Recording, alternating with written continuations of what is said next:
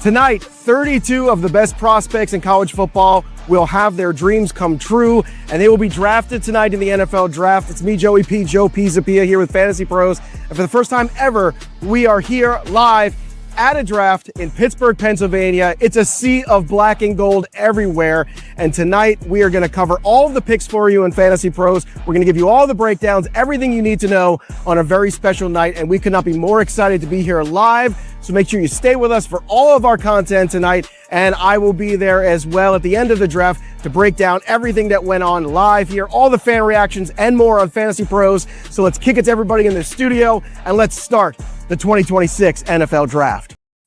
All right, and welcome into Fantasy Pros 2026 NFL Draft Day 1 live reaction stream, where we'll break down the fantasy football fallout and the betting angle of every first-round pick that goes down along the North Shore of Pittsburgh, Pennsylvania. I'm your host, Seth Woolcock, coming to you roughly 100 miles northwest of all the action going down. And speaking of the action, you just heard from Joe Pisapia. He'll be dropping by as he is currently boots on the ground reporting live from the NFL Draft. We thought, even though this is more my neck of the woods, Uncle Joey fits in, reconnecting with his Italian roots down there in Pittsburgh. And back with me is our resident NFL Draft expert, my co-host of the Fantasy Pros NFL Draft Show. You know him maybe as a former Saints fan, and now a proud backer, a North Dakota State booster. I know his downtown Derek Brown. D-Bro, we've been in the thick of it, of the scouting process. Nearly 4 months now. We've gone through blizzards. We've gone through this NFL draft class with a fine comb. How are you? And thanks so much for all the hard work this spring, man. It's been a pleasure to go through this process alongside you once again. Baby, we made it. We didn't know if we were going to make it, but we made it. The draft, dude. It is here. I cannot wait to see all these picks and the trades and all of it unfold. It's going to be freaking fantastic. So, dude, we've been grinding this entire process. If everybody's out there, they've been reading all the mocks from myself, you, Erickson, Pat Fitzmaurice, all of the breakdowns for the scouting stuff, watching the NFL Draft Show, watching the Dynasty channel. It's been awesome, dude. But we are here. I am so freaking excited, man. I love this night. It is like Christmas morning. Yes. Ooh, baby.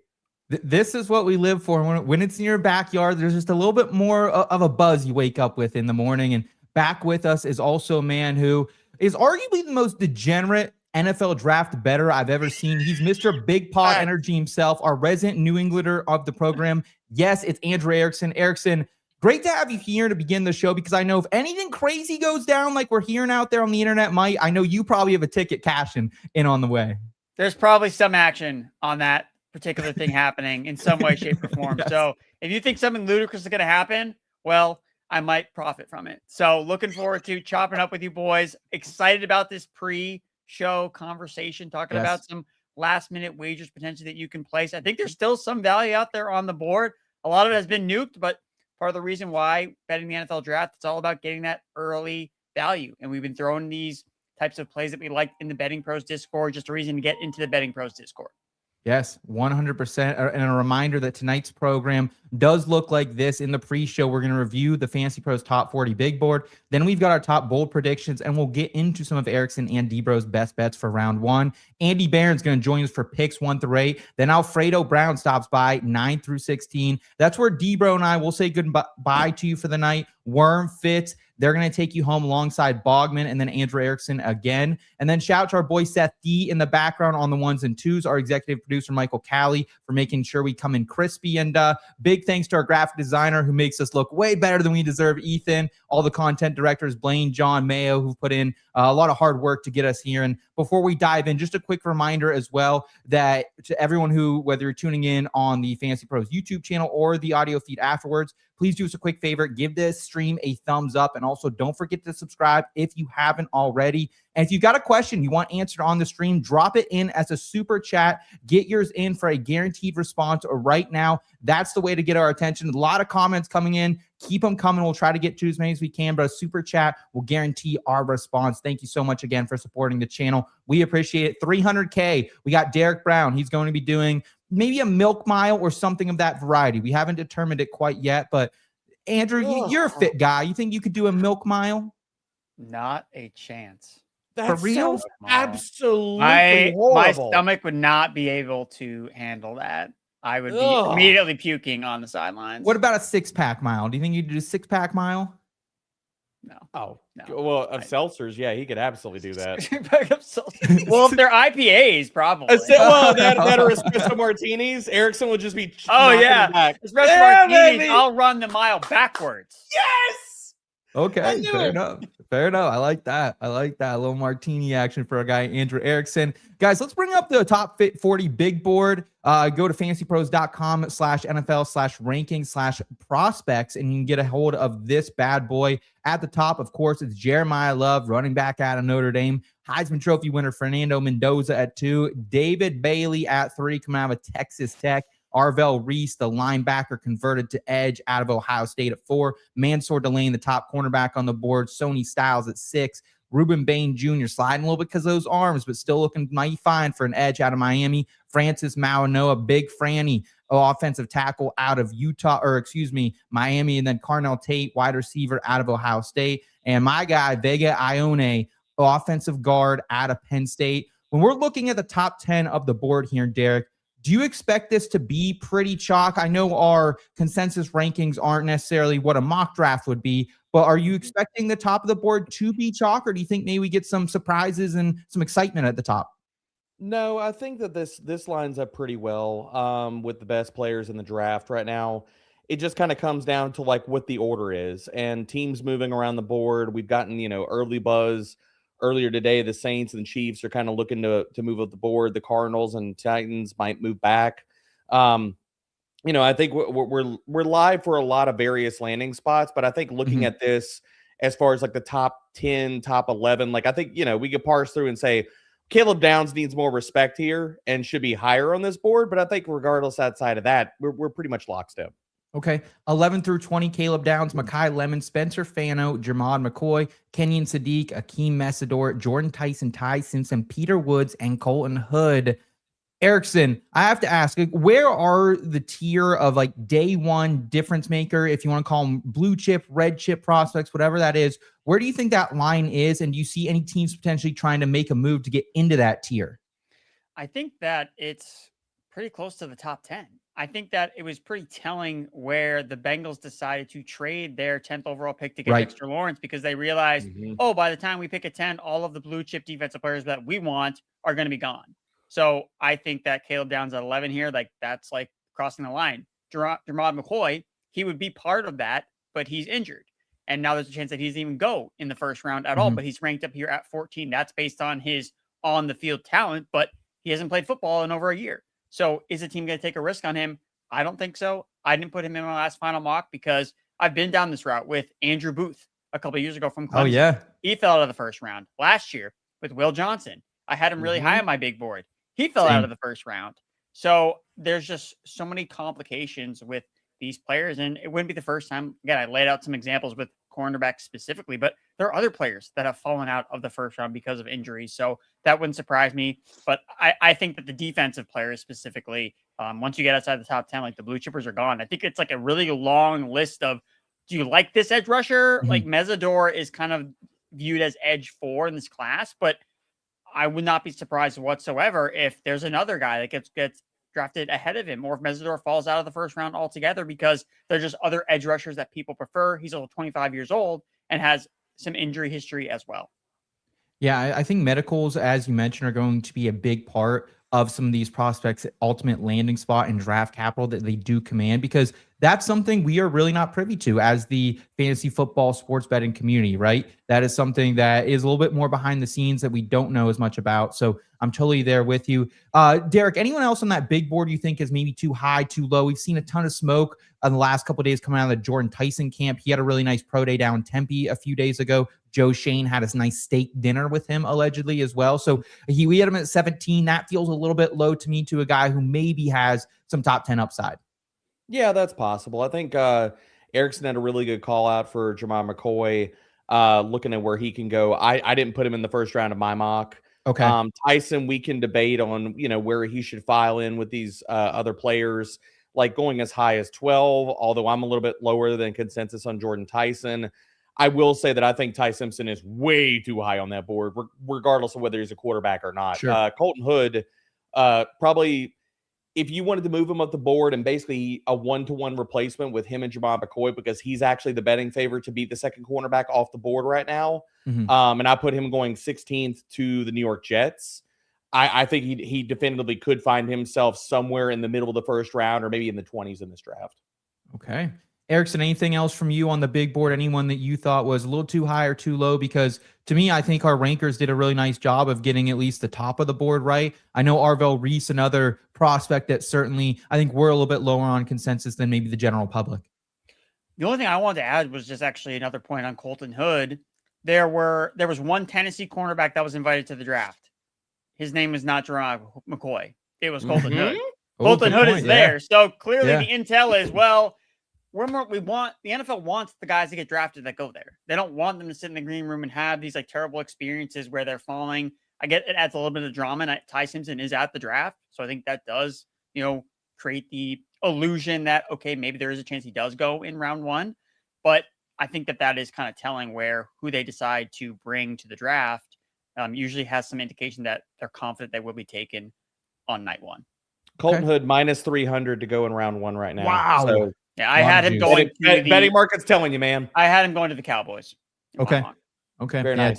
They could definitely use a cornerback for sure. Before we get into some pre-show bold predictions, a real quick reminder that you can also tune in tomorrow to watch the second and third round, which honestly, even more fantasy relevant players are going to come off the board on day 2. You can do that live right here with our experts breaking down every single pick. You can get instant fantasy reactions from the team here, whether that's Pat Fitzmaurice, Andrew Erickson, Downtown Derek Brown, Scott Big Time Bogman, Ryan Wormeli, and myself, Seth Woolcock, as the draft unfolds. Coverage starts on Friday, April 24th. We're going to be an hour earlier, 6:30 p.m. Eastern time on the Fantasy Pros YouTube channel at youtube.com/FantasyPros. It's going to be a great time tomorrow. Week is going to be over. Maybe crack a beverage or two. Don't have to wake up early on Saturday. I'm going to wake up early Saturday, actually, and cut the lawn, boys. I was going to try to do that tonight, and I did not have the time. So I think that's going to be a Saturday morning before the draft starts chore for me.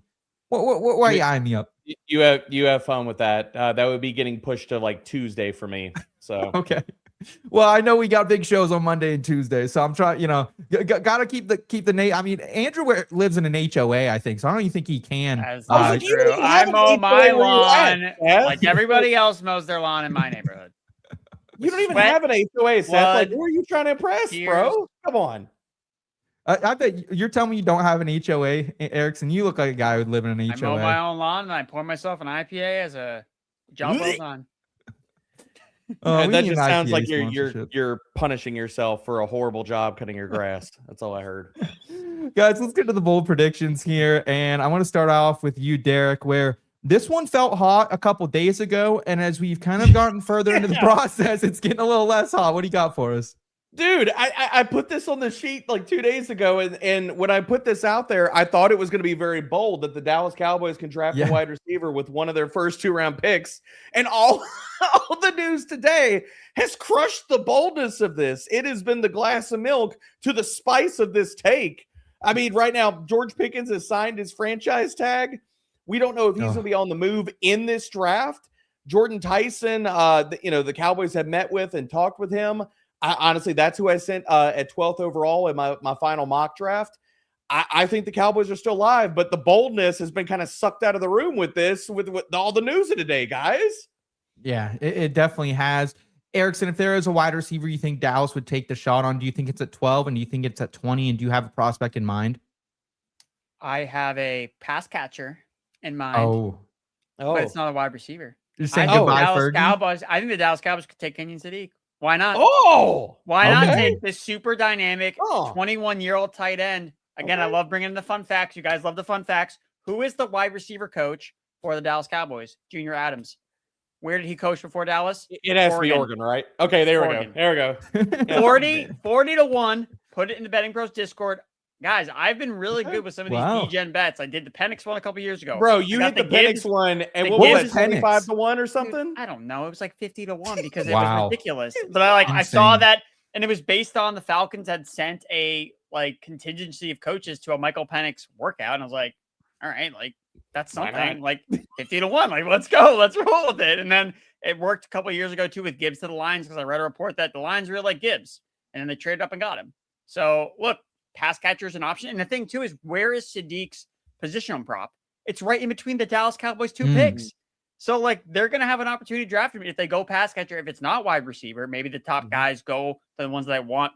D-Bro, who did you mock to Dallas? Which wide receiver was it? Tyson? Jordan Tyson. Yeah. So if Tyson, he goes to the Giants or the Saints, or the guy they want isn't there, maybe they pivot to Sadiq. So yeah, I'm very interested to see if they go pass catcher ultimately though. So I think it's still a bold call, D-Bro.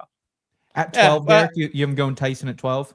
Yeah, I have him going Tyson at 12. Okay. And the other bold call that I want to get in here too is I definitely like, outside of like everybody's mock drafts, I know Dylan Thieneman has been the chalk pick throughout the entire draft process.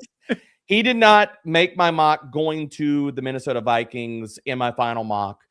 I think the Vikings are live to take a defensive tackle or an edge in round 1. You look at their D line losing Hargrave, and they've also been like losing Jonathan Allen, and they've also been rumored to maybe trade Jonathan Grenard. If any one of those things happen, hell, even if they hold on to Grenard, this is a team, if you look at their D line, they have needs at edge and D tackle. Like, you can get this out there in the betting markets right now at plus 250. Like, hit it. Do it right now before the clock strikes 0. Okay. Yeah, I like that. Did you have Thieneman going earlier or after the Vikings? After him. Actually, I have Thieneman going to the Cowboys at 20. Okay. All right. Erickson, you also have 2 bold predictions. One that would make me very, very happy and also in the green for the day. Yeah. So my favorite one is that the Giants are going to draft safety Caleb Downs 5th overall. New York. It's the other New York team, but I think that Caleb Downs, I just don't see a scenario where Harbaugh passes up on him. There was a quote from Harbaugh a couple months ago after he became the head coach of the New York Giants where he called Caleb Downs a Hall of Fame player. And for some reason, that quote, we get so many things resurfaced, just out of context quotes, just randomly pop out onto the internet. And somehow this quote, I have to keep like double checking to be, did this happen? Did he actually say this? Because it's so strong of a take on a player that you have all the power in the world to select with your 5th overall pick. And it makes so much sense with what we've seen Harbaugh do in terms of having a blue chip defender, being the leader of his defense. He values safeties higher than any other head coach we've seen in the past 20 years. Kyle Hamilton, Malachi Starks. Who did he win a Super Bowl with? This guy named, you guys know Ed Reed? Maybe you've heard of him. Yeah, I've heard pretty of him. Good. Yeah, that's the last time the Ravens won a Super Bowl was with Ed Reed as his dynamic safety. So I think that I could see a scenario where they punt and they maybe hope that he falls to them at 10, but I don't think that's likely to happen because, to my earlier point, if the Bengals thought Caleb Downs would be there at 10, maybe they would have kept the 10th overall pick. So if they don't think that the blue chip defender is going to be there, then I think the Giants have to take him at 5 if they want to get him, which I do think they do, and then just take the best offensive lineman or wide receiver that falls into their lap at the 10th overall pick. So I think he's going 5th overall. You can still get this at longer than 3-1 odds. I still love betting it right now. So I think Caleb Downs is going to be a New York Giant when it's all said and done. That's a good call, Erickson. And I had Downs going to the Giants in my mock, but I had them playing 4D chess with the Commanders and taking Sonny Styles at 5, and then Caleb Downs falls to them at 10. But I agree with you. I think he is a Giant. I do. Okay. Yeah, I have a Caleb Downs just to be the first defensive back off the board. So pretty much a head-to-head matchup with the lane. And I'd be very happy about that. A couple weeks ago, you could get Caleb Downs to be a top 10 pick at plus 175. So interesting how that has shifted. Sometimes when these, I think it was the first Peter Schrager mock draft that saw him outside the top 10. And that really shifted those odds to plus money. And then the next one had him inside it, which the betting markets definitely follow some of those big insiders mocks. Maybe Erickson's as well, and D-Bros. Maybe they're following those tea leaves as well. They will be after they look at our scores. Let's go. Erickson, you got another bold prediction. This one comes from an IU wide receiver. IU, baby. Favorite university, IU, right next to North Dakota State, NDSU University. So this is from the Betting Pros Discord and from our own Seth Woolcock calling my Omar Cooper long shot the most degen pick I've seen this draft season, bro. I got broed by Seth in the Discord, so I had to throw it here on the live stream. Omar Cooper to be a top 10 overall pick.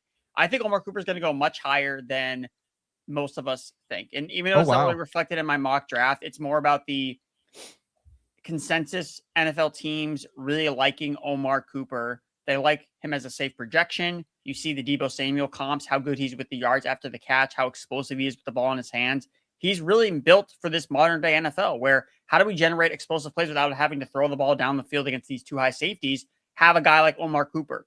He's met with half the teams picking inside the top 10. Mhm. And we're seeing a massive shakeup with how teams are ranking their wide receivers. For the entire draft process, Carnell Tate was wide receiver 1. And now you look up, Jordan Tyson is now wide receiver 1. So how is it actually stacked up between all of these types of guys when some people have, Albert Breer reported that some people have Omar Cooper as the number 2 receiver on their board? Does that sneak him into the top 10? Mhm. So I think now with the Giants as another team that's going to select a wide receiver with the 10th overall pick, you have the Browns could take a wide receiver. The Commanders could take a wide receiver. The Saints could take a wide receiver. The Jets, do they trade back into the top 10 to get the wide receiver that they want? So this is a lot of scenarios where, okay, if wide receiver run starts to happen, does Omar Cooper sneak his way inside the top 10? And I just like getting the odds. It was 50-1. So I took a shot on it. And among our, again, D-Bros bold prediction has basically been nuked because Dallas is going to draft a wide receiver now because they're expecting it's going to get traded. So I have the boldest prediction. We'll see if it plays out. Plus 2,000 for Cooper to go top 10 right now out there in the books. What did you get him at, Erickson? Same price, or is it a little? I got even better? 50-1. Okay, wow. And that's part of the reason why I liked it because it was 50-1. So if this happens, Erickson's going to be streaking nude down the street tonight. He's going to leave the stream, and we're just going to have to get man on the street content here. And I'll tell you what, to be honest with you, that I was surprised when the betting line over under for him was 15.5. So the fact that it's 15.5 and you got a 50-1 ticket on him to go top 10, that's a good value, man. Good CLV there from out there in the streets. That's another reason to join the Betting Pros Discord. And also another place to chat with us about whether that's NFL draft betting or fantasy football, dynasty rookie drafts. That is the Fantasy Pros Discord community as well. Chat with other fans, get access to exclusive AMAs that actually will wind up on our podcast feed. And our current schedule looks like this. We have Boggs and Fitz at 5 Eastern on Tuesday, April 28th. And then Worm and Fitz at 5 Eastern on Tuesday, May 5th. So come get your questions answered and be on the show at fantasypros.com/chat. If you want to get in on the betting discussion, bettingpros.com/chat as well. And guys, I want to get to a couple comments here from the live chat. Does Arizona trade back from 3? Williams asking. It's definitely been a lot of buzz. If there's a spot in the top 10. Yeah, I think that's definitely a spot there. Our boy, Baby Billy Bible Bonker saying, I'll put $100 on the odds the Jets screw up the draft. Yeah, dude. I mean, solid bet, bet, Billy. Yeah, solid bet. Erickson, who trades up first? Cowboys, Chiefs, Steelers. What do you think? I will go with the Kansas City Chiefs. I think they would be the team that would trade up.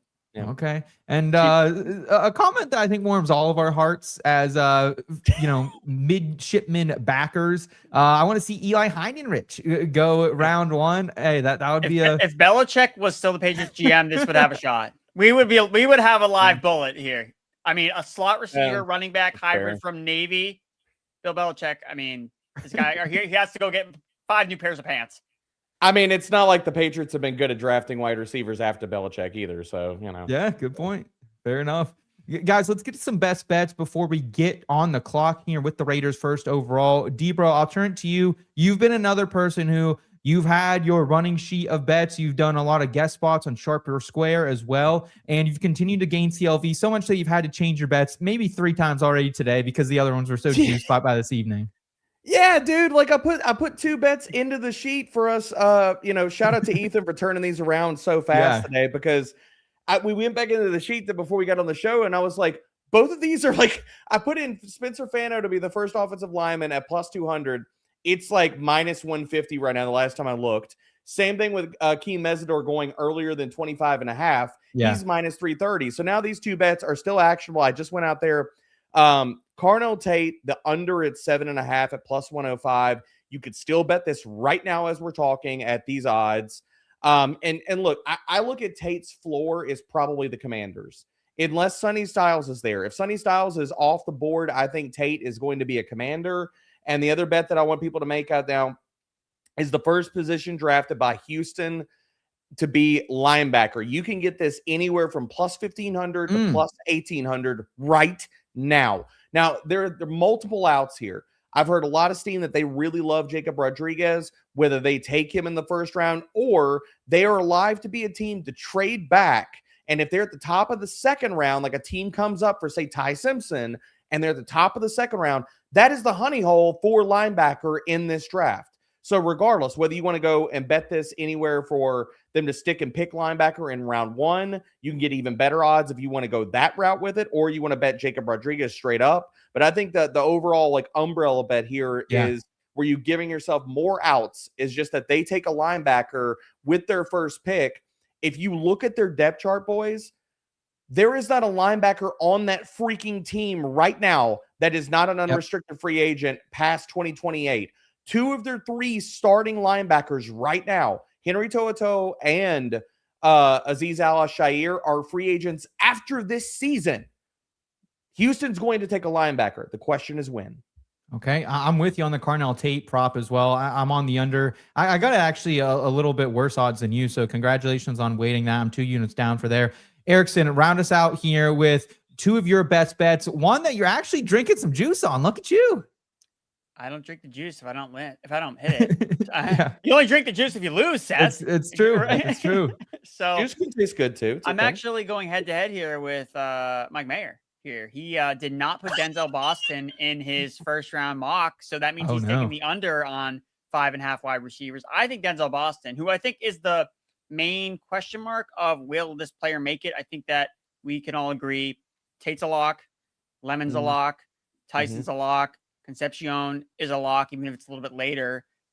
Omar Cooper, I just talked about him being a top 10 pick. I think he's a lock for round 1. And then Denzel Boston becomes that player where does he fall into that T. Higgins, Michael Pittman range where, he just goes right on the outside of round 1 at the beginning of round 2. That is possible. But I think that more likely he's going to be a round 1 pick. You look at the teams picking at the end of the first round, they've all met with Denzel Boston, whether it's the Buffalo Bills, whether it's the Miami Dolphins, whether it's the San Francisco 49ers. And if we get wide receivers going earlier than expected, well, it just drives up the price because I think that the NFL views there's a big 3 of receivers and then maybe another kind of list of 3 wide receivers in another tier with Denzel Boston kind of being that last player. So I've also heard stuff about Boston being highly regarded than the media consensus and that he's not going to be a late first round pick and he could go as high as the Rams. The Rams might like him as the receiver. Again, everyone's kind of connecting LA to a different wide receiver. I know it's been Lemon, but it wouldn't shock me at all if they just go in a different direction, go with a big body receiver, maybe similar to how Devontae Adams is in that offense with Denzel Boston kind of being that heir apparent. So I like the over -165. I don't think it's a terrible bet. Okay, give me bet 30. Against Mike Mayer. Bet against Mike Mayer. That's the always a good time. I mean, when it's not baseball, I feel like I have an edge. Yeah. Erickson, give me 30 seconds on Texas Tech linebacker Jacob Rodriguez and why you believe he will be a top 32 pick as we're just about to get underway here from the Berg. Well, I liked it a lot more when it was 5-1. The odds have shifted dramatically. However, I look at where teams are picking second half of the first round: Dallas, Houston, Miami, Buffalo, Pittsburgh, Tampa Bay, New England, and Chicago. All linebacker needy teams, all connected to Jacob Rodriguez. But to be honest, I kind of like playing it more through from the betting lens through what D-Row said about the Houston Texans, because the 2 teams that I connected Rodriguez to the most were probably Dallas and Buffalo, but they don't have second round picks. Right. So if Houston trades back into round 2, I think they might have the linebacker of their taking. They have multiple second round picks. So even if this bet doesn't cash tonight, I think we're going to be talking about our best bets for tomorrow as Houston Texans draft the linebacker, and you're going to see the odds dramatically shift. So I think getting on it right now is a really sharp play. So shout out to you, D-Bro. Yeah, shout out to you, D-Bro. Yeah, I love this play, man. Rodriguez was one of those players that if you were betting on Texas Tech this past year against the spread, you were making money, and it was him. It was David Bailey up front. They were doing a lot of that heavy lifting. So great stuff there. That is going to do it for us at the top of the pre-show here. We are going to say goodbye to our friend Andrew Erickson. He'll be seeing us again, though, at pick number 24. And we'll be right back with a special guest, Andy Behrens, on the other side with the Las Vegas Raiders coming on the clock. But first, a quick word about our newest channel, The Tailgate. The only thing better than talking football is talking football with your friends.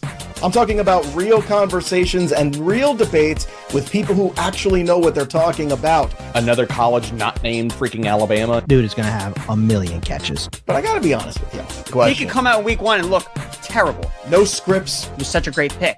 And then they pissed away all the value. no agendas, Teams don't fail young quarterback. Like, well, you did. just football and unfiltered fun. I'm gonna do a 2-minute drill with these two idiots. Nice. Yo, check out these fresh jersey. spreads. We got the Dolphins alt. I How about dog farts? How was the combine? Did you eat at the steakhouse? Did you do the whole thing? And did you run a 40? So pull up to the Tailgate, our new YouTube channel, and park it here at Tailgate NFL. And subscribe to Tailgate NFL today to get your fix of football with friends.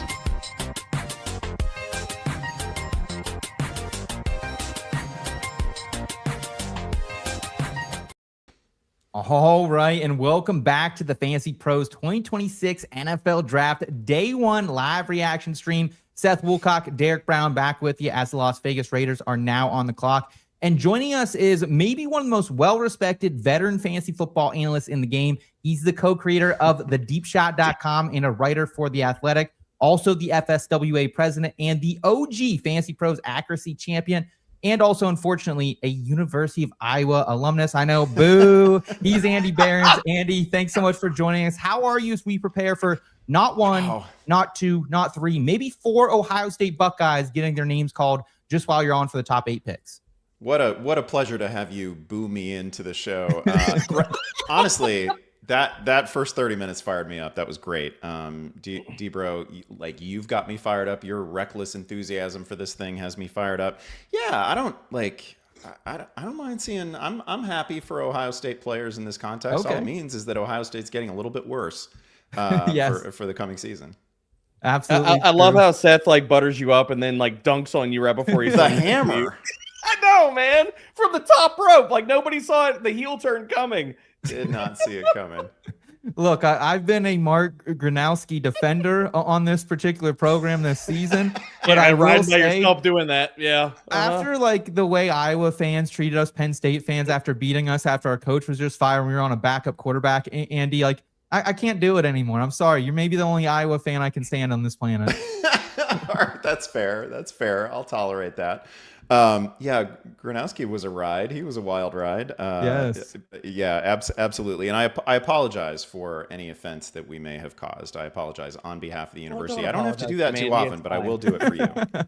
I appreciate that. And Andy, what do you have going on, man? I know the deepshot.com's been out for a little while now. I know you've been hanging out at the Athletic as well. And FSWA awards were just, I think, a month or two ago. So staying busy still this time of year? Staying busy, covering baseball, covering the draft, doing some stuff for the Athletic in the week ahead for the Derby, doing some stuff for draft-related stuff, some props coming out of the draft for the rookie class. So yeah, and obviously we have ranks up at the Deep Shot right now, which we are going to take we're just going to shake the Etch-a-Sketch and forget about them tomorrow because we're going to actually know where players land. Yes. Yeah. It has been so fun projecting and mocking and doing all those things. But really, when we get to sort it out after the fact and we have a little more concreteness, you got draft capital factor in, it's always a good thing. Andy, how do you feel about Pittsburgh as the host location? I'm a Pennsylvania guy, so, I'm buzzing. I wish I was there, but I'm glad to be here with you nonetheless. But what do you think? Have you been to Pittsburgh recently? Do you think it's the right host city for 2026? I love the city of Pittsburgh, and it's like a slept-on city. It's beautiful. Yeah. It's gorgeous, and I don't know if you grew up in a certain era. Maybe you don't think of it as one of this country's most beautiful urban areas. It is absolutely gorgeous. I don't know my landmarks in Pittsburgh very well. Okay, we were there for my daughter was a college athlete and she competed against was it Carnegie Mellon, right? And, and they're competing in that big park that's downtown, which is beautiful. The whole city is absolutely gorgeous. The rivers are magical. It's a wonderful place. Derek, have you been to Pittsburgh yet? Because Derek has dunked on the Permane style sandwich from afar, even though he hasn't tried it yet. I just said it was an odd mix. That's all I said. I could change my tune if I tried it. I have not been to Pittsburgh, so I will not have any Pittsburghian takes. out there because I'm not going to talk about a city, but whether good or bad, without having been there. That is fair. I'll tell you what, maybe one of these years, fly in for the Fantasy Football Expo, fly into Pittsburgh. I'll put Key up there. We'll go get a Permane style sandwich. I've looked closest one to Canton, Permane Brothers. Sold. It's like Youngstown. So you're still maybe 2 hours away. That's not going to help us much out there. Okay. There you go. Andy, Permane style sandwich. Have you had it? Is that something that interests you? I haven't had it, but I'm always up for a food challenge, and I'm always up for regional delicacies. So sure, absolutely. Glad to hear that. I pointed Jake Seeley towards it this week. He was over in Pittsburgh for a day. And I said, hey, you got to try it. He was there like 10:30 in the morning, though, which is definitely a choice. But I appreciated the stop nonetheless. And I also appreciate, guys, our Dynasty Draft Simulator. The NFL Draft is live, of course, and your rookie draft is next. But our Dynasty Draft Simulator lets you complete a mock draft in just a few minutes with no waiting between picks. Customize your league settings to match your league's exact format. And if you're a premium subscriber, folks, it lets you test trade scenarios by mocking with their traded draft picks. Prepare for your rookie drafts and Dynasty startup drafts all in one place.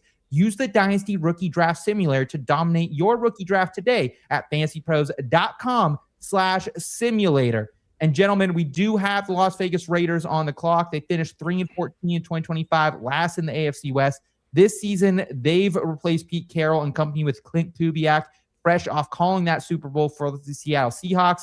They also had the Max Crosby deal accepted, reversed, and they had a really strong free agency kind of in between there. Their team needs, of course, quarterback, wide receiver, offensive tackle, and defensive tackle. This is one of their 10 picks in this draft. Andy, obviously, Fernando Mendoza is going to be the pick. You would all have to think. But my question to you is, how do you see him from a fantasy standpoint, whether that's dynasty or redraft dependent? Yeah, this is one of those situations where I gotta know what that receiving room looks like. Okay. So it is just very difficult to spin immediately. I like Mendoza. I think maybe a ceiling projection for Mendoza looks a little bit like, I don't know, Matt Ryan. Do people consider that an insult? I don't mean like I don't mean late stage Matt Ryan. I mean end stage Matt Ryan. I mean like the good Matt Ryan who won an MVP and went to a Super Bowl. Like I think Mendoza is very legit. Certainly looks the part, a work ethic guy. I like everything about him.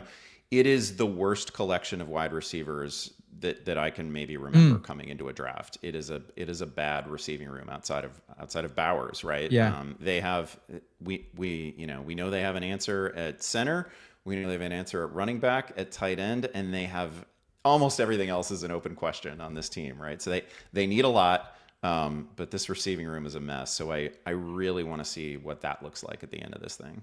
And they have an earlier second round pick, Derek, where they could address that. We talked with EJ Snyder a couple weeks ago, and he was actually really bullish on Jack Besh, that he's potentially someone Clint Kubiak could use strategically.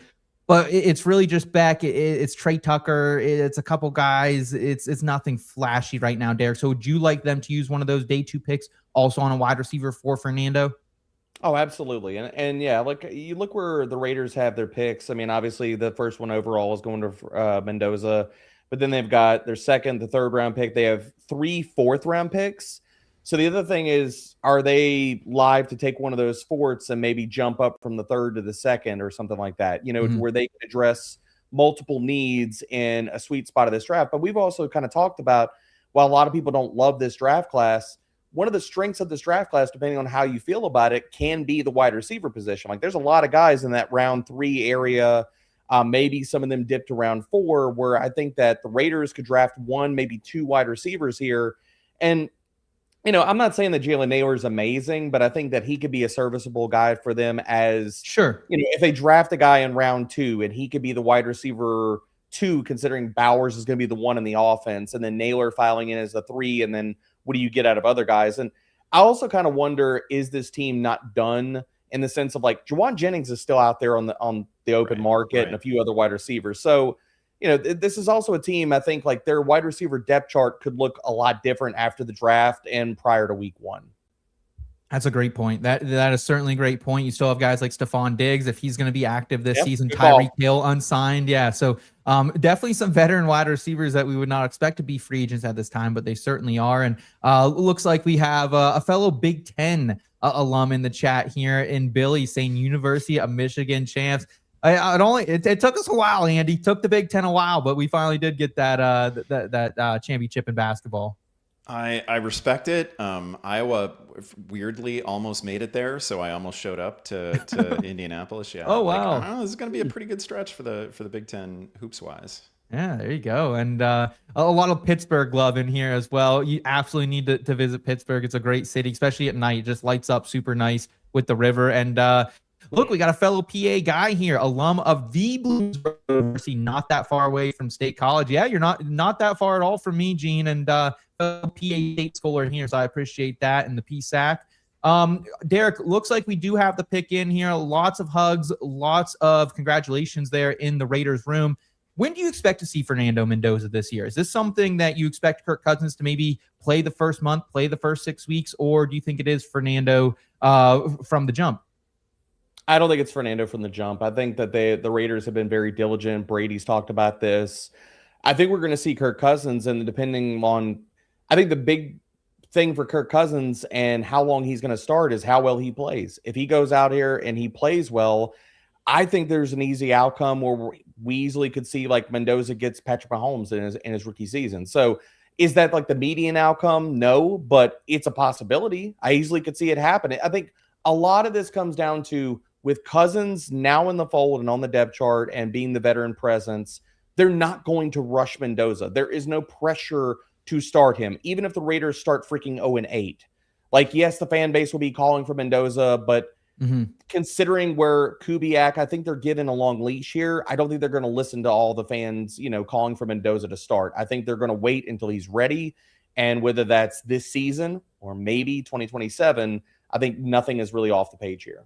Okay. And the pick is in, and it is Fernando Mendoza, quarterback out of IU. Maybe one of the best stories, not just in college football of the past decade, but maybe all of sport, right? He takes Indiana University to a national championship. Curt Cignetti, a guy that I know very well from my alma mater, IUP, coaches him there. He comes from Cal, 6'5", 225, elite efficiency, 68.5% career completion rate, top 15 all time, added 7 rushing touchdowns, Heisman Trophy winner.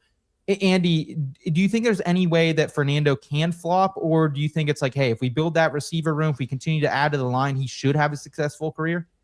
Yeah, I think the only way that he would flop is if the team really fails him, right? Okay. Like they don't build out the receiving core the way they should. They don't protect him the way they should. I mean, it doesn't even, it's not a criticism of Mendoza to say, wow, was that guy well protected at the college level, right? Yeah. And so sometimes that is a difficult thing to assess when you're trying to project a guy into the NFL. But he checked every box for me in terms of like the balls he's able to throw, like some of the big boy NFL throws that we've already seen him make, some pretty sophisticated stuff. That's the funny thing to me about Kirk Cousins being there is that Mendoza, I don't know what his ceiling is, but I think he can play right now. Like it wouldn't, you put him in the right environment, I think he can play right now. So, but I also agree with Debro. Like there is definitely a universe out there in which he doesn't play at all as a rookie, and Kirk Cousins is fine, and they find their way to 6 or 7 wins, and the whole team is an unfinished product, so we don't see him early in the season, we don't see him at all. But I think he's pretty ready, and I think the floor for Mendoza is actually very high. Yeah, I love everything he's got going on between the helmets, man. No one, I feel like, works harder out there in college football the past year or two than Fernando Mendoza. So great story, great pick for the Raiders. Next, we have the New York Jets, who are on the clock, gentlemen. And they finished 3-14, last place in the AFC East in their first season under head coach Aaron Glenn. And allegedly, they had eyes on Oregon Ducks quarterback Dante Moore early in the process. He, of course, returns to Eugene for a senior season. And that leaves them with a ton of needs: linebacker, edge, cornerback, wide receiver, quarterback. And in addition, this number 2 overall pick, they do own picks 16, 33, and 44. What do you think the pick is here, Andy? We've been hearing a lot of smoke over the last couple of weeks. It might have shifted to David Bailey. We've heard, for the entirety of the process since Dante Moore returned, that it could be Arvell Reese, who a little bit more of a project, but maybe higher upside than Bailey, who's kind of ready to go right now. It feels like it's going to be Reese. I will say, if I'm Aaron Glenn and I feel like every minute of every day I'm coaching for my job, yeah, I want the guy who I think is going to be productive immediately, and that's probably Bailey. And I'm not the person who's going to argue what somebody's ceiling is versus what they are right now. I know that Bailey was very impressive this past season, and I think he's going to be a really good pro. That's probably where I'd lean. I mean, this is a team that I think they sacked opposing quarterbacks 26 times last year, which is just not going to pay the bills, right? Yeah. Like an opponent's quarterback rating of it was north of 110. This was a terrible defense that needs to bring heat on quarterbacks, and I think Bailey's the best fit for it. I don't think he's going to be the pick. It feels like Reese is going to be the pick, but that's just vibes and betting markets, right? Like if it's me, it's Bailey. Derek, what about you? You just released your final mock draft a few hours ago. The pick is in. We don't have it right now, but do you think it is Reese, Bailey, or maybe is this where things get wild right off the start? I think it's David Bailey. I think that, not much has been coming out of the Jets front office, but I think part of what Andy's talking about here, I don't think you could take a guy where it's like, what is he going to be if you're Aaron Glenn and you hope to keep this job after this season? You need definitive pass rush. You need to just absorb the warts that you're getting with David Bailey, because the other side of the coin is you are getting one guy that can get after the freaking quarterback, and you need that desperately for this defense. Okay. All right. And we got Roger Goodell coming up to make the pick here very soon. I also think I would lean Bailey, but I've gone back and forth. I'll tell you what, this and 3 have flipped multiple times in my mock draft. So I can kind of see it go either way. This is one that I've Derek, do you have any investment from a betting market standpoint here? Because I have nothing on this second pick, because it would just felt a little I actually do. Early in the process, I made a Ruben Bane pick, but I also did twofold. I bet, where is it at? Number 2 pick to be David Bailey. I bet this on the 8th of April at plus 175. And I also bet the over 2.5 for Arvell Reese. So if he doesn't go here, I'm cashing 2 bets at the same time. Okay, and here we go. For Arvell Reese at plus 185. So if this isn't Arvell Reese, 2 for, baby. We're getting 2. It's 2 for in the bag for you, Derek, because it is David Bailey, edge out of Texas Tech. He is the pick here at number 2 from the New York Jets. So a little double dip in there from downtown Derek Brown. And look, man, I think this really was the best pure pass rusher in this class. Yes, you could maybe chase some of that Micah Parsons upside with someone like Reese, but David Bailey, 2025, 14.5 sacks, the nation leader, 19.5 tackles for loss. You look at some of these big games at Texas Tech, even that Oregon game where they kind of got ran out of the building, David Bailey was kind of a one-man wrecking crew, and Dante Moore looked maybe the most pedestrian he ever had, Andy, at least what we had saw from his limited time with the Ducks. Yeah, and Bailey's somebody, I've heard him described as like a 1-year wonder. I don't think that's entirely true. I think he was a very disruptive player on a bad defense before before his 4th collegiate season. I don't think that's all on him. I mean, you could look at the numbers and say, well, it wasn't the same. Of course, it's not the same. But man, that Stanford defense wasn't any good. And he still made noise. Yeah, David Bailey. Yeah, to him, you had the tight end out there, and you had an A.O. Manor pretty much there in 2024. And that were really the only things keeping Stanford somewhat relevant.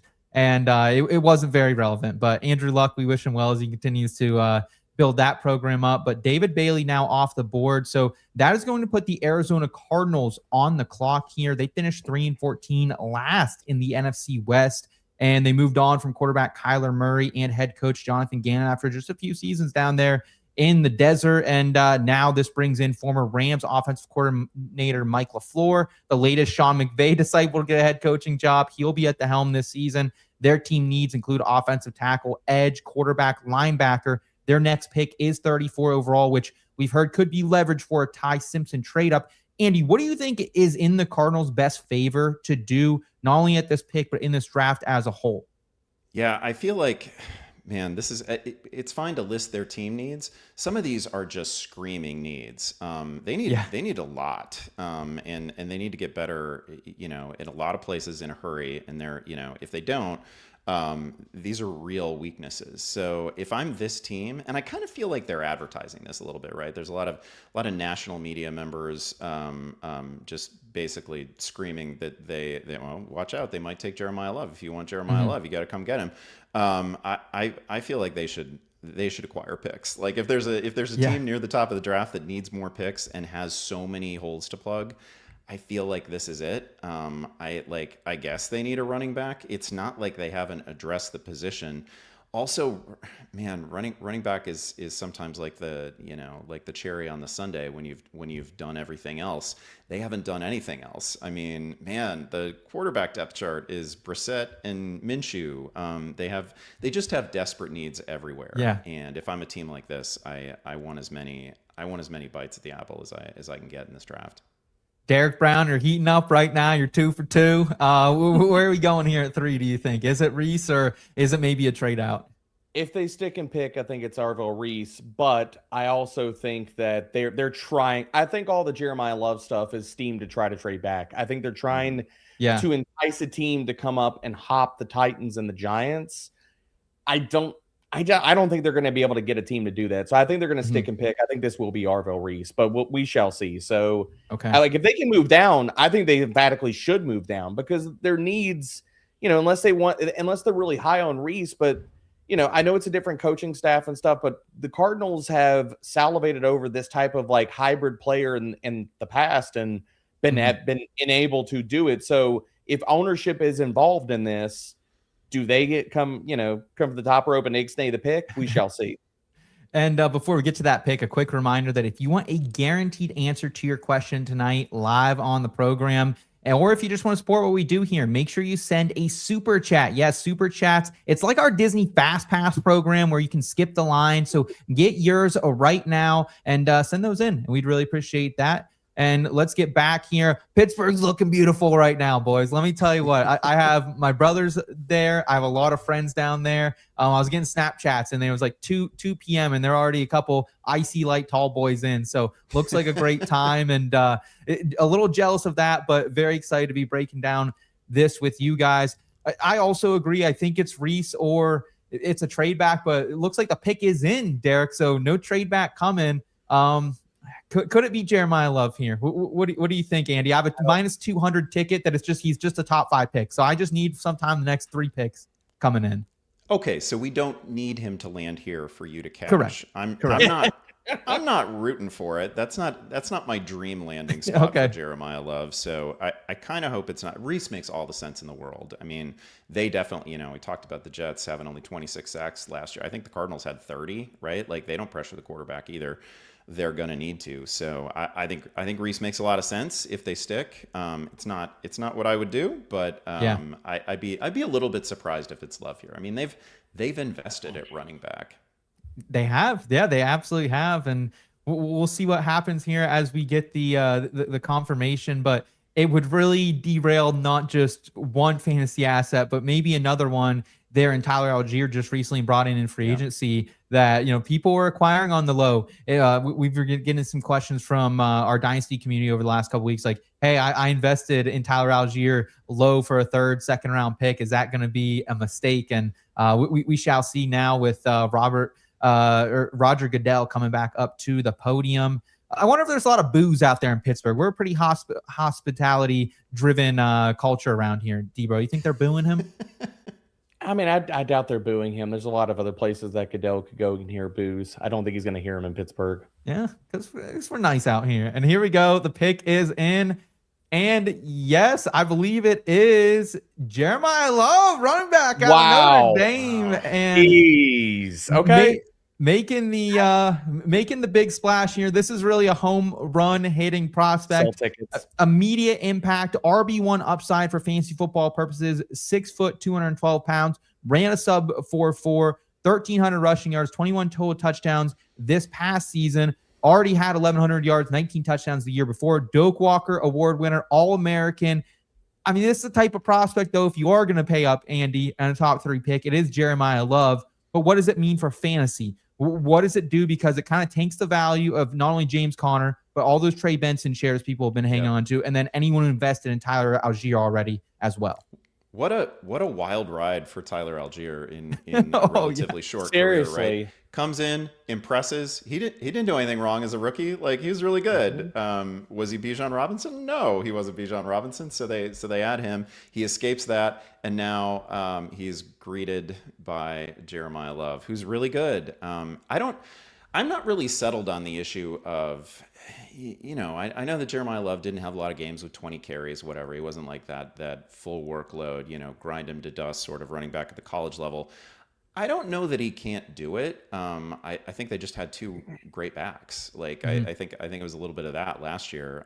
This is a little bit unfortunate for Jeremiah Love. I still think he holds a lot of value. I still think he's somebody who, frankly, I'm probably not going to get. I'm rarely as enthusiastic about like the top rookie running back as consensus, so I may not get him, but I still see why he should be ranked inside. I don't know, is it the top 12 now? Is it the top 14? This isn't ideal. I think Algier is going to play, and I think Algier is really good. So, Debro, we've had him outside the top 25 of the Fantasy Pros ECR rankings, but best ball, especially over on Underdog, he has been going closer to that 1-2 turn. Where are you going to be comfortable investing in him at all, if you are at all, here in 2026 redraft leagues? I'll take him as a second round pick. I'm fine with it. Yeah. Like, I mean, if they're taking him third overall, they're saying with their chest loudly he's going to get the freaking ball. And could this be like a Jahmyr Gibbs situation where everybody's willing to, like, grab the pitchforks, light them on fire by week 5 if like Algier gets a 2-touchdown game in like, week 2 or something? Like, sure. But I think you're betting on talent, and to Andy's point, like, yeah, they didn't run him into the ground. Like, that's a wonderful thing. And I'm not worried about his volume expectations or upside in the NFL. If anything, he comes to the NFL without a lot of mileage, or if they did run him into the ground in college, we'd be having the Jonathan Taylor conversation of yesteryear of like, how many carries are too many carries? And so I think the one thing I'll say about Arizona, well, like, I think it's kind of insane to take him considering the constitution of your roster. The other thing I will say is that LaFleur, like, how he wants to run this, however we want to connect the dots of him being around teams and offenses and it running through the running back and a guy that can play all 3 downs and a pass game weapon and all those kinds of things. So, the connection can be made there. But the other thing about this is if they are truly, and we all kind of believe that they are, if they are the Ty Simpson team too, if you want to set Ty Simpson up or whoever's going to start here for any type of success, bro, I mean, okay, fine. The offensive line, okay, like, it's good, but it's not great. You got Michael Wilson. You got Marvin Harrison Jr. You got Trey McBride. You got Jeremiah Love. I mean, valid. You're hitting a lot of easy buttons for the quarterback. Yeah. A lot of easy buttons. Yep, and we're seeing right now in the chat, Mr. Grimm, all the Algier shares he was acquiring. Pour one out for our brother, Mr. Grimm there. Tennessee Titans now on the clock, finished 3-14 last in the AFC South. And Brian Callahan, a guy I was a little bit higher on coming out of the Bengals organization, was fired just 6 games into the season. And the Adams family will now turn to Robert Saleh, Brian Dable, and a bunch of people look like Debro in that organization. Team needs running back, edge, linebacker, wide receiver. They do have a total of 9 picks. Next time they'll be on the clock is pick 35, though. You got something to say, Derek? You seem a little insulted by that. I mean, you're not wrong. I was kind of thrown off by the stray just randomly in your whole diatribe there. I mean, he's sneaky abusive. I didn't realize he it. He sets you up, he butters you up, and then he's like, bam, got you. Got to take some swings there. Andy, what do you think the move is for the Titans here? That they seem like a team that might want to go after a playmaker like Jeremiah Love to help Cam Ward. That might not be the case unless they want to go into the wide receiver market. Yeah, and it's not like receiver isn't a need. Is it the most glaring need for that team? Of course, you want to build around Ward. I guess I can't rule that out. I didn't think Reese would still be available here, so that's enticing to me. I in my head, not that I don't publish mock drafts because I give people enough opportunities to ridicule me throughout the season. So I'm not mock drafting as well, so I can mess up a dozen other things. But Styles to me was the player, except I I don't see him going ahead of Reese.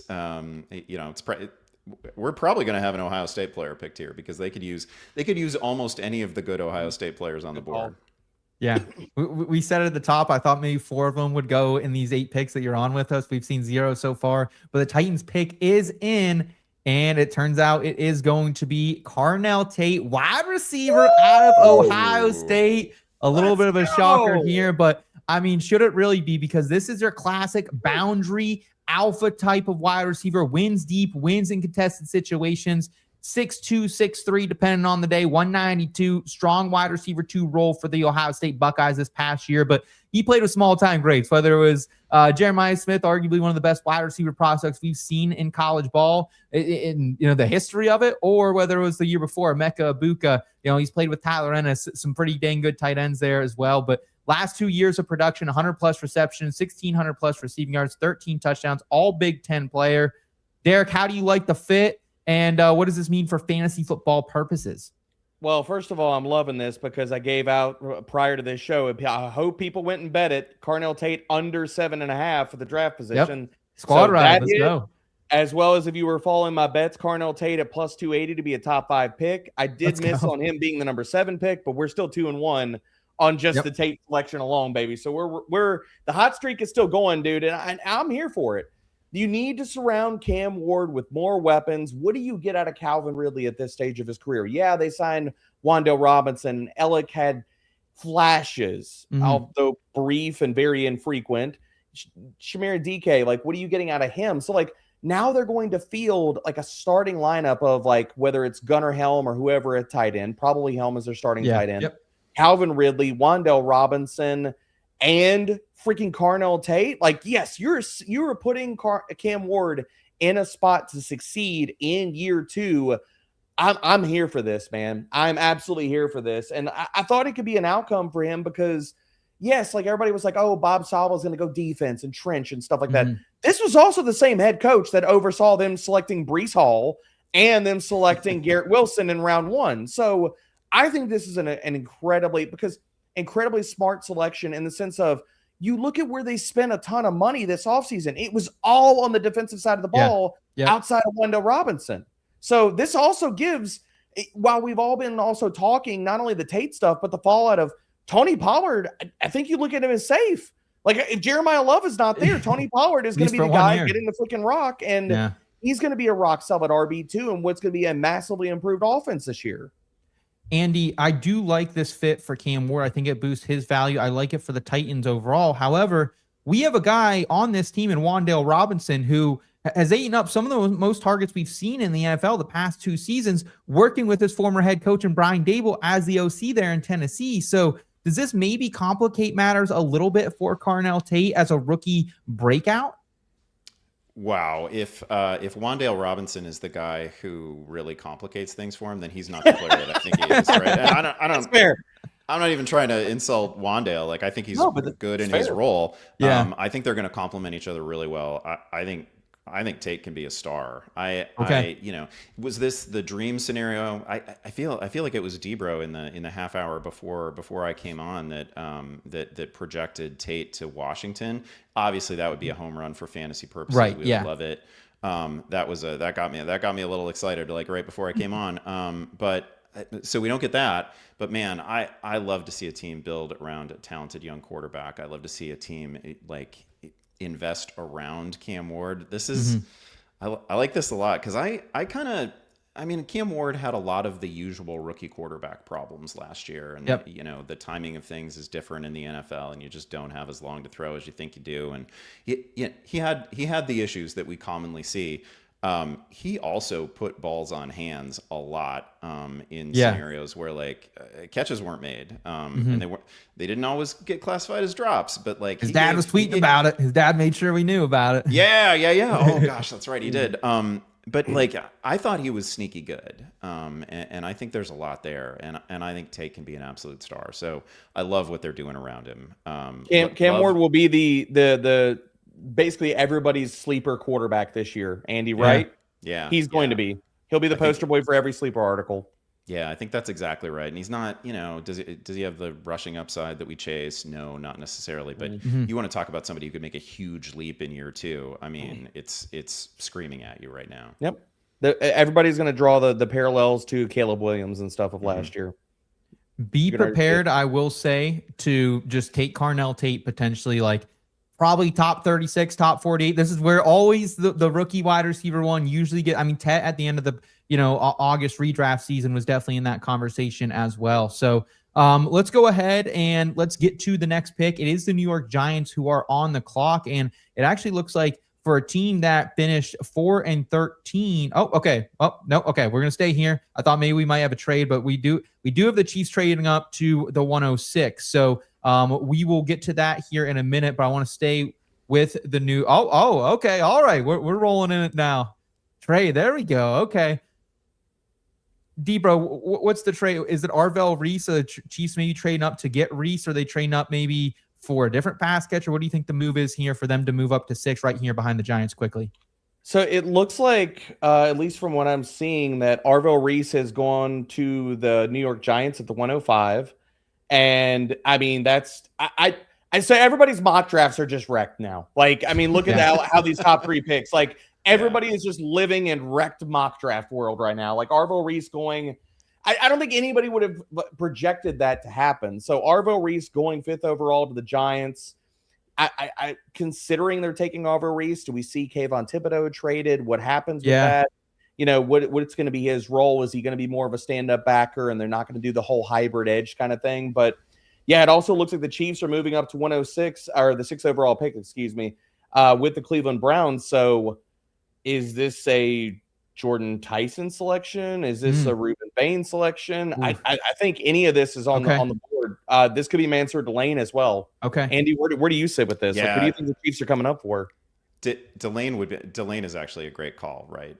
They need it. They have some expensive an expensive corner to replace, right? It's a obvious need in that division. It's an obvious need for the team. So Delane is a really good call. They're also a team with, like, I don't know, we don't think of the Chiefs as having a whole bunch of needs, but they kind of do. Do. I mean, they have some obvious, like, their strengths are, about as good as it gets at their positions in the league, right? But they're not elite everywhere. So man, I'm floored by this, because I thought Downs was going to the Giants. I basically had that one penciled in. That made all the sense in the world. Yeah. Same. But I get it. If Reese is sitting there, I absolutely get this.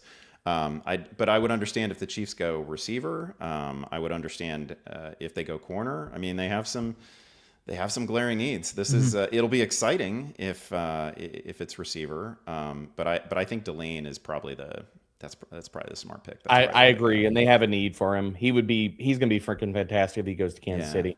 Okay, and yeah, just want to kind of give the Giants a little more time before we get to that Chiefs pick. And like, this is a really interesting team coming off that 4-13 season. But like, it's not like they didn't have a little bit of firepower, right? I mean, Cam Scatterby looked good in limited run. Jackson Dart flashed at times before the injury. We know what Malik Neighbors can do in that offense, right? So there's a lot to like about this New York Giants team. But Andy, it does feel like a bit of a difficult selection for them to make, because they do have guys like Brian Burns, Kayvon Thibodeau, Abdul Carter out of Penn State that they just took top 5 a season ago. So do you think maybe the Giants aren't done, and maybe they use some of these veteran pass rushers to continue to make moves during this first round? Sure. Totally possible. I like the impulse to just simply say, okay, we think the player in front of us, we didn't expect him to be there. We think he has the highest ceiling of anybody on the board. Got to go get him. I understand it. Even if it doesn't seem like a perfect fit, I get it. And they have some trade ammunition. It's a fun team. Dart is, very few players surprised me as much as Jackson Dart did last year. Yeah. Like, being, if not entirely ready to command an NFL offense, much more prepared than I expected him to be. His best throws, it was funny because, like, his worst throws each week would be some of the most dreadful things that you saw, but his best throws were gems, absolute gems. So really like him, really like the offensive skill pieces. They didn't they didn't need to necessarily add at receiver. I don't know. I don't think I would have been able to pass up Reese either with him staring me at the face even if I didn't need him.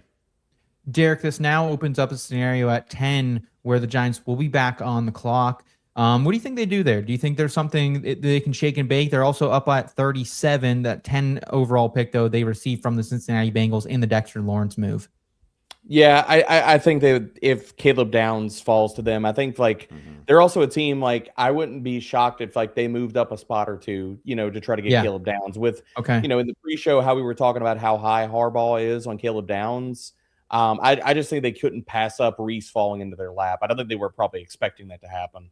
Okay. The Kansas City Chiefs are on the clock right now after making a move. Not sure if we can maybe get some producers, let us know what okay, here we go. Chiefs got the 6th overall pick. Browns got the 9th overall pick, the 74th pick, and the 141st. So Browns collecting some day 2 and some day 3 ammunition to move back a couple picks. So I don't hate that from Cleveland's standpoint. And really, when it comes to the Chiefs, gentlemen, this is one of those plays where they wrapped up last season 6-11, third in the AFC West. Andy Reid's only losing season all 13 years he's been with Kansas City. Only had 1 or 2, I think, with Philly too. And Eric Bieniemy, he's returning to the franchise, right? The guy that bounced around the NFL for a little bit, bounced around college football for a minute, replaces Matt Nagy at OC, which I think everyone's pretty happy about. The team needs, though, cornerback, edge, wide receiver, offensive tackle. Of course, they did get rid of Trent McDuffie, so that gave them the 29th overall pick. Is it pretty easy for you, case closed, that it should be Mansour Delane here, Andy Behrens?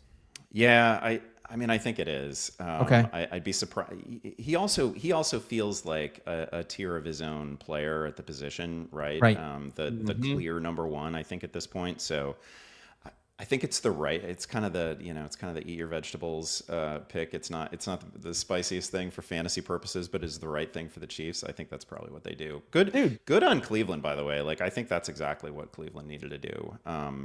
They need a lot of help. They don't just need one, and the most glaring need is probably a quarterback, and that guy's not here. So acquire as many picks as you can and build it up. Grilled zucchini is good too, Barons. It is. So that can be very good too. Okay. Didn't mean to fire any strays at zucchini. Certainly. Yeah, I think the pick should be Delane here, man. I think Andy is absolutely on point. He is a tier by himself, especially with McCoy falling on the board, and he likely doesn't go in the first round if you're looking at betting markets tonight. So Delane has. I've said it before. He has been and he continues to be in a tier all by himself. So coming up for a player like Delane, considering what the rest of the cornerback market looks like, would make so much sense for KC. I mean, you look at what he did at Virginia Tech, true freshman, All-American nod, and then goes to the LSU Tigers this past year. And really, I would say Jermod McCoy's season might be the best cornerback season we've seen, but he has all the medical red flags. And I would easily think that Delane was one of the best cornerbacks, if not the best cornerback in the country this past year. So I think he's going to continue to get targeted and on this team like he did last year, dude. You look at that team and what LSU, when they lost Garrett Nussmeier and they went to Van Royen, there was no offense to speak of. You're talking about them in Toledo going back and forth, them in Western Kentucky going back and forth, and some grudge match games with some G5 competitions. But I think Delane, just with how the Chiefs play, is going to continue to get targets because teams are going to be down against them having to trail. So the playing weight, I think that's the only thing that people were concerned about, Derek, but someone that definitely we had high in our consensus board. So you don't seem to be concerned. It doesn't seem like the rankers are either.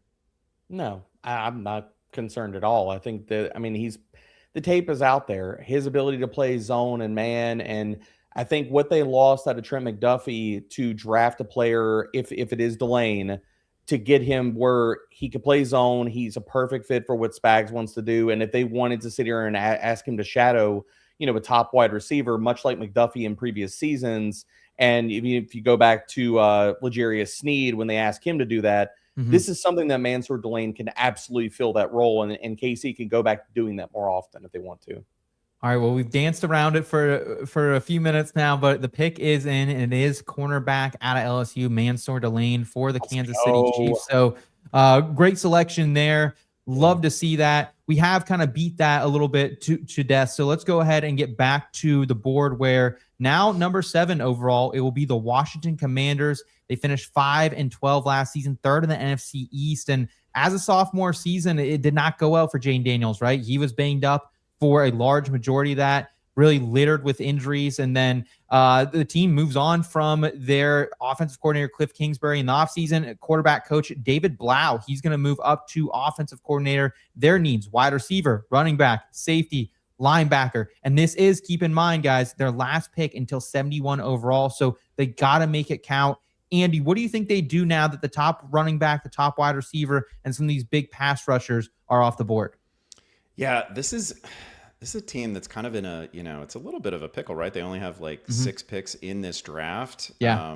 And they're not going to pick again for a while after this one. So you're right. They need to nail it. No second round pick, no fourth round pick for this team. There are some, in a draft that may not be rich in future all pros and total difference makers. And I don't know, maybe you look at this draft and you only have 15 guys, 20 guys actually graded as first rounders, whatever. There's some potential stars on the board right now, and they match up with the positional needs that you've already outlined, right? So this could be, I think Downs a great player. This could be Downs. This could be Tyson for sure. Those would both be difference makers. And again, the Commanders need them both, or the Commanders, given the shortage of picks that they actually have in this draft. And again, it's going to be a minute before they pick again. They're a trade down candidate as well. I've had Sony Styles mocked here a few times too, Derek, just because like they have Frankie Louvu, who was like, that guy was the hometown hero for DC, it felt like, a few seasons ago when they went on that run in 2024. But his contract is up after 2026. It doesn't really seem like a move from that organization to kind of overpay for an off-ball linebacker. So that could be a potential. We will get to that pick in just a second, but before we get to that, want to remind everyone that when you're on the clock and you don't have time to think and you need answers, go ahead and sync your league with our Fantasy Pros Draft Assistant and get real-time pick advice based on your settings, expert rankings, and much more. Win your draft with the Draft Assistant at fantasypros.com/assistant or on the Fantasy Pros app. I don't know about you guys, but my Dynasty League has we have absolutely no like self-respect. Like we just jump like pretty much Saturday night, midnight, our draft is already firing up. So I will need the Draft Assistant just kind of in there so I can get my, Derek, they don't even give me a chance. That's not a bad thing. Like you're talking about, you have no self-respect. You're a degen. You're in a safe space here, Seth. I will say, but 2 years ago, I was covering a NASCAR race at Dover Motor Speedway while this was going on. I'm trying to shift and shake, and I'm on the clock. I'm trying to trade back. I mean, I made some good, I was wheeling and dealing from the press box, but, it didn't feel right. Right. We've all been there. We've all been there. If you've been in any Dynasty rookie draft and like you're doing the family thing. Like I remember going to a presentation where my daughter had a ballet recital, and I like dipped into the bathroom real fast, and I was trying to like trade back into the first round. My wife's like, "Where are you at?" I'm like, "She's not even dancing yet. I'm okay."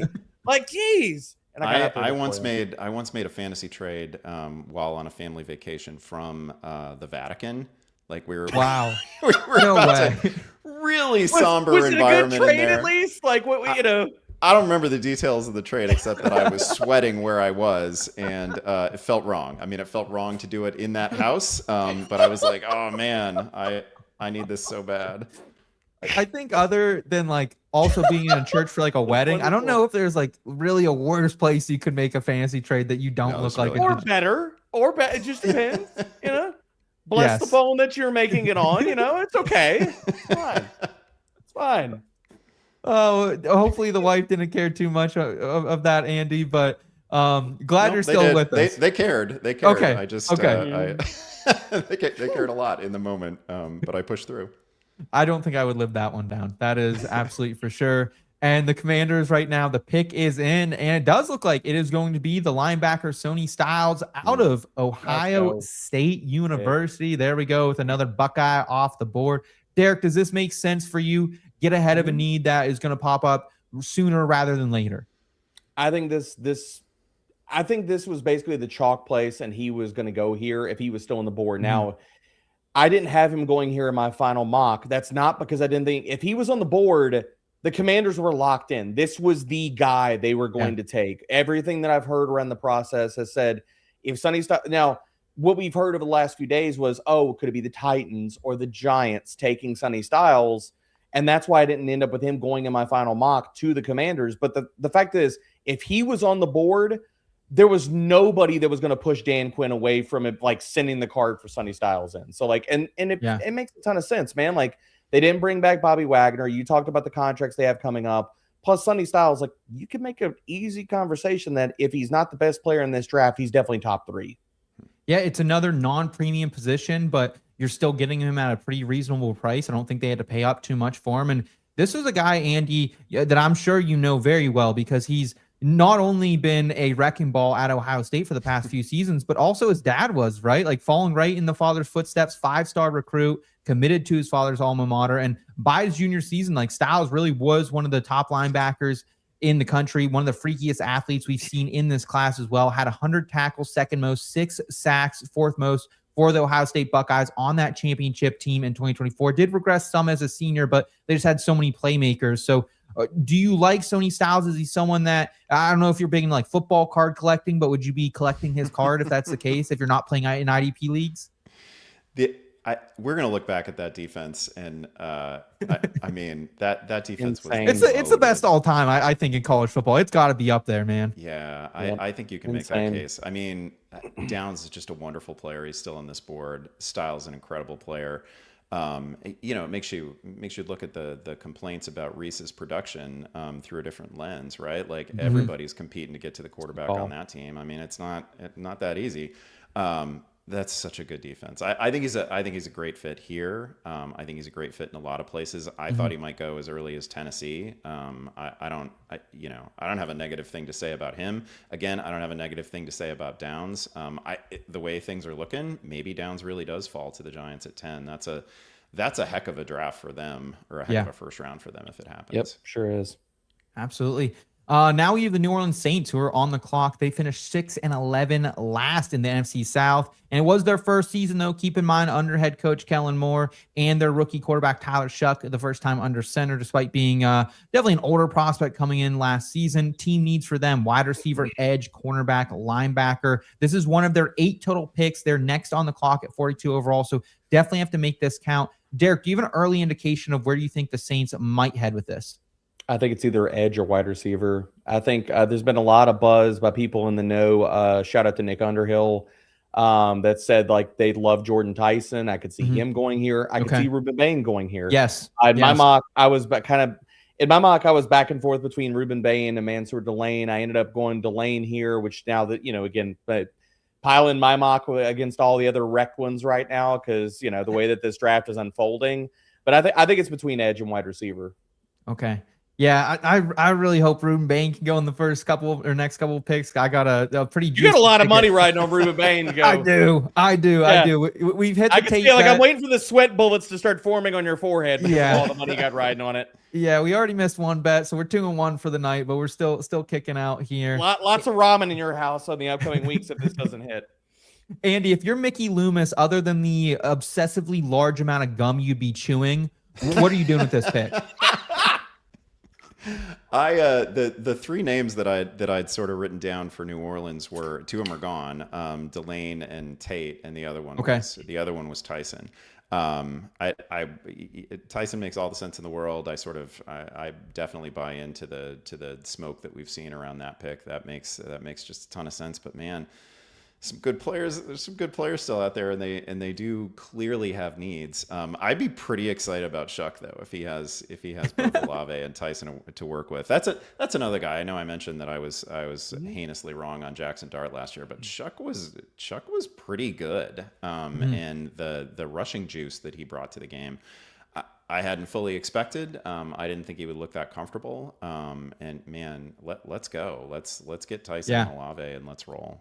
And sometimes like that's really at the end of the day, like these starts in college, even though you're not a top tier prospect, like they add up, right? We saw it with Brock Purdy. We're seeing it now with Tyler Shuck. And that's sometimes why drafting someone like Ty Simpson, who definitely flashed in his limited time as the starter in Alabama, also risky, right? Because you just don't have a big enough sample size. And I'm with you guys here. I think it probably should go to that receiver market, specifically because like you got Tipton out there and Devon Bailey as your 2 and 3. Like that's just not going to get done. And it really felt like last season they did lose like an element of that verticality when they traded Rashid Shaheed away. So Yeah, initially I actually had Carnell Tate in my mock draft 1.0 falling to this pick, but I think a Jordan Tyson selection would certainly make sense as well. So we'll get to that in a quick second. Let's go ahead though first, and I actually want to tell you a little bit more about our Dynasty Draft Simulator and hear a quick commercial from us. Let's get real here for a minute. You know, some mock drafts, while fun, will not actually help you win your league. You wait and you wait for the draft to start, and someone drafts a defense or a kicker in round 7, and you think to yourself, well, there's 15 minutes of my life I'm never going to get back. No one has time for that. So I'm going to show you how I prepare for my drafts. Meet the Draft Simulator.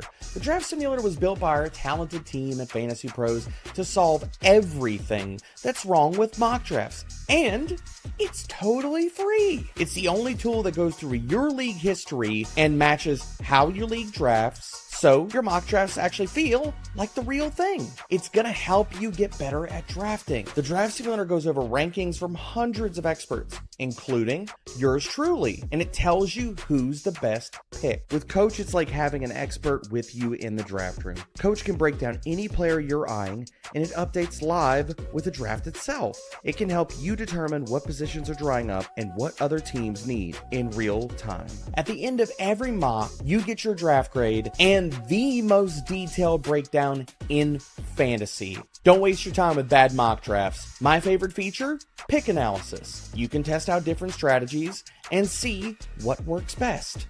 Work less and win more with FantasyPros Draft Simulator for free. Test it out today at fantasypros.com/mock. All right, we're back here. New Orleans Saints still on the clock. The main NFL network broadcast went to a commercial, so we're gonna skip in front of them a little bit. We're gonna skip the line here. We're just gonna give you a pick. It is Jordan Tyson, as we were kind of alluding to there. So Jordan Tyson is the pick for the New Orleans Saints. Derek, a pleasant reaction from you. You're a little bit lower than I think consensus has been on Tyson as a prospect, but I know injury certainly went into account with that. Well, yeah, I was lower on Tyson as a prospect because I see the areas of his game where he could still improve in, and where I don't think he's a perfect player, you know, even outside of the injury risk. So, I mean, but with the Saints, like, this fits a need, man. And the other part about this with Tyson is the upside is definitively there. Like, although I do have worries and there are some holes in his game, like where he's not a great yak producer, his play strength at the catch point has to be more consistent. But you see the high-end reps from him, and he's not going to be tasked with being a wide receiver 1 in the Saints offense. I mean, they have the ability, considering like you have Juwan Johnson there, you have Chris Olave there. They can kind of ease him into all of this. So, I mean, considering the need and the fit, and then you're talking about Kellen Moore, like Jordan Tyson probably sees like 40% of his routes from the slot this year. And I think that is definitely going to help him, because the strong point of his game is the hip fluidity is just ridiculous. Like, his ability to change directions on a dime is one of his superpowers. So if they're going to play Olave on the perimeter and put Tyson into the slot, and as well as, you know, get some reps on the perimeter, this is a really good fit, man. Really good fit. Andy, does that mean that Jordan Tyson might come in somewhere in redraft rankings around that 6-7 round? That's kind of, I feel like, where a lot of these like non-premium rookie wide receivers that are sometimes boxed in by veterans land. Does that sound about right to you? And where do you think he shakes up maybe in some Superflex Dynasty rookie drafts as well? Yeah, it does. I think he complements Olave really well, and I think Debro got into that. By the way, shout out to Debro for great work in that promo. Like, wow, real emotion. Andy, can I tell you how much crap I got in the company Slack about having so much more gray on my face from the time that I shot that 2 years ago? And they were like calling me Unk, and just like, I mean, dude, I can show you the Seth knows. The Slack channel, they were dunking on me, and I'm like, a touch of gray going, so that was. I feel like Debro gave me every emotion in that promo. I got salty Debro, and he didn't like the way the mock draft was going. I got elated. That was awesome. Good work by you. Yeah, no, I think Tyson's a wonderful fit here. We're gonna, you know, he can play in the slot. He can play the Z. He's just gonna complement Olave really well. I think you probably have the right range. It's round 6. when I say it sounds a little early, but like 6'7" is probably the right range. I think he's a really talented player who's going to be. This is the best use for him, and this is a great environment for him. And this boosts Shuck a little bit too. Again, I don't want to overhype Shuck. I mean, I don't think he's a perfect quarterback by any means, but I was surprised by him last year. He was perfectly functional. Yeah, and this is a pretty good one too. Yeah, I'm really think happy. He's probably like a wide receiver 3-ish type. As far as redraft rankings, I kind of like off the cuff. I kind of feel like that's where he's going to be in that like wide receiver, like late 20s, high 30s range in redraft. Yeah, I think he's going to be. Ideally with a player like this, a rookie like this, you'd want to say, well, as long as I can draft him as somebody who I don't absolutely have to start, I think you're going to have to get a little uncomfortable with the price. I think you're going to have to draft him in a spot where he's probably a locked-in starter for you. He's probably your third wide receiver. He's probably a flex. But I think it's a pretty rich environment. I think it is a very well-constructed offense, just in terms of the skill position players and how they're going to complement one another. I think it's a great landing spot for him. So that's a good call out too, because the first ridiculous catch he makes in training camp hype video season is going to bump him up like another round or two. We know how this goes, guys. Well, and we've seen like Kellen Moore get the career started of some really great wide receivers. CeeDee Lamb when he was back in Dallas, he's resurrected the career then of Keenan Allen a couple years ago in Los Angeles, and then Chris Olave a year ago. I will say with this though, he did crush QJ though. Let's be honest about that. He did crush QJ. So let's keep it a buck here. Fair point to add to his resume.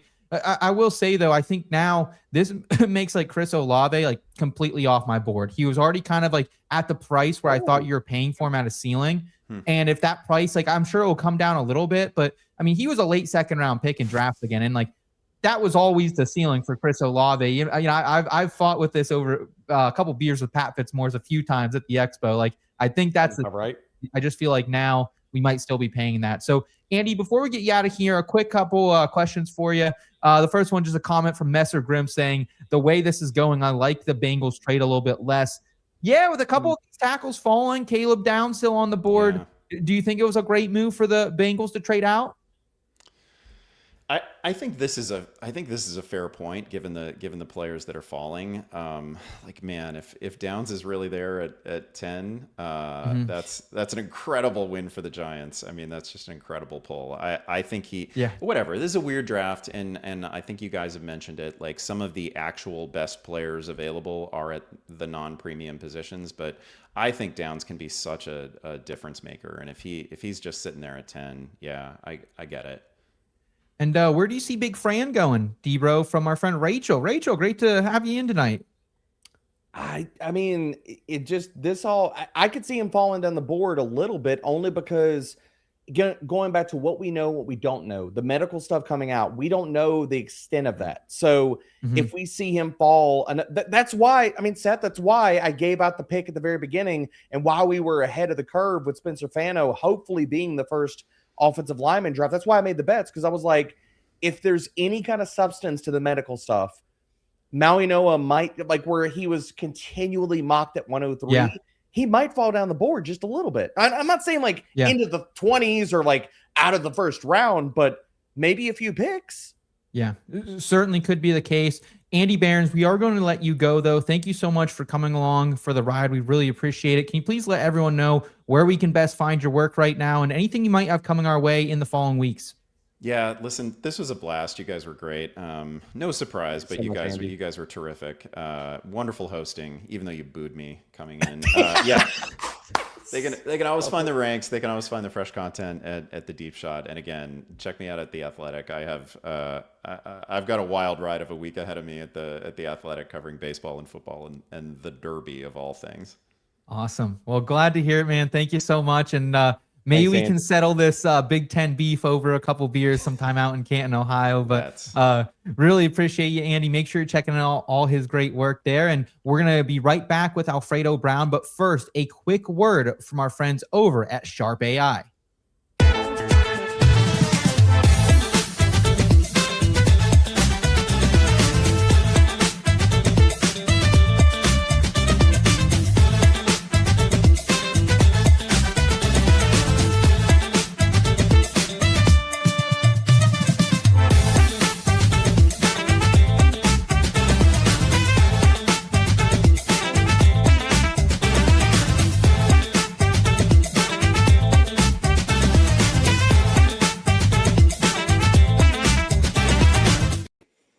All right, and welcome back to the Fantasy Pros 2026 NFL Draft Day 1 live reaction stream. Seth Woolcock, Derek Brown still holding it down as the Cleveland Browns are on the clock. And joining us now is a man who has both a pasta dish and a color in his name. He's a former scout for FIU football and the creator and host of the Pretend GM Fantasy Football Show. He's Alfredo Brown. Alfredo, thanks so much for linking up with us. How are you as we're about 25% into this first round?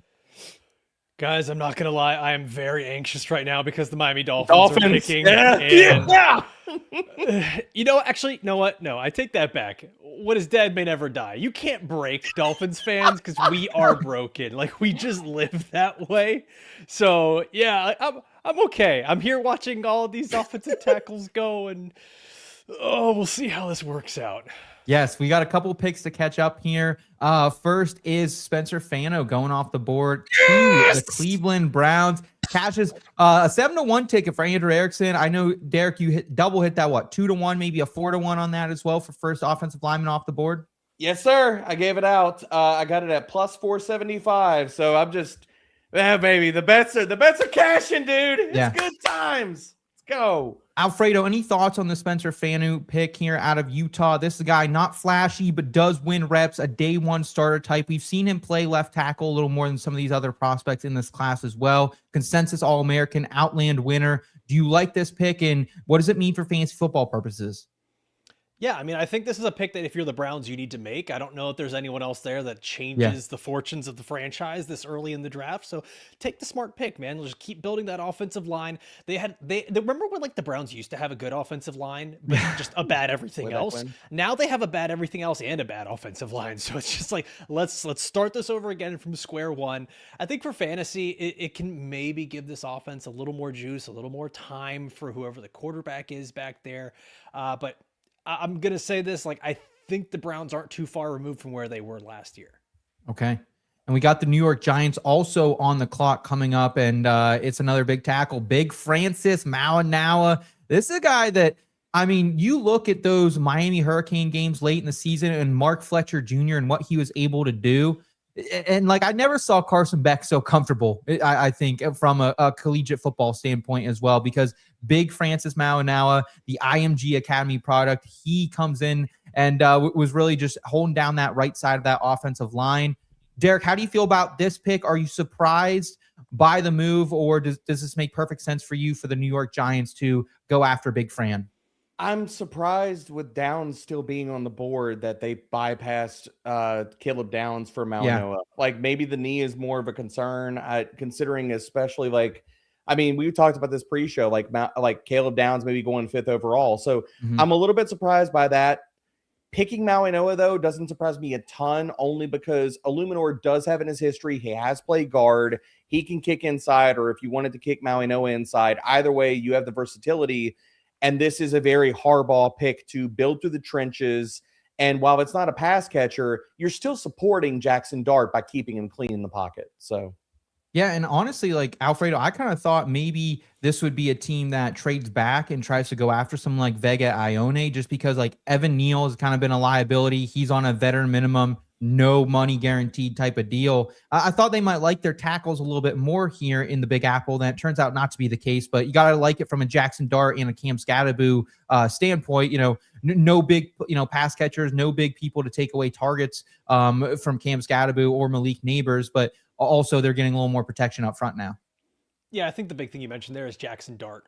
Getting him a little bit more support up front, give him some time. Like, this is a guy who's still not a finished product. And by the way, I'm going to say this, like, I don't think we're totally out of the woods with Cam Scatterboo here. Like, he's a day 3 pick himself. Like, we can get into day 2 here. And outside of Jeremiah Love, it's not like we were expecting any other running backs here in round 1. So it's just, yeah, he didn't fall to the Giants, but I think day 2 becomes a real thing because the type of procedure that he had that with his ankle, the dislocated ankle, it's going to be a heck of a recovery. And I think his exact quote right now is he's at about 75% and he can jog faster than a baby hippo, which let's put some respect on hippos, man. That feels dismissive to hippos. Yeah, they're fast. Yeah. And we have the Dallas Cowboys, who've actually just traded up to 11 overall. So trade alert. No. And the Dolphins Dolphins win are this. someone like Don't ever do that again, Seth. Don't. one more time, Seth. You fire it up. Fire it up. One more time. Get the trade transition. One more time. No. It's a little pitchy. Ugh. Could have been you were oh, okay. Well, now we're a little off here. I don't know what happened. Trying to get me kicked from the stream, but Your sound effects broke the stream for a second. he That's also your didn't fault, like my Seth. Jason Derulo the other day, Alfredo, either. He didn't know, he didn't get the Jason Derulo. He didn't get that reference at all. You don't know who that is, D-Bro? No, I don't. I listen to actually good music. Sorry. All right. Well, that was Jason Derulo just doing the 50 Cent. Why you say at me for? Yeah. Just Guys, we do have the Cowboys on the clock, and they were respectable but not good enough at 7-9-1 in Brian Schottenheimer's first year as the head coach. Their needs, of course, cornerback, edge, linebacker, safety. Also, they do own that pick 20 overall that they obtained in the Micah Parsons deal. Is it addressing that secondary right away, do you think, Alfredo Brown? I mean, I would think so. I got to imagine that there's really only a couple players that they'd be moving up for here, and one of them I would have to imagine is Caleb Downs. If he's a guy that at one point we're talking about him being potentially a top 5 pick, or even some of the rumors this week and reports were that there are scouts that believe he is the best player in the draft, even over Jeremiah Love. That feels like a very Jerry kind of move. This is a splashy player, a big name player who can make plays in that secondary. It feels like it's either that or I wouldn't totally rule out Ruben Bane at this point. Yeah, Ruben Bane, Derek. I kind of forgot in all this chaos. Ruben Bane slides out of the top 10. you're gonna be eating ramen for a few weeks. Yeah. It ain't your betting position. Yeah, that and the Caleb Downs bet's not falling right now. So, are you surprised, Derek, to see guys like Downs and Ruben Bane slide out of the top 10 though? I mean, yes and no. I think you could talk about depending on how this draft is kind of falling. I am surprised that Downs didn't get taken by the Giants. So I will say that. But if the Cowboys are trading up here, this has to be for Downs for me. Malik Hooker and Jalen Thompson are not going to preclude you from drafting Caleb freaking Downs. And in my mock, I didn't have them going with Caleb Downs because I thought he went sooner. I had them going with Dylan Thieneman. So you could see the need at safety. It's easy to see. Yeah, it's a secondary that definitely got roasted. I mean, they really became the Cincinnati Bengals of a year ago. And you called that, Derek, right? You said hey, let's draft Dak Prescott as much as we can. Let's draft GP and get them in the building. And definitely what was the case. And looks like we do have the pick in here. Don't want to jump the live feed too much. So I think we're right in line now with them. But it is Caleb Downs, the safety out of Ohio State. And good pick. Man, I got to tell you, Alfredo, this is someone here in Caleb Downs that I really think you could make a case. He's arguably been the best defensive player in college football that we've seen the past few seasons, right? Leads them to a college football national championship title, 2 consensus All-American honors, Big Ten Defensive Player of the Year, Jim Thorpe Award. And this is after the fact he transfers from Alabama, where in Nick Saban's final year, he wins all SEC honors, right? This is a guy who he has been great. So for me, I know he didn't get the Eric Berry draft capital we are looking for, but still just 21 years old. I think the Dallas Cowboys are getting not only someone who's going to sell some tickets, but someone who's going to anchor that defense for potentially the next decade. Yeah, man, it's a rare Jerry Jones W right here in the draft. This is a damn and good pick. I was just looking at the trade too. They gave up 2/5 to move up from 17 to 11. Okay, you give up 2 day 3 picks. What? That was nothing. This is I'm going to say, not a great feeling from a Dolphins fan on that trade down. But this feels a lot like when Derwin James was coming out in the draft and there was all the, the hyperbole of oh, he's such a good player, ceiling of being the top guy in this draft, and wasn't drafted like a top guy in the draft. And this kind of feels the same thing. And a lot of teams were kicking themselves for that. And Jerry and the Cowboys always feel like that team that doesn't want to miss out on that top player. So good move by them here. Yeah, Miami Miami got got a range to Kyle Hamilton too. They think he went at pick 14. So, Yeah. Yep. Miami got the 12th overall pick, the 177th and the 180th pick from that trade back. And the Dolphins here, boys, on the clock, and very, very peculiar, I would say to the least, that they didn't want Caleb Downs because that's a secondary. They got Storm Duck and they don't got much else, and they got Minkah Fitzpatrick. But at the same time, Minkah kind of feels like he's on his last leg a little bit. And Oh, they there was ended no the Minka. season with a 7-10 record, fired Mike McDaniel, and then replaced him with Packers defensive coordinator, former Boston College Eagles head coach Jeff Hafley. And their team needs cornerback, wide receiver, offensive tackle, and edge. I really thought like this was going to be one of those situations, Alfredo, where they have like the pocket rockets in poker with 11 picks in this class. Like they can kind of dictate the control of this. I thought the Miami Dolphins would actually be someone who trade up, and it's the other way around. So where do you see the Dolphins doing now that they add a little more ammunition on day 3? Not that they needed it.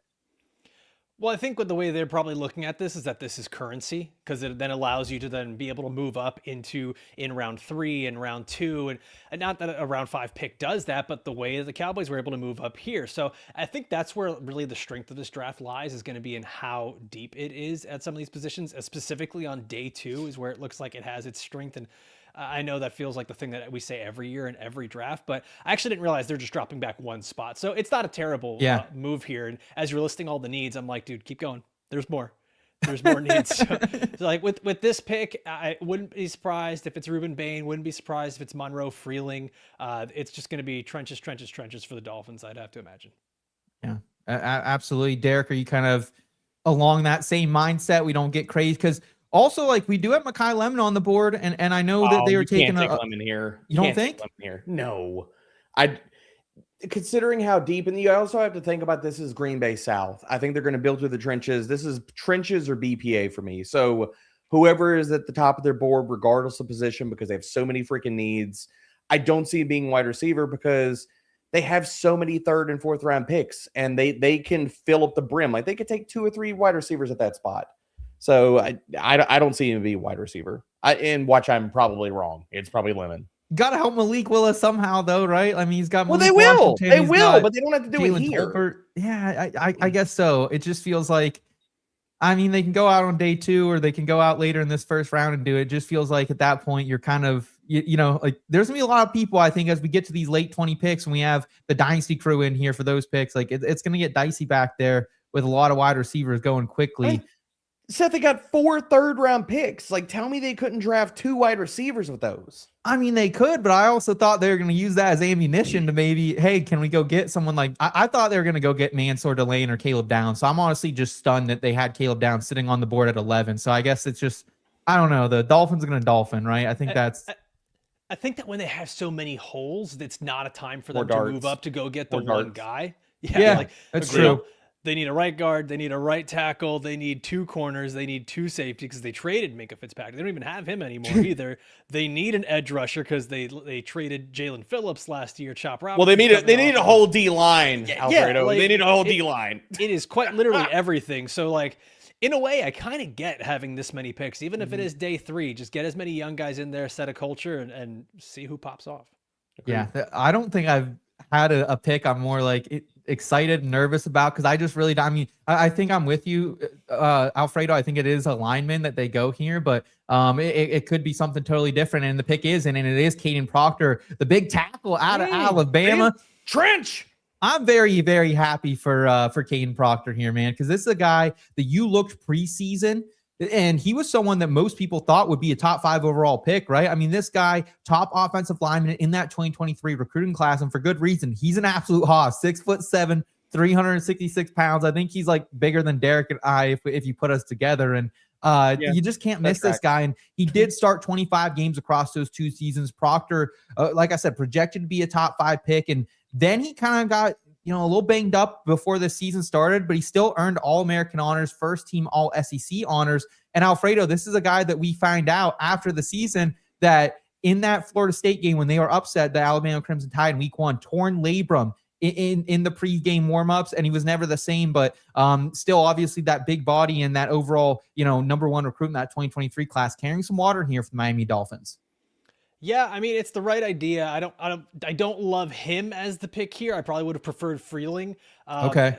With Proctor, I love the size, obviously, but the feet are a little slow, and you've got such a fast offense. You've got a Devon Achane. Like, there's not going to be many plays where I'm imagining Caden Proctor getting out ahead of Devon Achane where that's going to work very well. So, listen, maybe he starts out at guard and he finds himself there. Like, you've got a guy who's just a bulldozer, and that can work for him.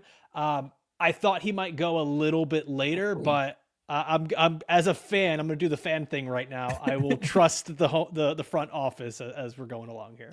To your point though, Alfredo, could that also speak of what they're going to possibly do with the run game? Like getting a guy like Proctor, you're probably not going to be running a crap ton of pin pull outside zone. You're going to be more like power and gap and getting them downhill. So like, I mean, with Achan's speed, bro, if you just send him to the hole, they can open it up. Like, I don't hate that. It's a great point because like that's what Achan was actually good at in college. Like he was great. In A&M ran him a ton on the interior, dude. Yeah, like he was going through interior gap runs constantly, and he was just getting chunk yardage every single time. So, I mean, I definitely see that can work. I had maybe expected like a Vega Ioane if he was available here. Yeah, I'm still surprised to see Ruben Bane falling the way he is. So, I think it's just surprising. Yeah. Alfredo, would you like to know what the yards per carry for Achan on man gap runs was last year? Let's hear it, baby.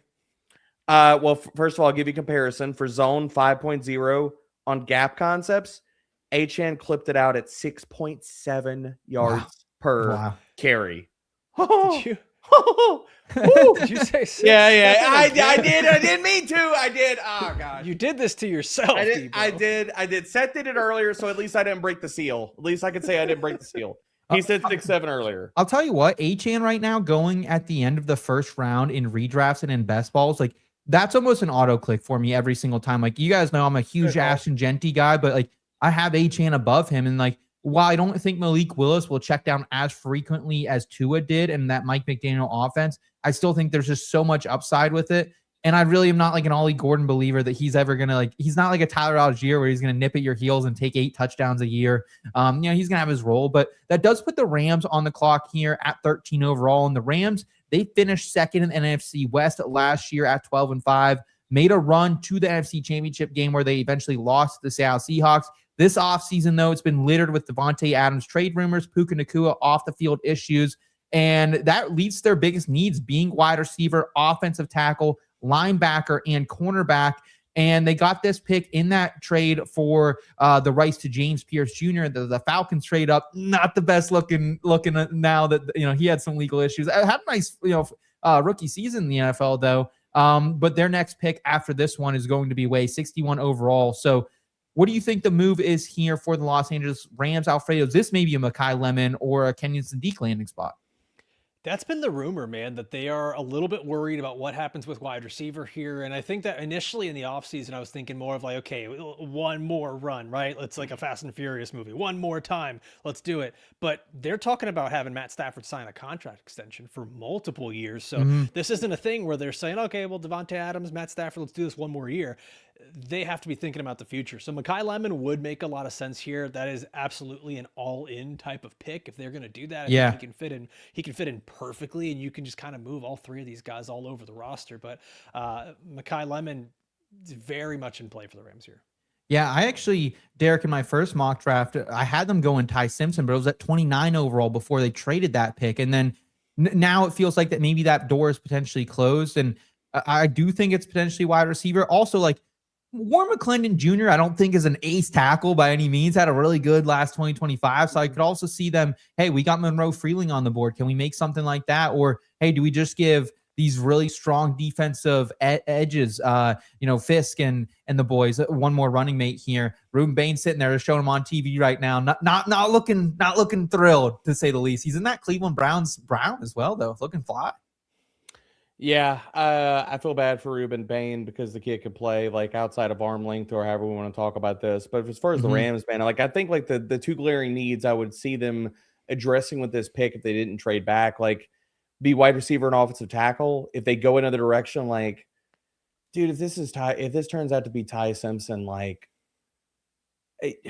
I'm sorry, like we can have all the belief we want to in Sean McVay and what have you. I still think that it's a laughably terrible pick if they end up going that direction. Well, yeah, and I've been saying too, like, I think if they do make a move like that, I still have Ty Simpson. Alfredo, where do you have Ty Simpson right now, pre-NFL draft in your Superflex Dynasty rookie rankings? Because I'm 105, and like I know I'm way higher than consensus on him. What's up, man? I got him at 106. We're right there. Okay. Yeah, So you see it too. I mean, I like Ty Simpson. I think with Ty Simpson, every time you talk about him or you watch and you look at what has happened, it's a Rorschach test. You're either looking at those first 7 games and saying, man, he was a star, number 1 overall pick type production, or number 1 overall pick type film. Yep. And then the injuries started to pile up, and the injuries were crazy, from losing 20 pounds to gastritis to having a bulging disc in his back and cracking a rib and all different kinds of things starting to pile up. Dude, I'm a podcaster. If I had any single one of those, I'm probably not making it to this. So like him playing through these games is phenomenal. Now, for this specific move here with the Rams, I don't know that it's cohesive with what they're showing us that they're doing. They're showing us they're competing for now. I can't imagine them saying, let's get Matt Stafford on a contract extension and let's draft a quarterback in the first round. It wouldn't make sense for me, but hey, the Dolphins just drafted Caden Proctor and I didn't like that either. If they did that though, like that would also maybe give us, if they do go the Ty Simpson route, it could give us an idea of like, if Stafford does get the extension, maybe there's not a lot of guaranteed money or the team can get out of it. Like, what does the financials look like that? The other side is like, okay, the other thing about it, like we have seen in previous years, whether it's been offensive line, that's why I kind of think they go that direction. But with offensive line and Stafford being healthy, they could also be saying like Jimmy G retiring and not coming back. They'd be like, look, like if we are truly a Super Bowl contender, if Stafford goes down, we're kind of screwed. Like what's our backup situation right now? Yeah, it's a great point. And Jimmy G and that jawline will be missed. You got a little Jimmy G going, Alfredo, though. You got a pretty nice jawline there too. Hopefully you're not breaking it. I've seen that's the trend on the internet. People are breaking them jaws now. No, thanks. Alfredo's definitely looks maxing, no doubt. I'm part of the. Oh, sorry. I just saw something live that just happened. But yeah, I'm part of the unction, man. I don't do the whole new trends breaking my jaw. I shaved the gray beard down so you can't see it, but I'd be right there with D, bro. There you go. Hey, you shaved it down and then you tossed a stray at me. Thanks, love you, buddy. And the pick is in, and it is Ty Simpson, quarterback out of Alabama. And I so wish I bet this because this is what I thought from the very beginning. But I think like the interesting thing here is like you look at Ryan Grubb's offensive system, and it's always been a bit hit or miss, right? And there's like no denying that like this was one of the worst rushing games in the country, man. Like Jam Miller, he came back late in the season. He got concussed early when he came back, and they still never really had it. And you watch like the Iron Bowl. And Ty Simpson willed them to that win, ends up finishing in the SEC this past season, leads them in pass attempts, completions, thrown for over 3,500 yards, 28 total touchdowns as well. And like, I don't think the arm is elite, Derek, but I still think there's some really good things going on here with Ty Simpson, specifically between the helmet. And I've said it on the NFL Draft Show. If he lands with the Rams, he is a top 5, top 6 pick in rookie draft because what he can do in Sean McVay's offense, I think the ceiling is the limit. This is a dream landing spot. Well, y'all could take him. I don't want him. Like I understand betting on the Rams and betting on all those things. The other thing that we cannot discount. Okay, how do you feel about that pick if when Stafford goes, Sean McVay also goes and he goes to the broadcasting booth? Because can we rule that out? I don't think we can. We've heard that rumored like how many different years in a row. So I think this could set the Rams up well. That's if they hit on this pick. Like I just think there's so many glaring red flags, like, you know, and I know Alfredo was higher than I am. Like, I was just not a fan of his film, like, even before the back injury. Like, I thought it was up and down. I thought his ball placement was okay. I think that, you know, the belief in Ty Simpson is more of what he has between the ears and, you know, as a processor and things like that than as far as, like, as a talent. So I look at all the glaring red flags about Ty Simpson, the short starting stuff, like the stature, the injuries, everything in between, and the fact that he fell off down the back half of his only starting season. If this works out for the Rams, kudos. I still think it's a absolutely horrible pick. Alfredo, tell us what you're seeing in Ty Simpson that maybe our friend Derek Brown isn't. He's certainly thrown some pretty good wide receivers, the Jeremy Bernards, the Ryan Williams, even though he regressed, and of course Isaiah Horton. So what do you think he brings to the Rams offense? Yeah, I actually, there looks like they're going to be posting it now in just a moment. I just wrote a whole scouting report on Ty Simpson for reception perception, which will be up very soon, totally free for Perfect. everybody. One of the things I talked about is that like there's maybe too much ado about his 15 starts, because 15 starts in Alabama is a lot different than 15 starts anywhere else, where he's running Sure. a lot of pro concepts. He's getting the opportunity to be under center. He's getting the opportunity to call protections at the line of scrimmage. He's able to really, I mean, do a lot of things that are pro concepts that you don't typically see. I mean, let's talk about how he's a great fit for this McVay offense. He's great throwing on the run, being able to run some actual play action, to be able to hit dagger concepts, hit the backside dig. That's something that we didn't see a lot from a guy like Fernando Mendoza, who really struggled over the middle of the field. And that's something that we typically see. I'm saying all these things because when a quarterback like this, who doesn't have a lot of starts, gets into training camp, well, now he's got to learn how to take a snap from under center. He's got to figure out that footwork. He's got to get better at throwing on the run. He's got to be better at throwing and hitting over the middle, beating zone coverage. Ty Simpson saw zone coverage more than any other quarterback in the FBS. So he is a guy that, despite the starts and the surface level stuff, there are so many other things underneath that you go, actually, the 15 starts at Alabama is kind of like 20 starts or 25 starts at a lesser school that didn't quite do all the same things that he got to do there. Do you think you'll keep him right in that 5-6 discussion for your Superflex rookie rankings, Alfredo? Absolutely. I mean, to me, the vote of confidence from not only Sean McVay and the Rams organization, but the fact that they had traded away their other first round pick. Yeah. That's it. Yeah. That's it. Like they know that this is the guy that they are investing in. It's definitely vindicating on my end, being someone who liked the film. Debro, I know, I'm sorry. I'm No, that's fine. We can push back. Like I look, if we turn over the cards and I'm totally wrong in 2 to 3 years, I will eat the L. Totally happily eat the L. Like I just, and I like the back and forth, like, because different processes, man. One of us is going to be right and one's going to be wrong. It's totally fine. Let's go to the Baltimore Ravens, who are on the clock. Pick is about to come in. Disappointing 8-9 season for them. Missed out on a division title and a playoff berth after that 44-yard field goal from Tyler Loop. It missed as time expired in Week 18 against the Pittsburgh Steelers. John Harbaugh fired. In comes Jesse Minter. Their needs: offensive interior lineman, wide receiver, offensive tackle, and tight end. Big Ione out of Penn State has been the chalk pick, and he is the one who's going here. Let's go. Hashtag we are, baby. Let's bring him in. Look, I'm a little heartbroken that he's going to my division rival. It's not my favorite, but at the same time, I think this is such a solid selection, Derek, because this guy in the Big Ten last year allowed 0 sacks. And you even go back to the year before where Penn State goes all the way to the Orange Bowl, almost gets a championship appearance. They could run the ball with Katron. They could run the ball with Nick Singleton. Drew Allard was sitting back there well protected. So I think when you're playing in a conference with all these loaded defensive linemen, whether that's from IU or whether that's from Ohio State, Michigan, having someone like Ione who showed it on the highest level, I think he's going to be certainly a treat for Lamar Jackson and company in Baltimore.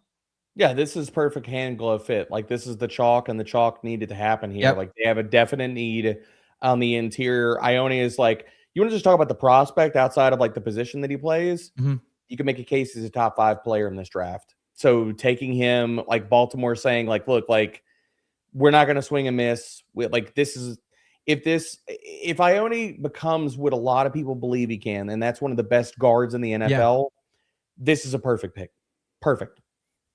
And real quick, before we keep it moving, if you want a chance to control your draft and build your own board, the Cheat Sheet Creator lets you customize rankings, tiers, and notes. So you draft your way. Head to fantasypros.com/sheet or download the Fantasy Pros app and build your edge today. Alfredo Brown, your thoughts on this trade and the Baltimore Ravens? Are you still going to be investing in Derrick Henry, you think, in fantasy football in 2026? I'm going to give you such a cop-out answer here. I will invest when the price is right, and he falls what's the to price me where is right? I'm comfortable. Third round? I was going to say probably that 2-3 turn. Okay. And it's really right. going to depend on like kind of whatever other moves we sort of see here as the offseason goes on. I think I'll probably lean closer to that round 3. Like I'd rather not have Derrick Henry be the second best player on my roster that I have to rely on. Even with the addition of Ione on the offensive line, there's still new makeup there in Baltimore where things are sort of starting over. And I know it's easy just to rely on Derrick Henry and that offense with new coaching staff, with new everything. I don't want to be caught holding the bag when Derrick Henry finally becomes human. And I'm just going to let the rest of my league fall on that grenade. Does that ever happen, Alfredo? Does he ever become human? Like, no, maybe when so he's far, 40? Tennessee was not good though. Like honestly, I know like the end score for 2024, it might say he was an RB1. He had some bad games there in 2024 that he was like not really playable. Oh, I guess maybe it was that 23. Well, whatever year was his last one. 23, but still, like 23, like still, like that whole team was a dumpster fire, though. Sure. Yeah, and then he just went, steroid mode the last 2 seasons in Baltimore. It felt like, and I had no Derrick Henry. So next up, we do have the Tampa Bay Buccaneers on the clock. Tampa Bay, they were tied with the Panthers and the Falcons at 8 and 9, finished second in NFC South on tiebreakers, and they missed the playoffs for the first time actually since 2019, which was surprising to see. And this offseason, they lost some longtime veterans, of course. Longtime linebacker Levante David and wide receiver Mike Evans. David to retirement and then free agency to Mike Evans, respectively. But that leaves them with the needs at edge, linebacker, cornerback, and tight end. They do have all their original picks, but no bonus picks. Alfredo Brown, where do you think the Tampa Bay Buccaneers, because the chalk pick has certainly been edge in most mocks this season? Did I miss something? Is Ruben Bane still on the board? Ruben Bane is still on the board, yes. If it's not, they need to run the card up. I felt like every single mock draft I saw had the Bucs taking Akeem Mesidor and being like, okay, I guess that's the thing to do because no one else is going to be there. So if Ruben Bane is on the board and they don't take him with their need at edge rusher here, I'd be absolutely shocked, stunned. I know someone who became a hot name late was Kenyon Sadiq at tight end to give another playmaker to Baker Mayfield. I don't love that. I'm a little lower on Kenyon Sadiq. They just also signed Kate Auden back to a pretty good deal. Yeah, it's just with the way that the NFL is going of like more of the 12 personnel, and 13 personnel and things, that, the way offenses are going. If it's not Ruben Bane, man, like that becomes the biggest whiff of the draft, I think, in my opinion. Yeah, it certainly could be. We are getting the pick coming in right now, and it is Ruben Bane who is going to be the talented edge here out of Miami. And this is someone, Derek, that it's honestly sad to see him kind of drop this far because you really look at this guy's entire journey at the collegiate level and really, really good as a freshman All-American in 2020, racked up 6.5 tackles or 6.5 sacks that year. Kind of regressed then, but then comes back and has a really, really strong final season here. Set career highs in tackles, 54 tackles for loss, 15.5 sacks, 9.5. Led that Hurricanes team to that college football championship appearance. AP All-American honors, ACC Defensive Player of the Year, Ted Hendricks Award. I've been through this, I think, once already tonight. I'm shocked he's here, but it feels like a slam dunk pick for Todd Bowles, who that seat may be getting a little bit hotter. I agree with you. This is a slam dunk pick. This is a sprint the card to the podium kind of type of moment for Ruben Bane and RIP your bets, Seth. But I will say we're 3-2. We're 3-2. We're still above 500, baby. Yep. I think like, regarding that, like it's a fantastic pick. So love that. I wish he would have gone to somewhere like, the Cowboys. Shout out to a Cowboys fan that I know that's watching this program. Alex, I wish you would have gotten Ruben Bane to go to your team, but I know you're not mad with Caleb Downs. Yeah. But Ruben Bane is a fantastic pick, man. Like we're grading this right now. Like I'm like, this is probably like a 99 for me. Yeah, completely agree. Any interest for you, Alfredo, in some of these Buccaneer skill players now that we know it's not another pass catcher coming in? I think Emeka Ibuka around that 3-4 turn is still very enticing. I've seen a lot of Chris Godwin bounce back season love out there in that 5-6 range. And Bucky Irvin's really the only person I'm currently off in this offense at current cost. We are one and the same right here. It's like looking in the mirror, pal. Okay. Bucky Irving, I just called him a dynasty sell. Because you look at that whole backfield, they don't have anyone that's over 205 pounds. Like, and they also were one of the teams that had just a ton of running back visits in this preseason. I know that they had a top 30 visit with Mike Washington as well. So I wouldn't be surprised if they're looking to add a running back with a little more size in there. I think the guy that I'm most interested from this offense is going to be Ibuka. I don't want to have to count on a bounce back from a 30-year-old wide receiver coming off multiple injuries here. Yeah. And Chris Godwin, like he's one of those where like, it's kind of fine if I need a wide receiver 4 on the roster. I don't want to have to rely on that early in one of those top 6 rounds. But Ibuka, I think, is a guy, I think you nailed the range right there. He'll be someone that I'll be eyeing as we get to fantasy drafts. Derek, if there aren't any more pass catchers added to this offense, does it also maybe open the door for Tez Johnson, someone who I think you and I both maybe unfairly wrote off coming into last year's process just because the size wasn't there, the speed wasn't there, but he had some really nice flashes. And they also have McMillan coming back after missing most of his sophomore season. I mean, I would invest in McMillan as like a last pick of a draft. Outside of that, but Tez had his moments, but it was kind of what I thought about him as a prospect. I mean, he disappeared in certain moments. A lot of it was scheme production and things like that. He lived off a touchdown. So I'm not worried about Tez too much, but like McMillan, you could interest me at the very back end of a draft and stuff like that. But I'm kind of with Alfredo. It's kind of a Mecca, or you just kind of miss me with the passing attack. I don't really want to bet on Chris Godwin, especially like age and injury at this point. You're kind of out on Bucky too, D, bro. I think we had this conversation. Yeah, I'm out on Bucky. On air, off air. I think Kenneth Gainwell is going to really like cut into his production, like whether it's pass game, red zone, all that kind of stuff. Like if you're going for anybody in that backfield, it's Kenny Gainwell for me. Okay, and let's go to the New York Jets, who are back on the clock at 16 overall. They already took at number 2 David Bailey, adding him to their defense, and they still hold another pick here on day 2. Coming up tomorrow for 33 overall if they don't trade up, and their team needs still they could use help at linebacker, cornerback, wide receiver, or quarterback, which they're not going to get now. This is the Sauce Gardner trade pick that they got from the Colts. So would that mean they're going to the secondary? Is it just like as easy as it was with the Chiefs, Alfredo, or do you think maybe there are some more options on the board? Makai Lemon and Casey Concepcion, some more pass catchers still available for him. I was going to say, is it not the most Jets thing ever for them to take Makai Lemon here, and then they're going to have 2 great receivers that don't get the ball ever? Because like, it's just like, that's what the offense is. Like the Jets, and I hate to like dump on another team, but no, please do, Alfredo. Please do. But they've kind of always done this where they'll take these big swings and they'll go for the flash, but they don't quite have the substance of their actual roster yet. And I know they haven't had an interception since like 1986. Like that's been the joke this week. So I mean, yeah, going DB here might make sense, but if I'm remembering correctly, we got Jermod McCoy, who hasn't played football since the Jets had an interception. Like there's a lot going on here, man. Like I don't know if there's a cornerback that fits for them this early that would make a lot of sense. Yeah, completely does make sense there for me. However, we do have the pick in, and guys, it turns out that a little bit of a shocker here. It is tight end Kenyon Sadiq out of Oregon. So there we Mason Jets Tate. are gonna Jets, baby. Jets are gonna.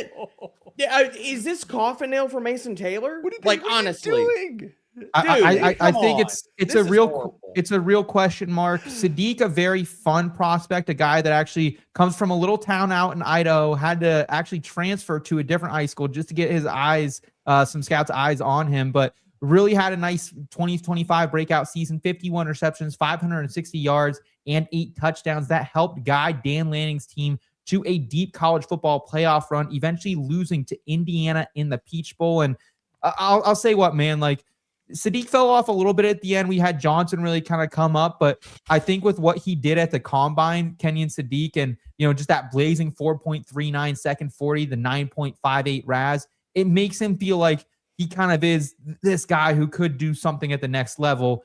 Alfredo, what are your thoughts on Kenyon Sadiq as a prospect, and then separate that from the landing spot we just found out about? So Kenyon Sadiq was my tight end 2, which I know is a little controversial in this rookie class. I didn't see a guy who was fully developed as a tight end.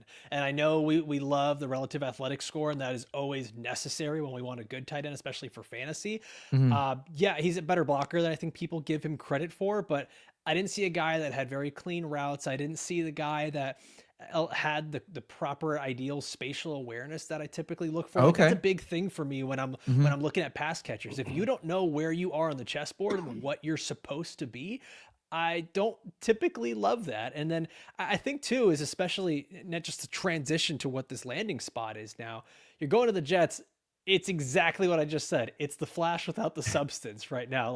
Like they're putting Tabasco sauce on a ham and cheese sandwich just for the heck of it. Like they go out and they draft the tight end that runs a 4.3, and it's like, but you had a tight end. You drafted him last year. You got him in the second round last year, and then you're like, hey, Geno Smith's gonna take us to the promised land. I don't understand it. He's going to remain my tight end too.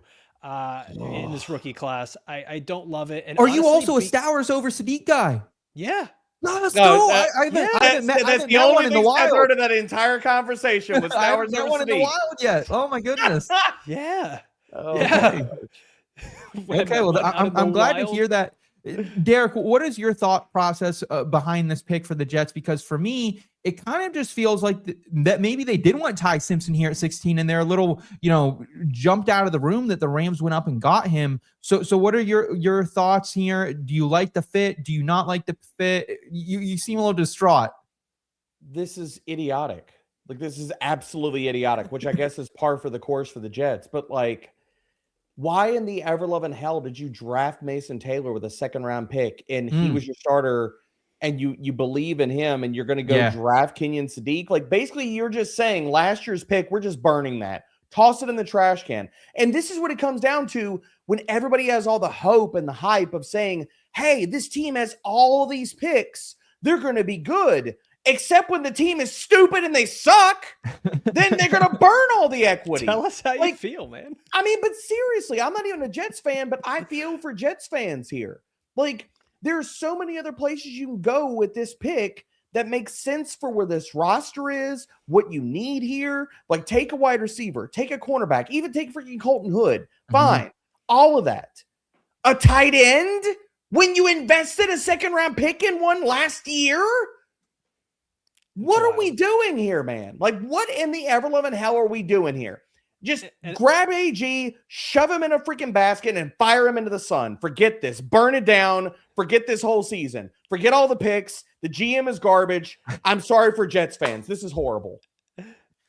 All of a sudden, though, Alfredo, it's making you and I look like some of the smarter analysts in the building, because I think now, depending on where that we do ultimately see Eli Stowers land, right now the over-under for his draft position, 40.5, you can get it about plus 200 right now. So good odds if you want to take that and you think maybe someone does reach up for Stowers.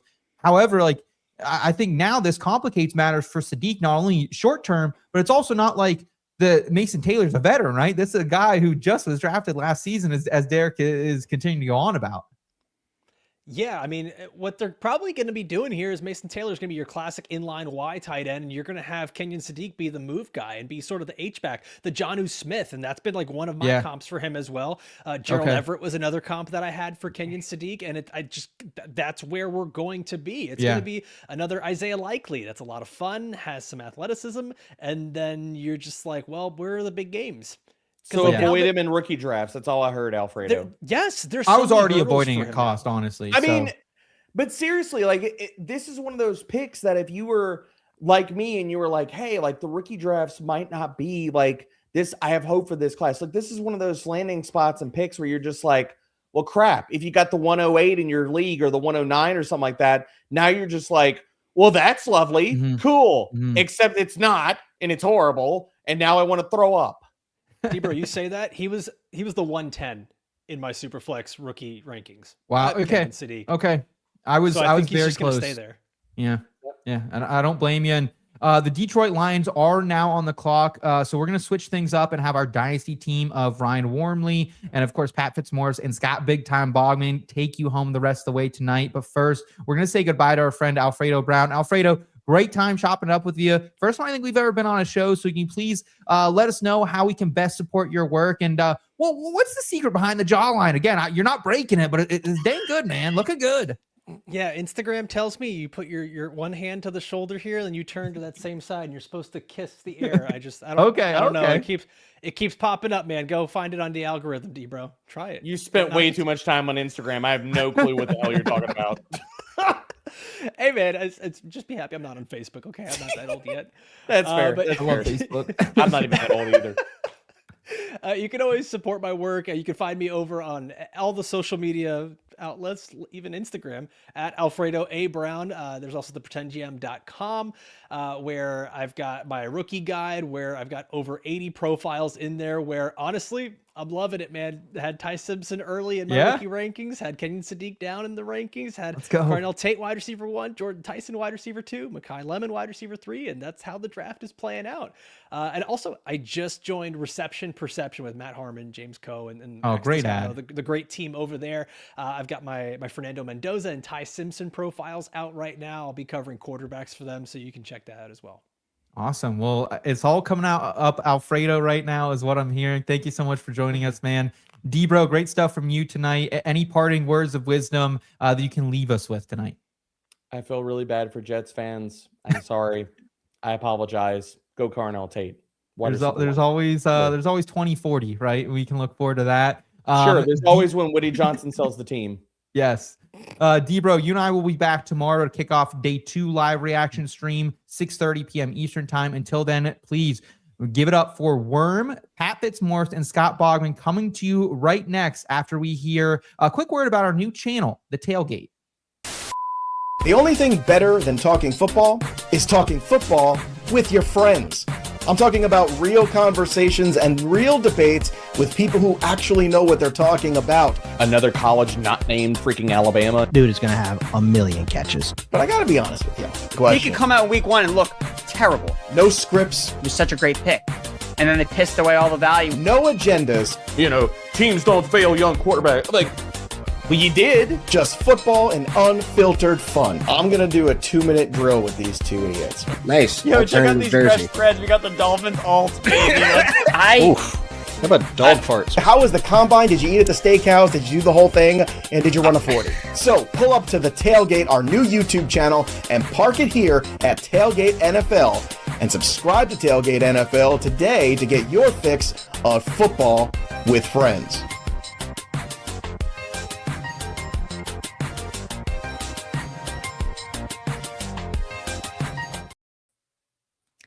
What's going on, everybody? Ryan Wormeli here, stepping in for Seth Woolcock the rest of the way here, night 1 of the 2026 NFL Draft, and joined by my Dynasty friends, Pat Fitzmaurice and Scott Bogman. Fellas, how are you doing halfway into round 1? Bogman, what are your early takeaways? Been a long night, gentlemen, and weird, but we talked about this, right? Like, this class being unsettled, specifically at the top, meant weirdness was going to happen, and boy, have we seen it. We're jumping right into the picks here. The Lions have already taken the tackle Blake Miller here. Fitz, everybody and their mother was mocking a tackle to the Lions this entire process. It was one of the easiest positions to assign a team in the entire mock draft season. Maybe not always easy to decide the player. What do you think about Miller going to Detroit? Yeah, solid pick. I'm a little surprised it's not Monroe Freeling, who I thought most teams would have had higher on their boards. But I think Miller is kind of a plug and play guy. He's ready to go. I wonder if his ceiling is quite as high as Freeling's is. That's the thing. I was just going to say, when we had did a mock draft show with Steve Mensch, who is the co-host of the McShay show with Todd McShay, Mensch, he said something on the McShay show, like, if a tackle's premier trait is his toughness, maybe that's a little bit of a red flag. And I feel like that might be the case with Miller. It did feel like Freeling had a lot of helium really from January through now. This wasn't like a late riser. This was somebody that had a steady drumbeat of more and more hype from some of the insiders and folks who really liked him. Bogman, what do you think about Detroit passing on Freeling like Fitz highlighted? Yeah, I mean, I think it just kind of boils down to, what do you want to do? Do you want a left tackle or do you want a right tackle? Because Freeling played left and Blake Miller played right. So they're going to stick with Sewell on the right side, and they're going to have Blake Miller contend for that right tackle spot immediately from camp. So good on them to improve their line. It was kind of an easy pick. They do need an edge rusher still. They need somebody across from Hutchinson real bad. We're playing a little bit of catch up here. Pick 18 has already been made, so we'll jump to that here in a second. I do just want to let everybody know, if you have a question that you want answered on the stream, please drop it in as a super chat. That is the way to guarantee we will get to your question here at some point during the stream. We will do our best to answer as many questions as we can, but that is the way to guarantee a response, is with the super chats there. We of course, not only are we playing catch up, we have a lot to talk about from what happened already, particularly pick 13 being the big standout, Ty Simpson to the Rams. We will get to that in a second. Like I said, pick 18 has already been made. Caleb Banks, defensive lineman out of Florida, goes to the Minnesota Vikings.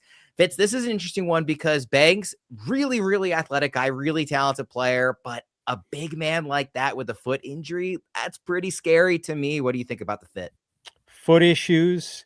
It's said to fatigue somewhat easily, and technique might not be the best, but man, if he can put it all together, the physical tools are just so impressive. And I totally get why the Vikings are taking a tackle here, having gotten rid of Jonathan Allen and Javon Hargrave in the offseason. Bogman. Yeah, Jalen Redmond had a really good year.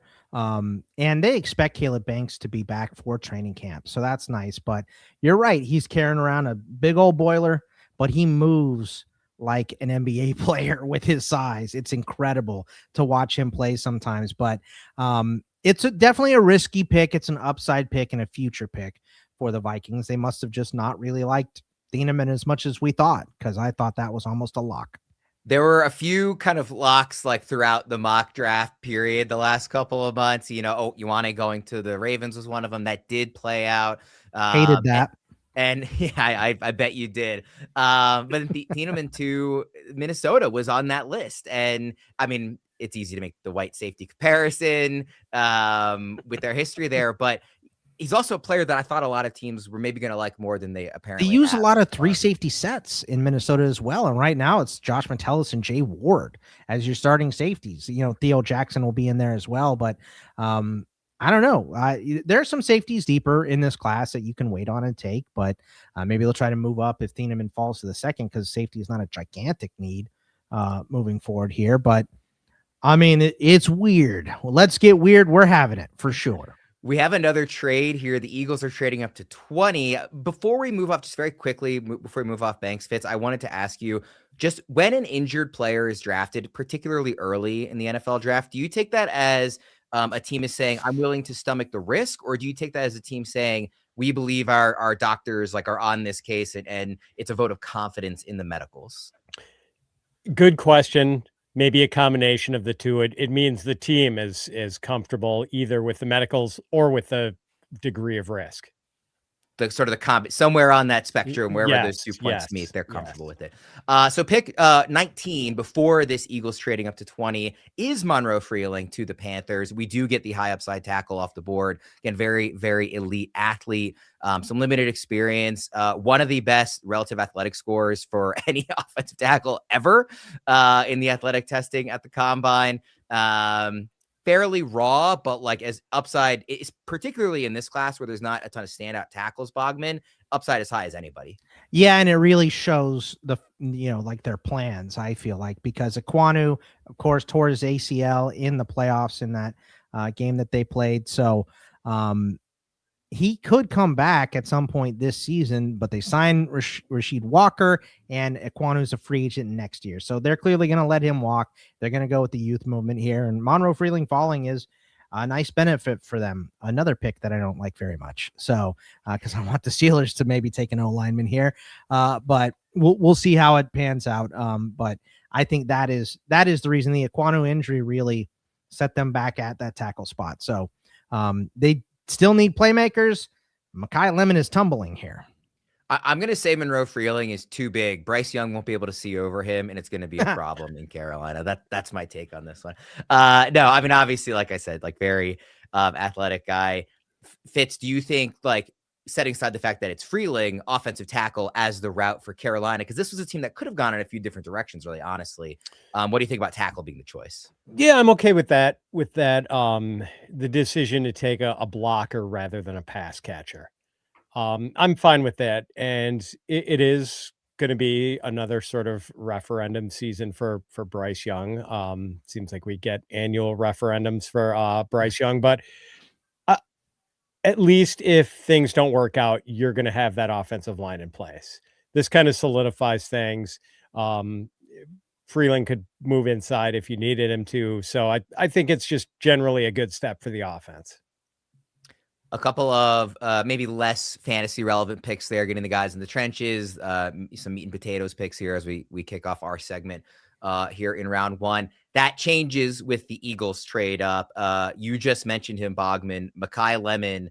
We've been wondering maybe a little bit why he's fallen. I thought there was a chance he could go a lot earlier than this. And it looks like that's who the Eagles are trading up for, is Lemon. They trade with the Cowboys. The trade is Eagles get pick 20 and a 7th rounder. Dallas is getting pick 23. So moving down 3 spots, and they're getting picks 114 and 137 to make this move. But Bogman, like I said, you just mentioned Lemon. He's been in the top 5 of our, Superflex rookie mocks this whole way through in that elite tier of receivers, but he goes 12 spots lower than those other 2 guys, than the lowest to a run first team. To a run first team, and a team that is very soon going to have a need at receiver, even if it maybe technically hasn't happened yet. So what does it say to you, just first of all, about Lemon, just the draft capital alone? Does this say to you that he should be now the 5th pick in Superflex rookie drafts, as opposed to, we had him 3rd or 4th in some of ours?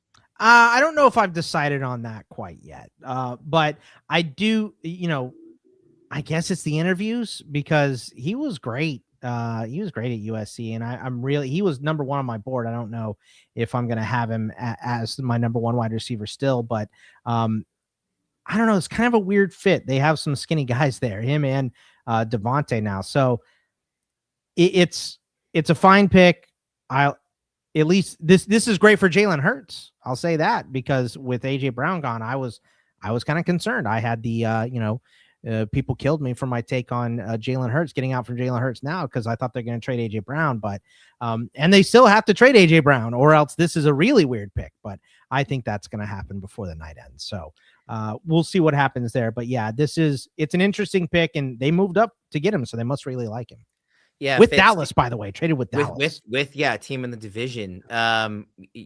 Fitz, it feels like Lemon, he's constantly talked about as this ideal slot receiver archetype in, the modern NFL. And it's interesting because Devontae Smith is very small, but he is a guy who can win on the outside. So you could argue that stylistically, even though they look like they shouldn't be a fit, it could actually maybe be an okay fit. I think what's really interesting just from the Dynasty perspective is one of the key points we often talked about when talking about his value is the fact that this is a guy that can catch a ton of passes, and most Dynasty leagues are PPR. In a place like Philly, it starts to get a little harder to imagine him catching enough passes for that to be a differentiating part of, the equation when trying to evaluate him. Do you agree with that sentiment, or do you think that that's still on the table as an outcome for him? No, because now AJ Brown is as good as gone. Like he is going to get traded to the New England Patriots, and it's going to be a primary 3 receiver set of Devontae Smith, Mekhi Lemon, and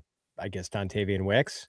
So yeah, I think there's going to be plenty of they're going to be target opportunities for Lemon. It just remains to be seen how run heavy the Eagles are. It's probably going to be a top 10 offense in terms of run ratio.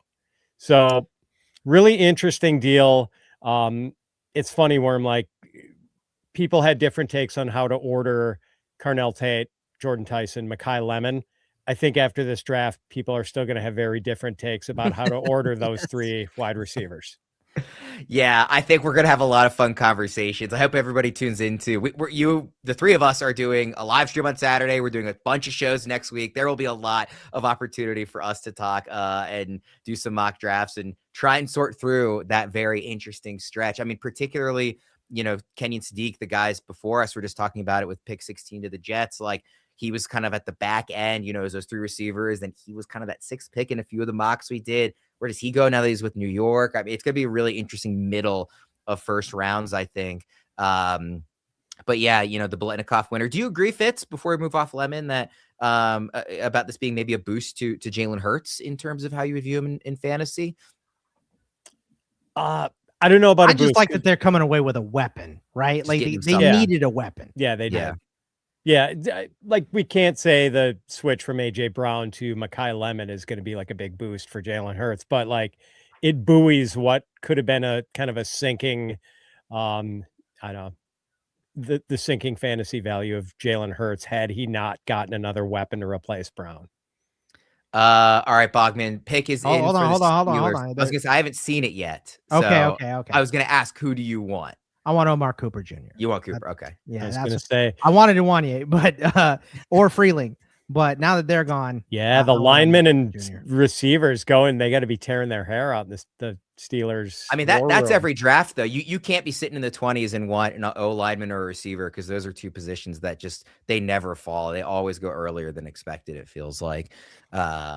At least in the as an overall group. I won't say whatever the pick is here, Bogman, if you don't want it spoiled. I haven't seen it yet, to be clear. You wouldn't want Max Ahanacher? You know what? Maxi Nachor or Caleb Lomu are the tackles on the board that I think would be acceptable. Yeah, Lomu could step right in and play left tackle if Broderick Jones has this, if the neck thing is a problem.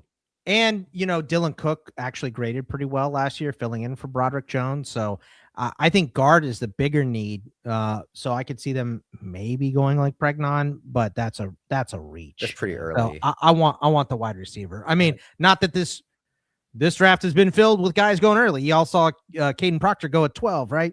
So yeah, this has been filled with guys going earlier than we thought. Mansour Delaney to the Chiefs at 6. So do you like Cooper just better as a prospect than the available tackles, or do you prefer receiver to tackle in a vacuum for Pittsburgh? No, I think Cooper is better than the current. You just like him as on the prospect better. So okay. yeah, because I think O-line, really that left guard spot is what I wanted filled first, but that's not on the board right now. So I think that Omar Cooper Jr., you have to have a different wide receiver than the two that you have. You have two monsters for the blocking game in Metcalf and Pittman, right? And they're good receivers too, but you need a guy that can, create his own space. And I think Omar Cooper can do that. So that is who I would like to see them pick here. I just realized I'm wearing yellow under my sweat. Why did I do that? I wore this for you, Worm. I'm angry. Right here says nevermore. Yeah. And it's got it's it's the Fantasy Pro sweater that I'm wearing, and purple doesn't really go with the color very well underneath, so I guess that's why I picked yellow. All right, so I'm getting Bus coming up to the stage with a whole host of Yinzers up here. So. I have seen the pick, Bogman. We won't wait on all of them, but because this is your team, I will wait until you've seen it. You let me know when you've got that one. While we're waiting for this pick to go up here, Fitz, any kind of just early thoughts on the first half of the first round in terms of landing spots fantasy wise? Anybody we'll do some winners and losers at the end of this stream, but anybody that's moving up or down for you already so far? I mean, let's say I want to save a larger Ty Simpson conversation. So besides him, anybody moving up or down for you? Okay, we're going to talk about Ty Simpson later. Yeah, we don't want to have this conversation. Okay. I mean, like I hated what the Jets did. I hated everything they did. I hated Bailey over Reese. I hated the Kenyon Sadiq pick. Like I'm just Aaron Glenn and Darren Moogie. Is that the Jets? They're not booing. They're saying Moogie. Man, just like the most pre-fired employees in the NFL. I mean, yeah, I mean it's awful, like terrible landing spot for Sadiq, and that's good because I was like very reluctantly ranking him ahead of Eli Stowers, and now I just as soon as that pick came in, I moved Stowers ahead. I was the one fighting for Stowers to be in that tier when we did our tiers show, and I'm feeling a little bit. We'll see where he goes, but I'm feeling a little bit better about that now. I got it, by the way. You got the pick here. Okay, so they do go tackle Bogman, and you said that would be okay with you, even though you preferred Cooper. I did, but Maxi Nachor is a dog. Like he may take a year or two or a season really to develop because he didn't play a lot of football. He didn't start playing until he was 18, but you can see the raw skills. This dude could have been an athlete in pretty much any sport. He is an incredible athlete. So he's got a nasty attitude as well. Great finisher. So I'm really excited to see this dude work. So this is a fine pick. I like Omar Cooper, but there are some wide receivers later that I like too. So, not sure. I like that pick for Pittsburgh. Not disappointed. Fitz, do you feel like there's a lot of separation between the tackles in this range of the draft, or do you feel like it's kind of there's a clump of like 7 that people like, and if you get one of them, you're feeling okay, but there's not a ton of separation between them? How do you view this tackle class? Yeah, I mean, Ihanacher is he's an interesting case. Like I do think he belongs in that 7, and I think his ceiling is higher than probably for a guy like Blake Miller. but I also think he's less ready to play in year one than pretty much any other tackle. This guy didn't play high school football. Right. He was a high level, like high school basketball player. He was on the AAU circuit, and it was his AAU coach who was like, kid, you gotta play football with that body. You know, and he does look like he came out of an offensive tackle factory. We've had some trade ups so far in the draft. If you're thinking about trading up during your rookie draft, don't guess. Use the trade analyzer. Instantly see if a deal helps or hurts your team from both a redraft and a dynasty perspective. Try it now at fantasypros.com/myplaybook or on the Fantasy Pros app. Chargers are on the clock, so we've got a bit of a break here. Bogman, same question that I already asked Fitz. What do you think about in terms of just these early picks, setting aside Ty Simpson? Anybody has moved up or down for you in the first half of the first round? Yeah, I mean, some weird landing spots. Why did the Cardinals take Jeremiah Love? I mean, poor Tyler Algier. He's got to be the most angry person outside of maybe Mason Taylor, you know. He's got to be so mad right now. I think Tate going to Tennessee is a nice landing spot. Give Cam Ward a weapon, right? Like, and that dude can throw downhill. I'm really excited to see. Yeah, Cam Ward I like the Tate one. Yeah, that's a really good landing spot. Jordan Tyson to the Saints. You know, I like it. Now they have Olave and him, but it's two injury prone guys. So I don't know how much I love that. And then, you know, obviously we have the Ty Simpson thing, but I'll leave that alone. I want that to be a bigger conversation. I'm glad you brought up Love, because I actually meant to ask about him earlier as soon as we came on. Fitz, I mean, he's going to be good no matter where he goes, in my opinion. I mean, we would have said that about Genty going to the Raiders last year, and but Genty's going to be good this year. I agree. And actually, the reason I mentioned Genty is because I wanted to ask, you know, Fitz, we talked on the Dynasty trade value, on the trade block on that show a lot about how on their trade value chart, they were even going into this draft, Jeremiah Love and Ashton Genty, and the tiebreaker of who was going to be ahead was going to be landing spot. So now that we know the landing spot is the Cardinals, I mean, I guess I would maybe lean that now puts it behind Genty. Do you agree with that? Or is that like, hey, he was the third overall pick, that's enough to push him above? How are you breaking that tie right now? The tie between Love and Genty. I mean, I'm going with Genty just because I don't think very highly of the Cardinals. I mean, again, we would have said that about the Raiders, and maybe this time, next year, it's like they go the same thing. They go running back and then have the first overall pick and have Arch, and all of a sudden it looks a lot different. I mean, there's no guarantee of that, of course, but Chargers pick is I always want the Browns and Jets to have good years, so Arch doesn't have to go to either one of those teams. Keith Mesidor off the board here to the Chargers at pick 22. They get the older prospect, but a guy who was really productive, first team All ACC this year, playing, you know, on the other side of that defensive line from Ruben Bane, who already has gone in this draft. Mesidor. Well, I'll ask you, Bogman, first. First of all, just what do you think about Mesidor as a fit with the Chargers? I like it. I mean, a big dude, kind of like Tupelotu as well. This is what they need. They needed really, really, you know, obviously interior of the offensive line, which they limped at in the offseason, was an issue, but they need another edge rusher because Khalil Mack is like close to Mayan Fitzy's age, which is not good. And then they just don't have a lot of depth here. Shamari Caldwell, it's Tupelotu, Dud Dupree, who is also close to my age. So, yeah. There's not a lot here for the Chargers to like. They got to get younger at that spot. And even though Mesidor is an older prospect, he's still much younger than what they have on the roster now.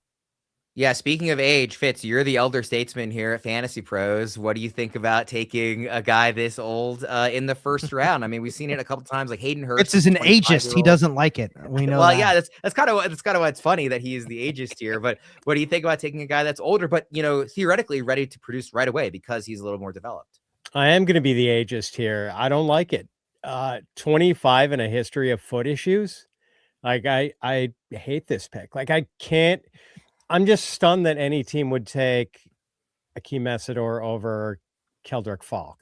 And I know they're different players, and like Mesidor is the better pass rusher right now, but Falk's toolkit, I mean, 6'6", 275 with those Specifically, arms. like that's the size that they use in LA with the Chargers, and he's younger, and you need to get younger. I agree. And like a great character kid, and only 2 sacks I think for Falk last year at Auburn, but Auburn plays kind of a weird system. Like I don't think it really lets their edge rushers flourish. Yeah, so man, I can't. I think taking Messidor over Falk is crazy. I was gonna have a problem with it. One of the more common mock picks that we saw was Messidor to the Bucks, thinking that Bane would be off the board by then, and they are so desperate for an edge. That to me felt early, especially for a guy at this age. In this draft class, you get into the 20s. I'm a little more okay with it. I would have preferred Falk if I was a Chargers fan. I do think that would have been the more correct pick. Fitz, I totally agree with you there. But in the 20s, again, this is going to be an eye of the beholder type of draft class for people after you get past the top 7 or 8 guys. So I'm a lot more comfortable with it than I would have been at 15. I mean, again, Bucks didn't have to make that choice because Bane fell. Bane, by the way, is who I wanted. I when he was there at 14, I thought the Ravens were going to sprint the card in for him. I couldn't believe that. I mean, I like Ioane, of course, but I couldn't believe they passed on Bane. In fairness, Lele play last year, and they just have nobody at that guard spot, and they got rid of Linderbaum. Like I think Ioane that's who I wanted the Steelers to take. It was a great pick for the Ravens. But in fairness to the Chargers with the Messidor pick, like he's ready to play right now. Yes, he is fully formed, whereas Falk has some development. So, and like this is a team that wants to make its move now, I believe. I wouldn't be surprised. I haven't seen the pick yet. I wouldn't be surprised if the Cowboys end up taking Falk because that was a commonly mocked choice. I even saw like Nate Tice, I think it was, said that he would consider Falk at 12 for them. So to get him at 23 seems pretty good. I would like that a lot for the Cowboys. If so, this is an A+ draft for the Cowboys. It really is. Caleb Downs, especially. My God, fatal error by the Giants not taking Downs. And then letting the Cowboys trade in for him. That is going to haunt them. I thought if the Giants didn't go Downs, I thought there was a chance they went Ioane just because that's a very Harbaugh thing to do and kind of be like, let's go get the great guard. And like Harbaughs love their offensive lines. So like that wouldn't have stunned me, but to go offensive lineman, that isn't the guy who's the no doubt, best guard in the class, we think, and to pass on Downs while you're at it. I thought that was crazy. Big win for them getting Reese. I mean, even if it's not a positional need, just like, I thought Reese should have gone. Think how differently we'd be talking about the Jets draft fits if they took like Reese at 2 and let's say Mekhi Lemon at 16 rather than what they ended up doing. I mean, it could feel very different for the Jets. I think the Browns should have stuck at 6 and taken Arvell Reese, and then you have Myles Garrett and Arvell Reese for their rest of their career, and they didn't. So the trades have been present in this first round, but not overwhelming. Do you feel like this is like a lot of trades fits or a little bit of trades or kind of about what you expected going into tonight? Kind of about what I expected. I mean, I knew there would be some action with 6 teams holding multiple picks like that. That kind of greases the wheels for trades like that, especially with the teams holding extra picks. They can go up or down and they feel like they have a little more leeway to slide around. It's pretty imbalanced this year because after last year, a lot of teams were trading their picks for this class specifically, in the offseason too, when it was apparent that this wasn't going to be, the best ever. Wow. Yeah. Cowboys go with the pass rusher, but it's not Falk. It's Malachi Lawrence. Lawrence got a lot of helium the last 2 weeks that I saw. I did not expect him to sneak into the first round. I thought he was going to be early day 2, but Cowboys do it. So, all right. So C+ draft for the Cowboys as normal. Fitzy, they get away with Caleb Downs way up at the top and then go with a weird one at the second. Malachi Lawrence is a good player. But I am legitimately shocked they didn't go with Keldrick Falk. Yeah. Fitz. I would have liked to have seen them go with Falk apparently. But I mean, a lot of people did connect Malachi Lawrence to the Cowboys in mock drafts. Apparently there was a lot of buzz, kind of a strong connection. And, I mean, a lot of people really like Malachi Lawrence. So I don't think it's a terrible pick at all. We did Do you still give him an A? No. I feel like you can. I'm withholding the A. I'm a Keldrick Falk fan. So, although I do like that they moved back because I mean, unless they really wanted Mesidor, it's not like they lost out on whoever it is that, if they would have wanted Lawrence at 20, possibly.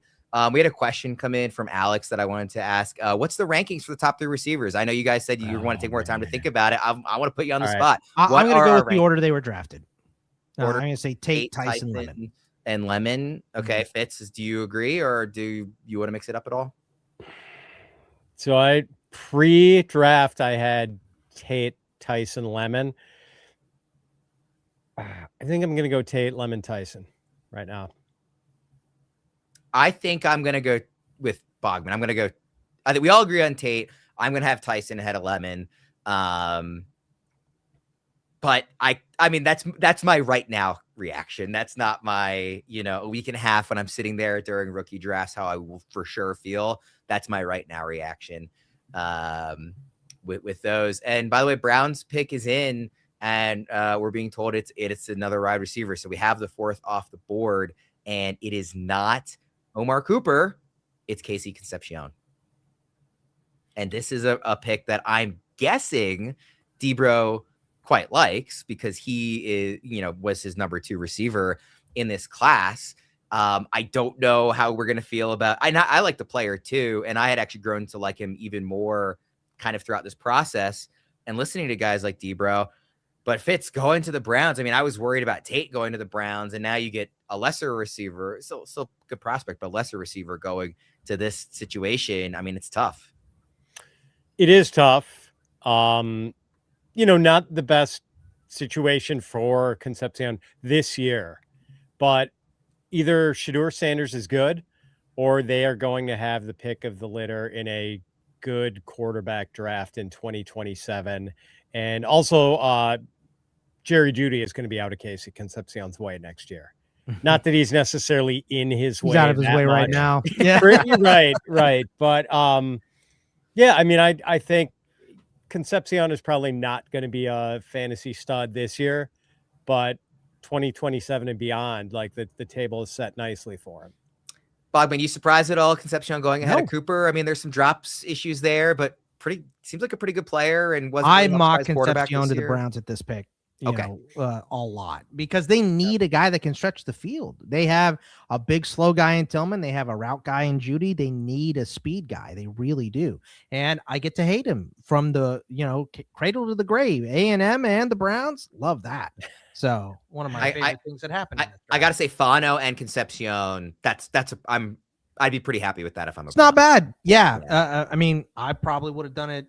Is it an A+++? I don't think so, but I think that's a job well done, especially picking up extra picks from the Chiefs, trading down and getting Fano. I think that's a good day. I don't think they took the BPA at either pick, but they took the biggest need at both picks. So and they took good players, even if it wasn't BPA overall. So it's not like they reached. It's not like they took sorry to knock your guy. He's just the one who comes to my mind, Bogman. It's not like they took Skylar Bell here, right, to fill a need. It's still a 1st-round receiver that they took, even if it's not BPA. Same idea with Fano. Still a good tackle prospect. Chris Brazel or Ted Hurst or anybody else. It was the first one that came to my mind because I'm staring at it, probably. I do want to let everybody know that if you haven't tried it yet, the Dynasty Draft Simulator is the fastest way to prep for your rookie drafts. Mock with your league's settings and trades and walk into your draft with a plan. Get prepared at fantasypros.com/simulator or on the Fantasy Pros app. Bogman, we're going to say goodbye to you in a second. Before you go, I need to clear the floor for you on Ty Simpson going 13th to the Rams because we did not get to it yet. Give me a few seconds on Simpson. I mean, it's weird. I'll say that. It's not that surprising that they took Simpson. It's surprising that they used 13 to take Simpson. I thought you would trade back in there, but they have to have a plan, and Stetson Bennett wasn't it. So it's not the worst pick that I've ever seen in a draft. It's not something I would have done. I would have found a way to move back. I would have found a way to do something different. I think it was too early for Ty Simpson. Guy only had a handful of starts in the NFL. So we have a comment in here asking who's going to be QB1, Mendoza or Ty. I don't think there's any real debate about that from us, Johnny. Nice. But I know, do like think, long term, you love Ty Simpson on the Rams, specifically with. I think this Nakua locks him into a and round the one weapons. pick in super flex drafts, in rookie drafts. I think so too. It does. not matter how you feel about the player. I think he simply must be a first round pick in this class now. And it's good for him. I mean, like the alternatives were the Cardinals and the Jets. And he would have had to start this year for them, for sure. Yeah. And I will say this in defense of the Rams with the pick. I know like people are going to trash them for this pick, but they're in it to win the Super Bowl this year. They do not expect to have a pick in the top half of the draft in the 2027 draft. So they are not going to be having would not have had the pick of the litter of quarterbacks next year. Like, why not take this chance now? Yep. Yeah. And I know Boggs and I were able to rattle off like 15 potential first round quarterbacks in the 2027 class, but realistically, it's not going to be 15. It's probably going to be more like 5. Well, look at what happened to this class. Was supposed to be the expected big quarterback class because a lot of them were eligible and they decided not to come out. So, and some of them played terribly. So, you take 3 away out of like the 6 that are for sure first rounders, and it is thin, and they should have a nice run again. And they didn't get an extra first round pick in this class like they did from Atlanta last year. So, and my buddy, the Falcons fan, was very happy that now the Falcons can't be mad about losing that pick because they don't know how good Ty Simpson is going to be for at least the season. So. Bogman, I feel like with the 8-minute clock, this time really flew by with you. We're going to say goodbye to you now, but we'll say hello to you again tomorrow night, part of our day 2 coverage with the 3 of us again. And of course, like I said, the 3 of us in particular will be seeing a lot of each other the next week. So I'm not worried about having time to get more of your takes. Thanks for hopping on, buddy. Don't go anywhere. Anybody else? We're going to see Erickson joining Fitz and myself right after this. Hey, it's good to see you, man. Meta World Peace. What's up, man? Nah, I changed my name for my same game parlay on Hard Rock Bet. Now I go by Meta LA to win small forward over 7 rebounds method of first basket free throw piece. You can same game parlay practically anything now. Yo, Meta LA to win small forward over 7 rebounds method of first basket free throw piece. What up, bro? New customers, double your winnings on your first 10 bets. Hey, man, I'm a big fan. You saw my jersey? Oh, for sure. Thank you, man. Appreciate you.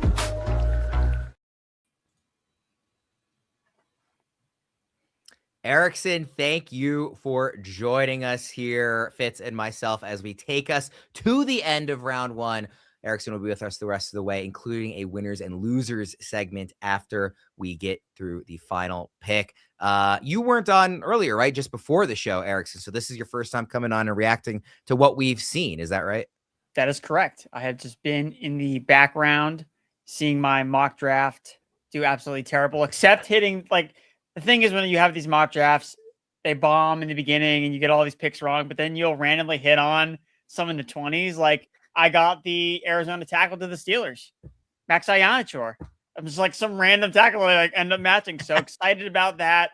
Ione to the Ravens. It was chalk. I ate the chalk, happily ate the chalk, and I also hit the under on his prop position. So I felt bad, Erickson, because I told you asked me, just in the last few weeks, like what I thought the Ravens were going to do. And I said, if Bane is there, they're going to sprint the card in. And then he was there. And I was like, oh man, I know Erickson bet on Ione. And I was telling him this whole time, it'll be Bane if he's there. And then Bane was there and they still didn't go that direction. So I'm glad you still, your chalk hit there. Yes. Very happy. I want to throw up a super chat here from Bunting. Really appreciate the support on the super chats, everyone. Bunting says, Cowboys killing this draft, needed more picks for depth and still got both players they wanted. Erickson, I already got Fitz's opinion on the Cowboys. He said if it had been Falk with their second pick, it would have been an A+ grade for him on the day. Getting Downs, obviously a big part of that. What do you think getting Downs and then Lawrence as the second pick for the Cowboys? Well, I think that Downs is probably... that was their best case scenario, right? To get one of these blue chip players. Think about the reason the Bengals traded out, talked about this on the pre-show. Bengals traded out because there's going to be no blue chip defenders left by the time we pick at 10, where Dallas was like, let's roll the dice. And they did, and they ended up getting Caleb Downs to fall to them at 11, obviously making a small move, but still, that was super awesome. Getting Malachi Lawrence, a guy that they were expressing a lot of interest in. I know that Daniel Jeremiah, I believe, had him in his final mock. I know I had him in my first round mock, but not as high. I had him to the Patriots, but a first-round pick that gained a lot of steam. I guess my concern is, was a cornerback a better option here, like a Colton Hood? But then again, Downs has such a presence in the secondary, makes it a little bit easier for some of those cornerbacks. So I can't knock what Dallas has done. You had 2 first-round picks. Sometimes you look up after teams have 2 first-round picks and think they can't possibly mess this up. Teams find ways to mess it up all the time. And Dallas traditionally has been a team that's drafted pretty well. Erickson, bite your tongue on Colton Hood. Some of us have a bet on Chris Johnson to be the second cornerback taken. I just need both of them to get in the first round at some point. Erickson, it's funny you mention that sometimes teams with multiple picks in the first round still find a way to blow it. We've talked a lot about the Jets tonight already, as we've had some free time in the last few picks, not being particular fans, passing on Arvell Reese for David Bailey, and then taking Kenyon Sadiq. What was your opinion on the Jets' moves tonight? Look, Sadiq is not a weird prospect, but it's hard to knock any team for taking a 21-year-old tight end with oozing potential and upside, right? That's why it was so hard to figure out where to mock him, because, well, this team could take Sadiq or this team could take Sadiq. So I think if you're just shooting for upside, it makes sense. I get concerned about, well, do we have a plan in place for Kenyon Sadiq? Because we know that tight ends really depend on the environment, the system that they're in, how they're deployed. I think it's good for Sadiq that you look at his target competition year one, and I mean, it's Garrett Wilson and like Mason Taylor, a bunch of Adonai Mitchell. Like, who else is going to catch passes? So I think there's an opportunity for him with New York, but if he's not using the right way, if he's not playing enough because he's splitting time with Mason Taylor, then you run into a lot of issues. So I can see kind of both sides of the coin with Sadiq. Again, not the best landing spot, I would say. I think that's pretty safe to say. Sadiq coming from Oregon, Oregon player goes off the board here to the Bears. Dylan, is it Tiedemann or Thienemann? This is the one name I was like, I gotta look this up beforehand because I keep hearing podcasters elsewhere say it both ways, and I forgot to look it up earlier, so I'm not entirely sure. But the safety out of Oregon, very, very good player. I thought it was going to go higher than this. This feels like possibly just a BPA pick for the Bears here. He was at Purdue, transferred to Oregon. I know he was a popular mock pick to the Vikings. We talked about that a little bit earlier. Fitz, what do you think about him going to the Bears? Good move for the Bears. Good value pick. A guy we had heard talked about going maybe as early as 12 to Dallas. Just incredible athlete.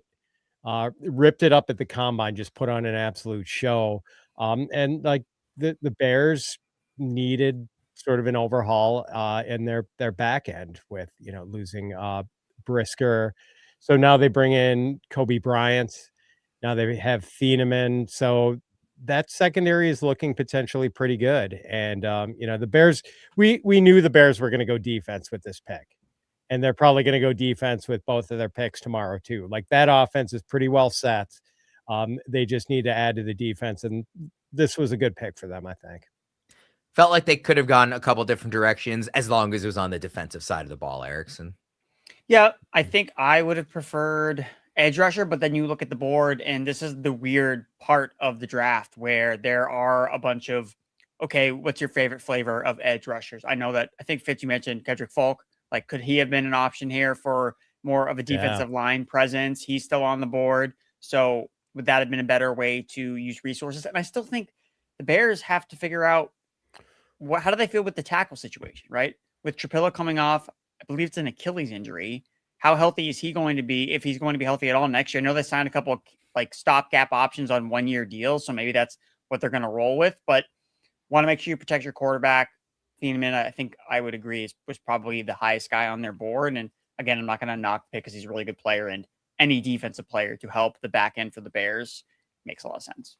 For whatever it's worth, we just saw the comment go up. Our producer Seth, who is a Bears fan, loves the pick. I think it's a strong pick, so I am a fan of it. It's funny. I'm kind of scrolling back through Twitter here as we do have a trade. Houston coming up here, which we'll get to. Here it looks like I was just looking at what the picks. Okay, yeah. So it's Texans moving up 2 spots. They are getting the 91st pick back in the trade. They're giving up 63 and 168 to the Bills. I tend to not be a fan of moving up these types of deals where you are giving up it feels like a pretty decent jump, in the next round or giving up a pick, that's still going to be a pretty good pick to just go up 2 spots in a weak draft. Like, you got to really have conviction in the player you're moving up for, I feel like, to make a trade like this. I haven't seen yet who it is that the Texans are targeting. Erickson, who do you think might be a good fit here for them to make a trade and go up and try and get? What other tackles are still available on the board? I believe that Lomu is still available. He's the last one. Last of the big seven. There's no. Yeah, it's got to be. It's so Lomu. Lomu to hop the 49ers would make sense. Yeah. The 49ers have been, they could be rumored to take that last of the, was it 7 tackles? This has to be Lomu because it's when you asked the question, I was like, they're all gone, right? But yeah, Lomu, I forgot, hadn't gone yet. He was the one guy, and he was expected to kind of be the last one probably taken. I thought the Bears would consider him as well if they were going to address the tackle position. So I think Houston was like, all right, we got a chance to get another tackle. That would make sense. Or it's because it's probably not linebacker because they traded with Buffalo, who both those teams need a linebacker. So yeah, I think Lomu maybe. Which is funny, he's the last one because he's like the pure left tackle. There aren't that many. But I mean, and I know Lomu is more of a finesse guy than these other tackles, but they said the same thing about Joe Thomas when he was coming out of Wisconsin way back in the day, and he turned out to be pretty good. So if that's the pick, and I'm pretty sure it is, like, it's a good pick. According to our producer, it is not. It is an offensive lineman, but it is not Lomu. They go interior with Rutledge out of Georgia Tech. Oh, it is Rutledge, man. I like Rutledge, but that seems wild to me. They traded. Wow. I it would have raised my eyebrows a little bit just for him to go like at 28 if they had waited there. I don't know why they felt the need to jump. I feel like I'm not sure why they jumped. I don't dislike the player. I think he's a good player. They've talked about playing him at center a bit. Like, there's some versatility here. And it's a player that, like, his coaches have raved about him, like, very, very tough guy. Although you talked about earlier, Fitz, if toughness is the first thing you hear in a guy's scouting report, maybe there's a reason for that. But yeah, I don't know why they felt the need to move up. That seems odd to me. Oh, and they left Lomu on the table for the 49ers, who needed Trent Williams replacement. Yeah. There's actually another trade. The Dolphins shocked. Have now come up to the Niners spot. So Houston just made their pick at 26. The next pick will be Miami at 27.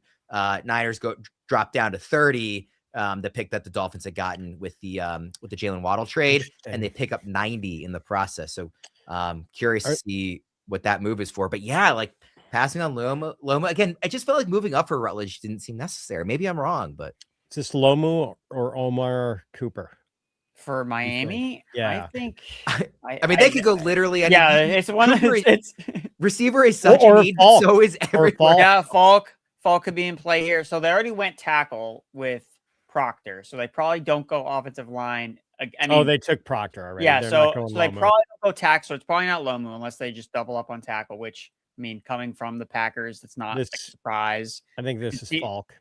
Falk, I could see secondary as well. There's I mean, how do you not take a receiver? What, you just spent money on Malik Willis, and you're going to have Malik Washington be his number 1 receiver next year? I mean, as Fitz has followed the Packers. How often do the Packers draft receivers in round 1, Fitz? Rare.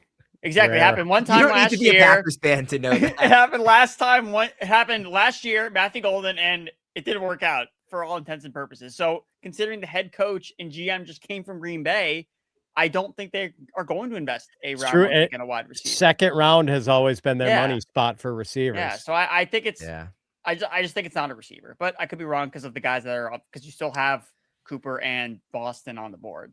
I forget who said this. I was listening to some national person talk about this earlier the week. They were like, the best place to be on draft day is to not have any needs, because then you can take BPA. The second best place to be is to have all needs, because then you can also still go BPA, because what do you care? You're just you got to be first or last. It's just like we literally need everything. Our producer did drop the pick here in the chat, in our private chat. Before we get to that, I do want to remind everybody about our draft assistant. When your dynasty draft starts, don't go in blind. Sync your league. Get real-time pick suggestions at fantasypros.com/assistant or on the Fantasy Pros app. So the pick is in. You guys were correct. It was not an offensive lineman or a receiver. They go on the defensive side of the ball. San Diego State cornerback Chris Johnson is the pick here. A player that I know a lot of the national guys really liked, Fitz. Yeah, and I pick up a little money for hitting the second cornerback off the board, being Chris Johnson. Just a fast riser in the pre-draft process. Tested, I think, better than people thought he was going to at the combine. I believe he had the second highest PFF coverage grade in college football last year, and the only guy higher than him is not coming out of college, Leonard Moore of Notre Dame. So like highest of any cornerback in this class. Really good player. And this is Jeff Hafley's defense. They're going to play a lot of zone. Chris Johnson thrives in zone. He's a great zone corner. So this was a system pick. Yeah, Erickson, what do you think? He's the first round pick from San Diego State since what player, guys? Marshall Faulk. Nope. Different running back, right position. This is not my forte. I'm not going to get this right. The chat's got it. The chat's got it. Rashad Penny, baby. Oh, San Diego State. Oh, that's right. Oh my goodness. Nice job bunting getting that one. Nice job. Yeah. Wow. I'm not that guy went to that school. I only remember because when Rashad Penny got drafted in the first round, it was kind of shocking. Yeah. I was like, where did this guy go to school? So like, oh yeah, San Diego State. So yeah, Chris Johnson. San Diego State. Erickson, I want to ask you, just while I have a bit of a down moment here, Casey Concepcion, he was drafted right before you hopped on with us. We knew kind of what the big three receivers were going to look like in all likelihood. And they did go, Lemon a little bit later than some expected, but those were still the first three receivers off the board.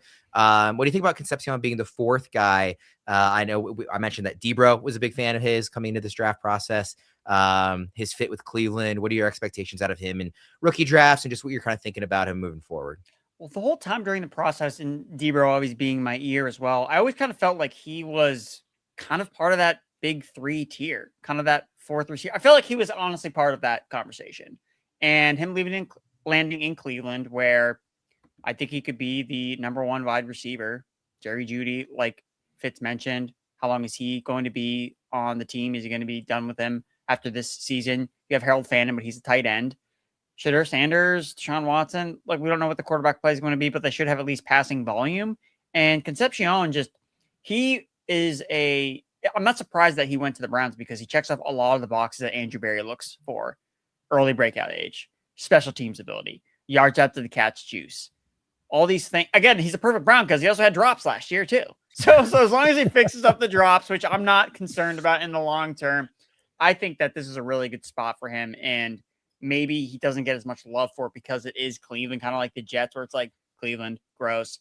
Don't want to be excited about anyone that goes there. We just saw someone from the third round pop off really big there in Harold Fannin last year. So I think there's opportunity in the Cleveland offense. And just off the cuff right now, I think I'd rather have Concepcion over Mekhi Lemon in Philadelphia. Much tougher target competition with Devontae Smith. And I am not feeling so warm and fuzzy about Jalen Hurts as a passer and a new offense when nobody wanted to be the offensive coordinator. Is the offense going to run through Mekhi Lemon? No. Could the offense in Cleveland run a little bit more through Casey Concepcion? I think maybe there's a higher chance of that happening. What do you think about that statement, Fitz, that he, would consider Concepcion over Lemon? Yeah, it's interesting. I mean, I like the player more with Lemon. That's the only issue, I guess. And it's just, I can understand the sentiments about Jalen Hurts, but I still would rather have Jalen Hurts as my quarterback than Shedeur Sanders, I guess. I don't know. And this is coming from someone who likes Shedeur and is somewhat cautiously optimistic about him. So it's interesting though. I mean, I do think it's a great setup for Casey Concepcion. I just don't, I think there's a little cap on him this year. I mean, I can't see him getting much past 800 yards. Like, I think that would be about the ceiling. Well, I was going to ask you guys who you thought the Bills were going to target here, but we have another trade. Erickson, you told me before the show you were really worried that you were going to be on the stream with us and the Patriots were going to trade out of the first round. Instead, they trade up with a division rival to go up and get somebody. Haven't seen the pick yet. Looks like we'll get it here in a second. Who are you hoping this is? Just Fitz know who it is. It's got to be Falk, right? I mean, Falk would be my They need a guess. pass rusher. Yeah, that makes a lot of sense. He's fallen further than expected. That seems like the clear. That's what I was going to guess for the Bills, honestly. Unless do they want or Lomu? Lomu, I'd be for that. I think that getting another Lomu. tackle would make a lot of sense. It is Lomu? It is Lomu. Oh, okay, nice. Yes. I am very happy with that. They got the last tackle that was available. Been vocal about Morgan Moses is not long in the tooth. Basically, he's 35 years old. We don't know how much longer he's going to play. So Will Campbell, though. Do they move Campbell to the right side and put Lomu on the left side? Where the arm length wouldn't be as much of a problem for Campbell on the right side. Yeah. I mean, there were questions about moving Campbell to guard even last year, like during last year's draft process, given the arm length. I feel like Lomu has to be the left. Lomu doesn't have arm issues, right? Correct? Like that's no. I don't think they're super like he doesn't have vines for arm, but I don't think like he has short arms. But to your point, I think we were talking earlier, like he is a natural left tackle. So yeah, I think maybe considering moving Will Campbell to right tackle, maybe that is more favorable for him. Yeah, I don't know exactly how, because I know they're going to move Jared Wilson into center, so he's not going to play guard anymore because they traded Garrett Bradbury. So again, they needed tackles, and the fact that one of them fell this far for them to jump up and grab one, I'm pretty happy about that. I had kind of come to the conclusion that all the tackles were going to be gone, and they were just going to have to draft like the best edge rusher left. So the fact they were able to get the next best tackle, I figure it's like just get the best tackles you can, and then figure out who you play right, who you play left later on. Right? Guys get hurt, guys get injured. Figure it out later. Just get the best tackles, and yeah. So I'm pretty pumped about this pick. What did they have to give up to move up 3 spots? Do we know? They gave up pick 125. So fourth round pick. Fourth. That's not bad. Yeah.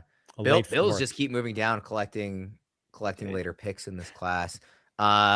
Chiefs are on the clock now. I mean, they also have a needed edge. I mean, is this where Falk's fall stops? I don't know. So they went Delane with their first pick. Yeah.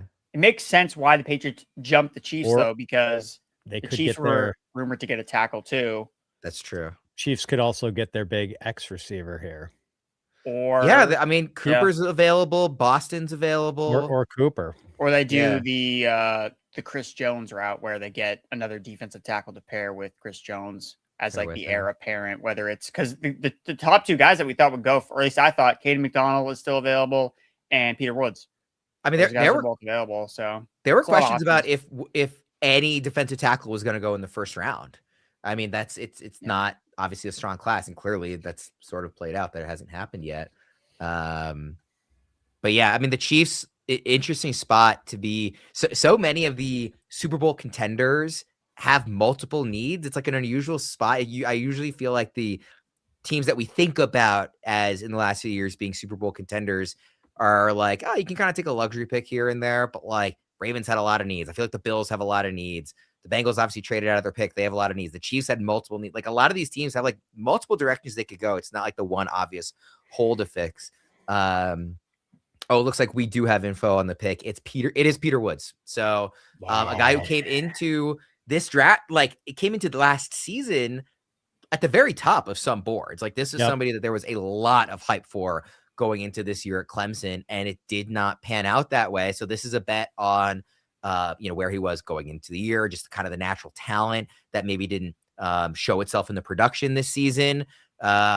Seems like paired next to just really on this defense in general, like with Spags and with Chris Jones, and like I feel like there's going to be a lot of belief in Woods with this pick, Fitz. Yeah, the top of the 2026 draft board as of like August 2025 was supposed to be like Peter Woods, TJ Parker, and Cade Klubnik. All the Clemson things players didn't work out too well for the Clemson football season last year. But when Woods' motor is running, like this guy is a force, and him paired next to Chris Jones, look out. Yeah, but that pairing is going to be real fun, Erickson, for the Chiefs. Yes, it is. But you know, it's going to be even more fun when Omar Cooper gets drafted by the 49ers because he's up next. Like, is that not the pick? Like, how is that not the pick? Well, it's actually not the pick because the Jets just traded up to the 30th. Oh, so it's Omar Cooper to the Jets. Okay. We haven't seen the actual name yet, but there is a trade It's here. So gotta the be. 49ers are getting pick 179 to gotta be move Omar down Cooper. another 3 spots and not make a pick in this round. Before we get to the next pick, I want to let everybody know that we're going to be back tomorrow. You can tune in to watch the second and third rounds of the NFL draft live with our experts breaking down every pick. Get instant fantasy reactions and team fits from Pat Fitzmaurice, Andrew Erickson, Derek Brown, Scott Bogman, Seth Woolcock, and myself, Ryan Wormeli, as the draft unfolds. Coverage starts on Friday, April 24th at 6:30 p.m. Eastern on the Fantasy Pros YouTube channel. That's youtube.com/fantasypros. Please join us for night number 2, where we will have maybe some running backs actually coming off the board. We'll see some more receivers. Going to be fun. Some tight ends. Should be some fun fantasy relevant guys there. We'll see how that plays out. So, yeah, Chief's going to be taking Woods here. Hasn't come up on my TV yet, but I know we're a little behind, so it's probably up on yours if you're watching. Let's see. Someone in the chat saying the Jets are trading up for Eli Stowers. That would be hilarious. That reminds me, we had Andy Behrens on earlier tonight with Seth and Debro, and he has one of my favorite tweets where he had the day after the Falcons took Michael Penix, he tweeted like, "I'm hearing the Falcons are looking to trade up to the top of the second round for another quarterback here." And this would be of that ilk if it were to happen. Obviously not going to. By the way, our colleague Mike Mayer shares a funny story here that Mekhi Lemon was on the phone with the Steelers when the Eagles moved in front of Pittsburgh to take him. The Eagles had trouble getting in touch with Lemon because Pittsburgh, who knew the Cowboys were going defense, had already called Lemon. So thinking that the Cowboys are going defense, they thought they had their guy, and then the Eagles went up and got him. That's pretty funny. I wonder what Bogman's thinking about that. We'll have to ask him tomorrow, Fitz. What he thinks about that story. But yeah, so Jets obviously are up next here. Obviously, it's not going to be Stowers. Where do you guys think they should go here? I mean, again, we keep talking about Falk falling. Is there another name that gotta be Cooper? Like they talk. There was so much smoke about Cooper to the Jets, whether it was not at 2, but at 16, and then at 33, and now they just moved up ahead of a team that also would have taken Omar Cooper, probably with the 49ers, but maybe they didn't love him as much as the Jets did. So I think it's probably Cooper.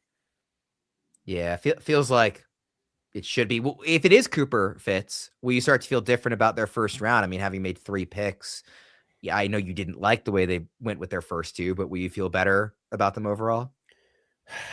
A little bit. I mean, I guess it's value on Cooper considering his over under as of this morning was what, 23.5, 24.5, something like that. It had fallen a little bit, but yeah, a lot of people were mocking Cooper to the Jets at 16.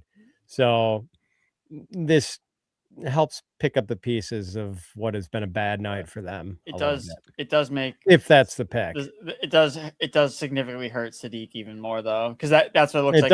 It is. So now, because like I'm like, it is Cooper, by the way. Yeah. So when I was first looking at Sadiq, I'm like, okay, well, isn't he gonna be the number 2 guy?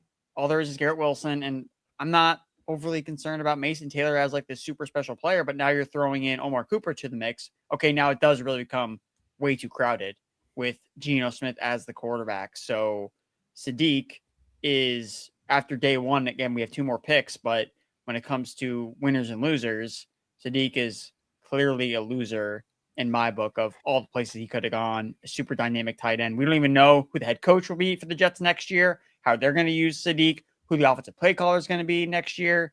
So that's are you, I think it's very easy to paint the picture of Aaron Glenn's getting fired. They're going to draft a quarterback very early next year, and they're going to probably hire an offensive-minded head coach to pair with their young rookie quarterback. So when you get to rookie drafts this year, Fitz, are you going to be drafting Omar Cooper kind of with that in mind? Or are you going to be saying, well, listen, that's all projection and assumptions, and right now He has no real, good quarterback situation. He's not the number one receiver in the offense when Garrett Wilson is healthy. It's not an offensive-minded head coach. Like, it's a pretty rough landing spot for this year that could look a lot better a year from now. How are you going to be approaching him in rookie drafts, trying to balance those two positions? Yeah, I think we knew Cooper wasn't going to come in and be the alpha receiver anywhere. Like, he was always sort of meant to be a complimentary receiver. It was an ensemble cast at Indiana last year with Cooper and Surratt and Charlie Becker. And so it's fine that we can have low expectations for him next season, this season, 2026, but like 2027, things are going to look brighter when presumably the Jets have a new quarterback. So I'm not too worried about it. Like, he's still going to be a top 6 receiver. It's such a drop off from 6 to 7 that Cooper is still going to be a first round pick in dynasty drafts. We talked about him as early as like wide receiver 4 in the class, though, in rookie mocks. I feel like that feels pretty tough at this point with the Jets. It does. I mean, now Concepcion, I think, is clearly ahead of him. And maybe Boston, depending where he goes. Would you be clearly Sadiq? I don't know where you guys were on Sadiq versus Cooper, but is it Sadiq over Cooper clearly now, especially when it just comes to he plays tight end versus wide receiver on the Jets? I'm still Cooper over Sadiq if it's not tight end premium. Our consensus was in the same tier, Erickson. Yeah, I knew it was close. Yeah. I find that to be tricky because I was a little down on Sadiq in general. Not that I hated him. I thought he was a first round tight end, but I was not this like I was on our show, Erickson, with me, Fitz, and Bogman, really pushing to say Stowers should be in the same tier as Sadiq. So like I've been a little bit hesitant on him anyway. And now you get this landing spot and it's hard. We have another trade. The Bills have made 3 trades moving back out of this, out of their pick here, which is actually they must really not like Falk because every time they're on the board, I'm like, they must be scraping their card in to take Keldrick Falk, right? Like, and they keep not doing it. So I don't know. I mean, there's only 2 picks. It's the Titans, by the way, who moved up. So Tennessee is on the clock here. Bills moved down, 4 or 5 spots? Receiver? Yeah, 4 spots. Get another receiver. Down to 35. Bills get 69 and 165 in the trade. The Bills are going to have so many picks the next 3 rounds with all of these trades. It is really remarkable. But yeah, Tennessee coming in, they already took the receiver in Carnell Tate. Obviously, they make the defensive head coach hire. Edge was a direction I thought they could have gone, obviously, like with Arvell Reese or if David Bailey had been there at the top of the first round. So is this where Falk finally goes? Need a linebacker as well. Again, already addressed the receiver. They're not going to take a running back here. I mean, that would be shocking. What do you think, Fitz? I mean, there's been late buzz that Jacob Rodriguez could come up and go in the first round. You guys were talking about him a little bit on the pre-show, right, Erickson? I mean, would you be shocked if it was him in this spot? No, that would not shock me if it was a linebacker that they're moving up for. Keldrick Falk, we've talked about him, another edge rusher player. I think that would make a lot of sense. Maybe a guard, Chase Basantes, if they want to do interior offensive line. Not really a tackle because all the tackles that we talked about earlier are gone. I don't imagine they would double up at wide receiver unless they really like Boston and they're thinking, oh, like we can double up, get 2 receivers. Honestly, like I don't expect it, but I would be totally fine with that. Like from the perspective of like, just get your number 1 overall pick. Like they don't really have a good group of receivers. Like make Calvin Ridley your third, not your first now. Yeah. You're okay with Tate and Wandale and Wandale. Aya Manor. Like that's a pretty good group. And DK, he's a fun player too. Yeah. He's more of a fun player than this guy's helping your quarterback take the next step type of a player there. But it doesn't matter because it wasn't a receiver. They do finally stop the fall of Falk, which makes all the sense in the world. I mean, if you're the Titans, I mean, you did have to give up pick 69 to get here. That's not a nothing pick, but you're now walking away with the best receiver in the class and an edge rusher that some people talk could go as high as 12. Like there was talk of linking him to the Cowboys. Like that's a pretty good day at the office. And Falk has a lot of potential, and he's got a really great defensive-minded head coach to help him tap into that potential. Fitz, I mean, I like the move. I don't love moving up in classes like this, but I like getting Falk a lot. Yeah, and if anyone is going to draw out Keldrick Falk's potential, I think it's Robert Saleh. Like it's just a perfect match. Yeah, totally agree, Erickson. Yeah. Robert Saleh, we saw what he did with the corpse of a defense last year with the 49ers. And he made that defense with no pass rush whatsoever. He kept that defense, helped them keep themselves in games and get to the playoffs last year. So if you have talent, Robert Saleh is going to squeeze it out of you as much as he can. And Heldrick Falk, I know this past year was a lot of really high highs and really a lot of low lows. So they can get him motivated, get him going. I think that he could be a steal here at 31.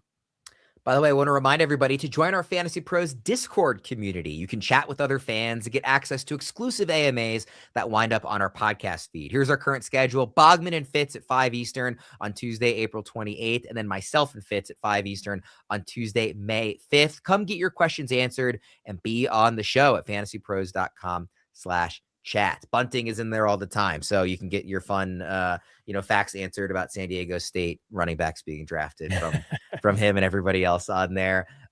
Just one pick left in the first round. It's Seattle.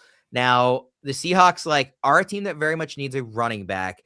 I think most of the thought has been that would be a day 2 pick for them. I've seen some people connect them to Jadarian Price here at the end of the first. I would not like that. I think that would be a really big mistake. This is a team, Erickson, when you look at a team like the Seahawks, who is obviously coming off a very dominant season, just won the Super Bowl, has an awesome defense.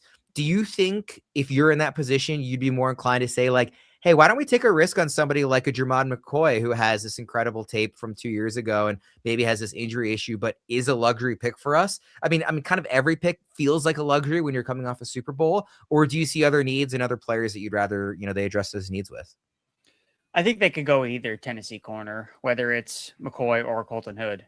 We've only had just 2 cornerbacks drafted with Chris Johnson and Delane. That's it. And Delane. So both Tennessee corners are on the board. I mocked Chris Johnson to Seattle because I thought that they would go for a corner. So I think they address the secondary here. Wait, if they're not, so Seattle only has 4 picks in this draft. I'm shocked. No trade, if they're not going to trade this pick, could it be a running back? Well, that's the thing is people were saying it could be the running back on day 2. I mean, Jadarian Price was connected to them in some mocks that, but that just feels we keep talking about this as a really weak class. So if a second running back in the first round, that feels like a luxury also, even though it's a need position. I mean, BPA, they could, not that they need a safety, but a guy like Emmanuel McNeil-Warren, there are good players on the board that it feels like taking a running back. It feels silly to me, not to say they're not, but yeah, if it were to be a running back, it feels like Price would be it, right, Fitz? I think so. I mean, he is the consensus number 2 running back in this class. I mean, there might be some dispute in the fantasy community, but in the NFL, I think he's been number 2 all along. Yeah, I do like Jonah Coleman, but he's been in that group of the second tier of guys. I've had Price at the top of that group kind of throughout.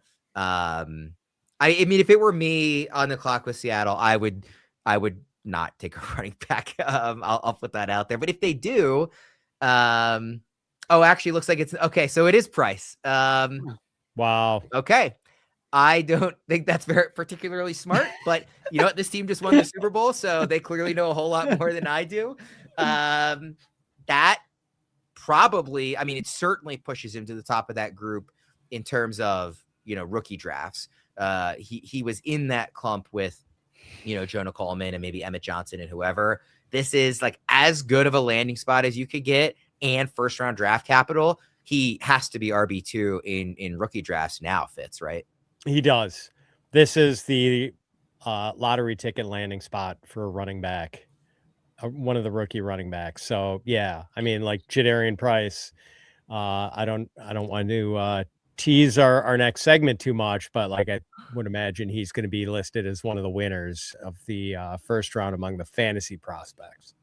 Yeah, hard not to be. Obviously played behind Jeremiah Love at Notre Dame. Erickson, you wonder what kind of production we might have seen if he wasn't the 1B to Love's 1A for the Fighting Irish. But somebody who I think will show more of an ability to catch passes than he did just because he was sharing that backfield with a guy like Love.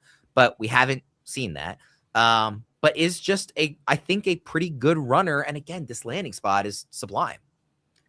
Can't argue with that, or the draft capital first round, even though it's 32nd overall, which I do think does matter and requires some context when we talk about first round running backs. Running backs taken top 10, top 15 have performed way differently than running backs taken in the second half of the first round. So although both him and Jeremiah Love are both first round running backs, being picked third versus 32nd are very different. So I just kind of wanted to add that layer.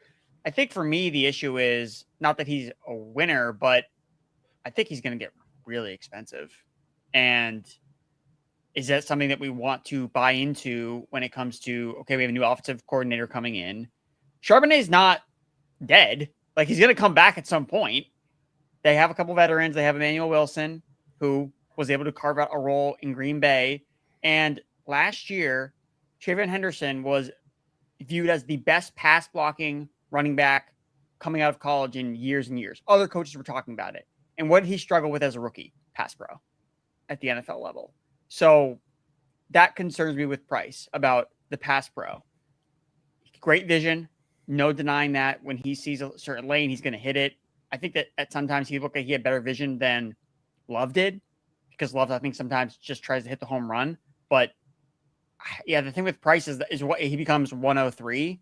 Like, is it him, Mendoza, and then I don't think he's going to get that high. No, I think he's still going behind the big three receivers at least. If I mean, this, yeah, you guys talked about it. He hit the lottery. I well, feel like he's gonna get really but like expensive. you are making the great case for why he should not be going in the top half of rookie draft. I would not take Jadarian Price. I mean, but people are going to go overboard. No question he's a winner. There just aren't that many good landing spots for running backs in this year's draft. Like, I don't think there.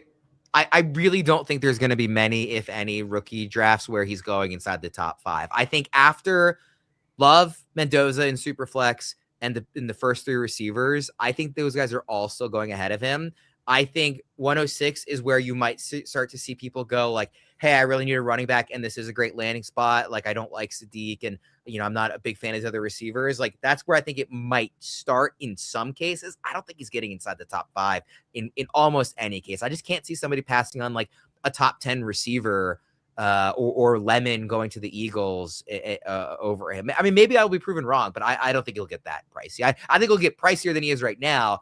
Like, he will be a first round pick in every rookie draft, and up towards the middle as opposed towards the back of the first round. I don't think he's getting to the top of the first round, in my opinion. You want to take him ahead of Kenya and Sadiq? Fine by me. I just think that the price. I don't think. What happened to Clyde Edwards-Helaire when he went to the nut spot at 32 overall?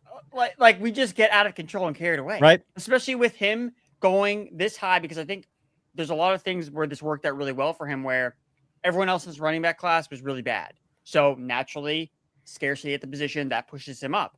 The fact that Seattle, Worm, you did a great job of outlining, they didn't have any more picks that they could potentially fall back onto, then take Price at a different point.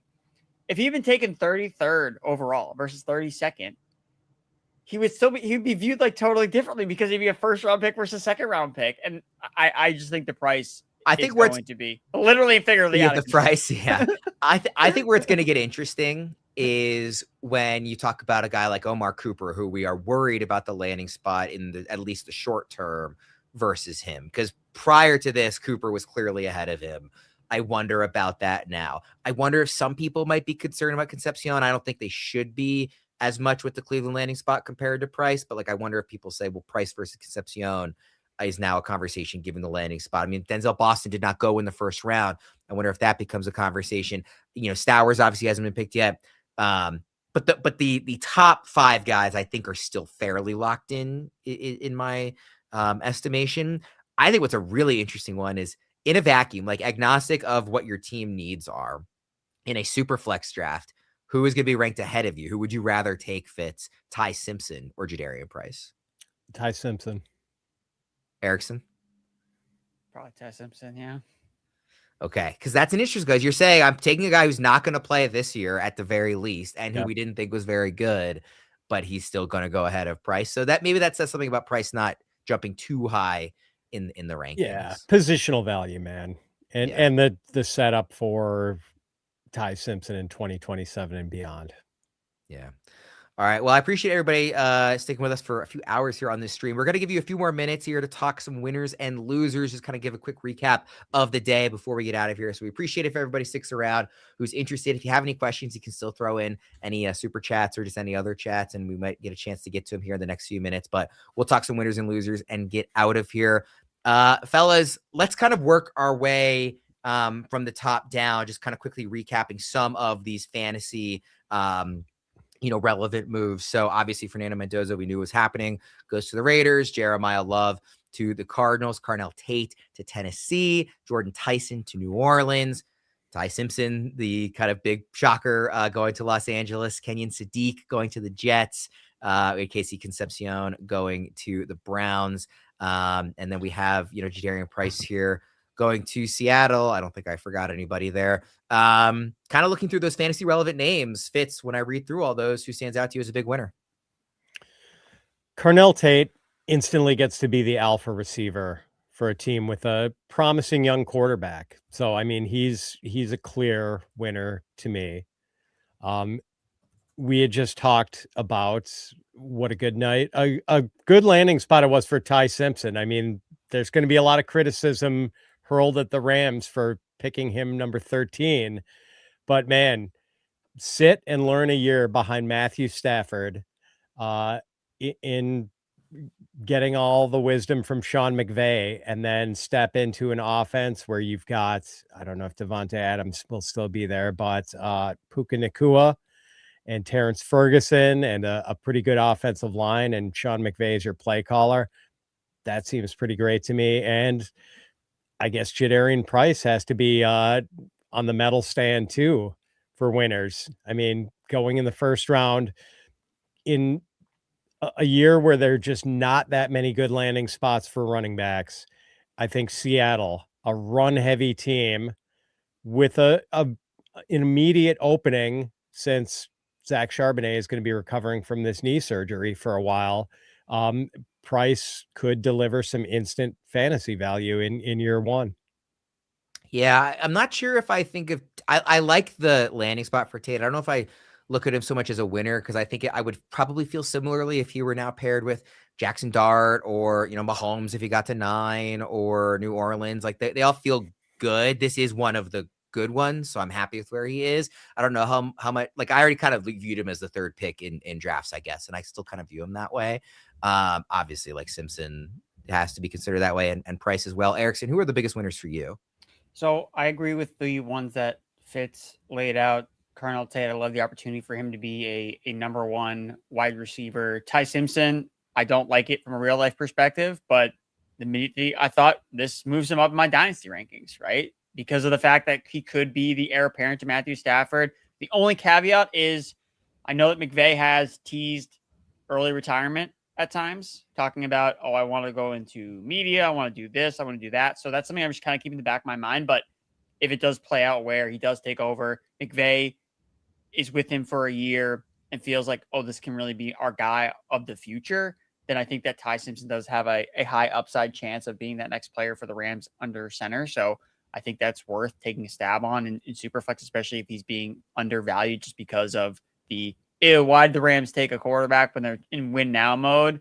So I think that the kind of differentiating between the real life and the fantasy side of things. And then we just talked about Jadarian Price as a winner. The other winner I like Jordan Tyson to the Saints. I think that's a really solid spot for him. I think that, and I talked about him on the prediction show with Joe on Monday, where I talked about him going to the New Orleans Saints and how he would fit really well with Chris Olave. I think this could be more of a 1A, 1B type of offense between him and Olave. If you look at how much target volume Rashid Shaheed had in this offense before he got traded to Seattle, I mean, he was seeing like 8 to 10 targets per week. So if we fade away from the Juwan Johnsons, Devon Vales, the Saints are focusing around their top 2 guys, up-tempo offense. Tyler Shuck takes a step in year 2.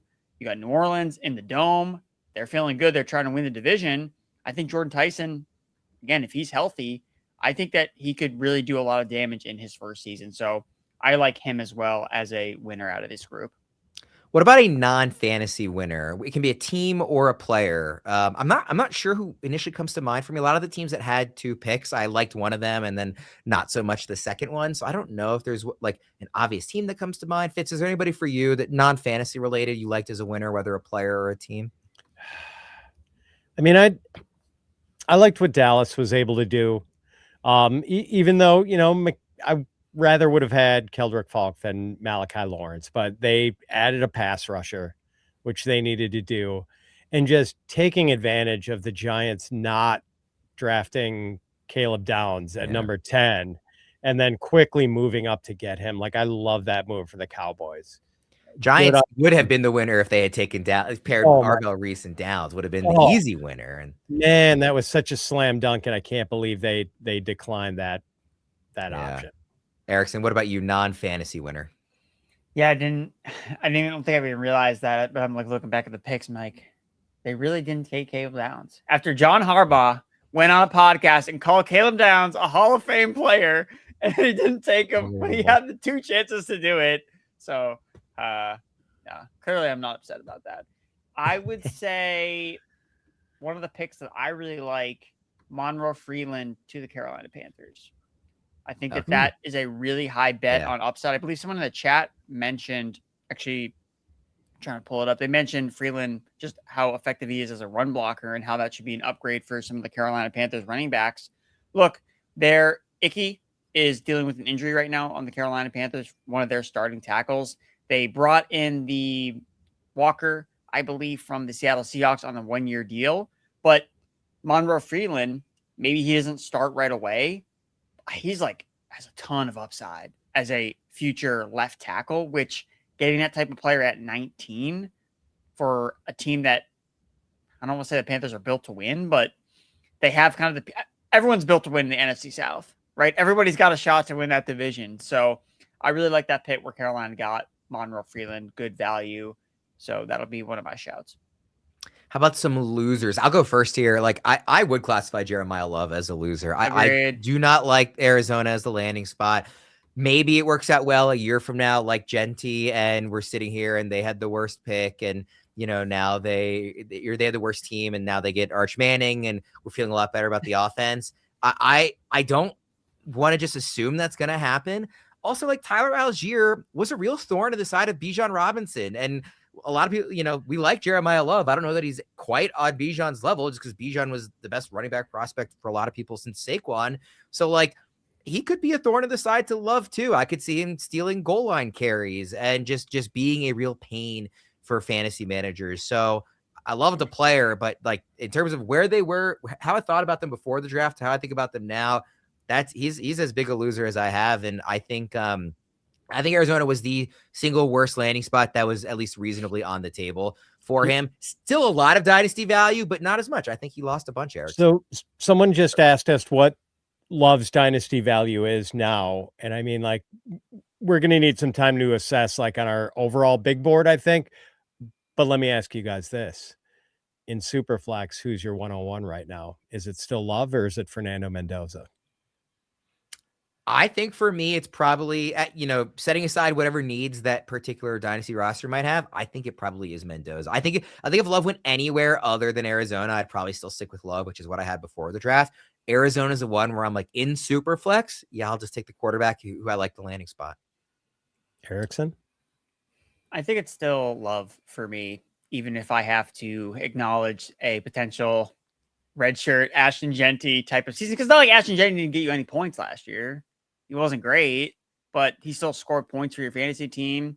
Mendoza still has to earn the starting job. Yeah, Mendoza might have a redshirt year this year. I was open when they first signed Cousins. I was like, I'd probably be 8 weeks or something. But then as I look back more on Kirk Cousins, he was bad.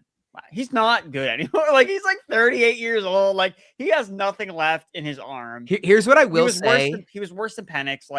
I don't know how long he's going to be the starter. I will say, Fitz, as part of answering your question, it's not that it's some elite offensive line. Arizona's offensive line is better than Vegas was the worst offensive line in football this past season. Arizona's isn't going to be amazing, but it's going to be better than that. And and that helps, right? Like at least having They something. still need a there. right tackle. They need right? they need Like, more. that's the thing. Like that's why everyone Yeah. was mocking them. The Miami right tackle at 3 because they need a right tackle. Yeah. Well, now they still don't have one. And you know what's not available at pick 33? Any more A tackles. starting tackle. Yeah. And then who's their quarterback? Jacoby Brissett's holding out. Is it Gardner Minshew? So to me, this is just Ashton Jeanty 2.0 all over again, except you have more backfield competition with Tyler Algier. Tyler Algier was able to carve out a role alongside the head coach of a team that acknowledged he had the best player in football, and he still gave the ball to Tyler Algier. So, Yeah, if it was just like what we saw with Genty last year, and it's like, oh man, really good running back going to a really bad team, that would be frustrating in and of itself. The fact that Algier is also there and they just paid him, and he has a history of being a thorn in the side of elite running backs, that just makes not it like, but not even like elite, like the best the running back best. in the NFL. Yeah. Any other losers for you, Erickson? Oh, losers. I guess I'm kind of like so on the lemon spot to Philly. I'm not so sure that he's the dominant player over Devonta Smith.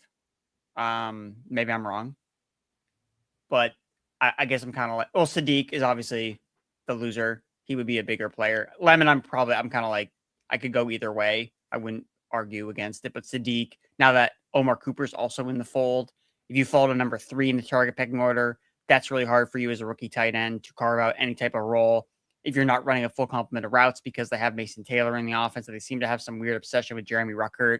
Like, that's really frustrating. So Sadiq is, man, interested to see where Stowers goes tomorrow, right? Yeah. I mean, right now it's Sadiq. It's all that he's a first-round pick, right? Like, that's good. But besides that, I mean, if Stowers goes to, like, let's say the Ravens, just because I know Sadiq was connected to them a lot. If he goes to them in the second round and steps in that likely role, I'll be feeling pretty good about Stowers just getting the elite quarterback who likes the tight. I mean, that's just the first one that came to mind, obviously for me. But like, there's a lot of landing spots that I think Stowers would be pretty enticing. Fitz, give me some losers from today before we do some rapid fire questions and get out of here.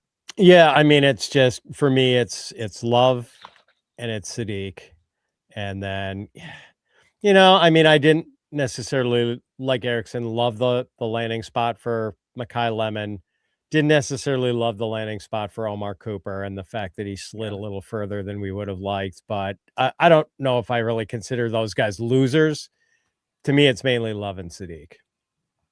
Okay, let's get to some rapid fire questions here before we wrap things up. First one, Price or Sadiq? I'll just say for me, it's probably Price. I'll think about it more, but I think, it'd have to be a really strong tight end premium for me to want to go to Sadiq with that landing spot and with Price hitting the lottery ticket. Fits. Price. Erickson. I'm going Sadiq. Still sticking with Sadiq. Okay. Where's AJ Brown going? I think we all think it's going to be coming home, baby. It's coming home. I mean, is there any chance it's not New England? I can't think of any world where that doesn't happen. Signed, sealed, delivered. Yeah, it's locked and loaded. They've already got their kids signing up for youth football over here. We're good to go. You might have a new neighbor, Erickson. Yeah, you're a little far from Foxborough, aren't you? I mean, like when the national guys aren't even hiding it, like it's done.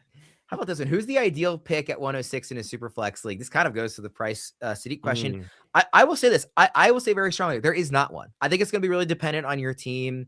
It's unlike the top 5, which I think is pretty clear, and it would be really hard to justify not going with one of them, even with having a need somewhere else. I think 106 is going to be a lot based on personal preference. If you love Concepcion, if you really need a running back, Price is justifiable. If it's tight end premium, Sadiq is justifiable at the very least. I don't think there is such a thing as an ideal pick at 106 in this class, Fitz. I agree, but right now mine would be Casey Concepcion. Erickson. I'm pulling up my rankings right now because I want to see how I would shift guys around based on the information I have. So Love would be in, Mendoza, Tate, Tyson, Lemon, Yeah, I think I'd probably be in the same boat with Concepcion as a first round wide receiver to the Cleveland Browns. So yeah, I think I go Concepcion as well, but I think Price would be totally if you're loaded at receiver and need a running back, I think the landing spot is enough that's fine. I will say with Price too, and maybe this is an exercise everybody needs to do. Go just look at the running backs that were taken at the end of round 1. The That's last totally couple guys. fair. Just like everybody, just do it. And then tell me how you Rashad feel about Penny. Jadarian. just tell me how you feel about Jadarian Price after doing that exercise. Now it's obviously This is as obvious of an opening runway as any of those guys have had, though. I mean, there are some who have had really good opportunity as well, but like particularly with Charbonnet's injury, like he will have an opportunity here very early. Yeah, Sharbs is going to play in 2026. Yeah. Though. Yeah, but I'm not going to be betting on a guy who got injured in January with a knee injury like that coming back. Clean ACL right tear. away. That's like an 8-month injury these days. It also brings up the risk because Price has that early opportunity, right? What if he doesn't hit? If he doesn't fire, Zach Charbonnet comes back, takes back the job, the value plummets. Right. I just think that like the theoretical upside of Price is going to be so maxed out before he even hits the field. Like that's when you would take advantage of it. When we get bad news about Charbonnet, Price's price just keeps going up and up, and he hasn't even hit the field.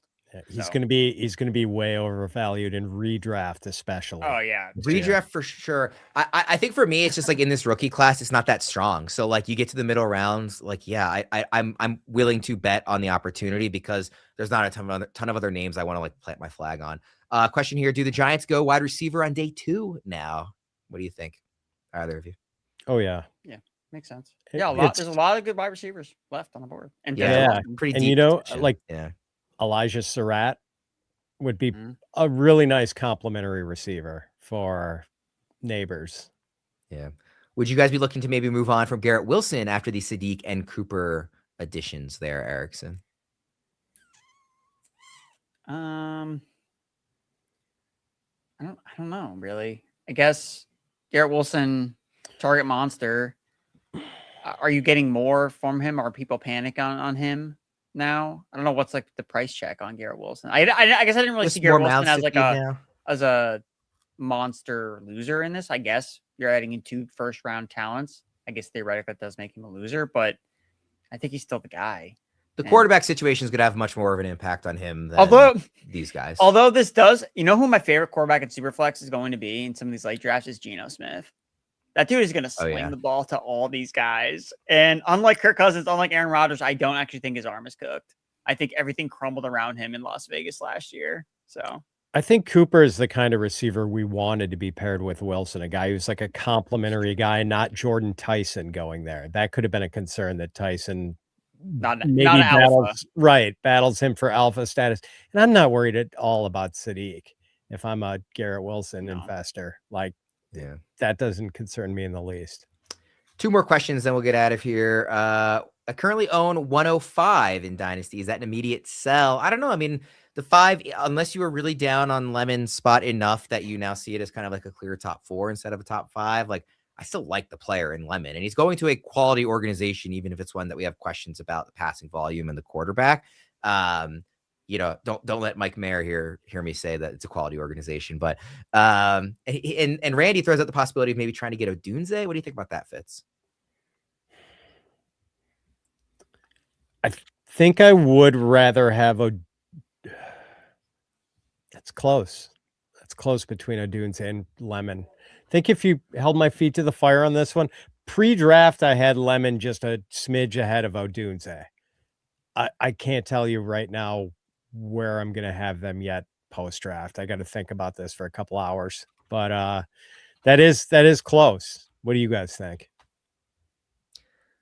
I think I don't think, to answer the first part of the question, I don't think 105 is an immediate sell. To answer the second part of the question, I would be interested in Odunze with DJ Moore not there. So I do think I would be open to selling the 105 for Odunze, but I don't want to classify the 105 as an immediate sell. It's just because I like Odunze. Good answer. Erickson. I'd rather have Lemon at 105 than Odunze. And then the last question here: who gets cut by Arizona? They re-signed everyone in the offseason but Benson, just I guess in that backfield. Dude, I mean James Conner, they brought him. I don't know. I feel like he might. Does he want to be on the team? Like you're not like. Where's his opportunity to play? If I think Benson is probably cut. Well, Benson's cheap. It's not the same head coach that drafted him. Yeah, he is cheap. Yeah, that's the thing. James Conner, I think they might do a thing where, hey, Connor, like you're going to be third string running back. Do you want to be on the team? You're going to be inactive because you don't play on special teams, or do you want to play for another team? James Conner gets cut. Where does he go? Immediately goes to Detroit with Drew Petzing, like, and can be the masher to Jahmyr Gibbs, which I think is a way better fit. So I think that I think would be James Conner that just says, hey, I want to take my services elsewhere because I want to play. I'm not going to play here. So. Yeah. Boy, could the answer be both? I mean, do you need Benson either as the 3 who never plays? Well, did they resign Bam Knight? Yeah, I think yeah. I mean, if you have Bam Knight, fine, there's your 3. Yeah, that could be both guys actually. Yeah. I'm not entirely sure why we got this question. This will be our last one. Erickson, do you even know who Kevin McGonigal is? Bunting asks what we think about him. I know Fitz knows. No, I don't know. He is a elite young baseball player for the Detroit Tigers who is off to a fantastic start to his rookie season and just signed like $150 million extension, like 6 games into his career or whatever it is. So I did not think Erickson had ever heard of him. He's awesome. I love McGonigal's a stud. He's going to be a stud for a long time. That's my thought on that, Bunting. Bunting is a Tigers fan, so that makes sense why he wants to ask. Yeah, I love Bunting. I love Bunting too, but I love McGonigal. He's a stud. All right, we'll go ahead and wrap things up there. Those are our winners and losers coming off the end of a very long, very fun round 1 live stream. Really appreciate everybody who kind of stuck around for the whole time. And even if you didn't stick around for the whole time, you're just here for a little bit, or you're listening the next day, or you had to, you leave early, join late, whatever it was. We really appreciate you supporting us and checking out what we think of this very chaotic and fun. And we didn't know what to expect, and it played out that way type of a round 1. So we will be back tomorrow night. Fitz and I will be on for all of round 3. It'll be Seth and Debro in round 2. So just another reminder there to check that out tomorrow, and we'll be having lots of fun. Like I said, we'll see some more fantasy relevant players drafted. I think probably early on in round 2, we're going to see some of these receivers and maybe some more tight ends go. So it's going to be a really fun one for Erickson and Fitz and Seth and Debro and our guests, Bogman, Andy, Alfredo, for the folks behind the scenes like Callie and Seth and John and Blaine, and I'm sure I'm forgetting people. Ethan working on graphics. Ethan. Yeah, Ethan for sure. Kevin helping out on social media. Just everybody doing a great job. So really fun to do these streams, and really proud of how they turned out. Yeah, very much not Mike Mayer. I got to give Mayer his flowers because he was on the opposite side of the 5.5 wide receivers being drafted, and he was very against Denzel Boston being drafted. And if Buffalo hadn't traded down like 12 times, maybe Boston would have had a chance of getting into round 1, but alas, I was wrong, Mayer. You were right, and that's why you make the big bucks. We actually stopped the stream as soon as you said you want to give Mayer his props. They didn't hear any of that, and we're going to cut it from any sort of like follow-up episodes here. So no, thanks to everybody for all the help tonight. We'll see you again tomorrow. Hopefully enjoy reading all your reactions, and let's get ready for round 2.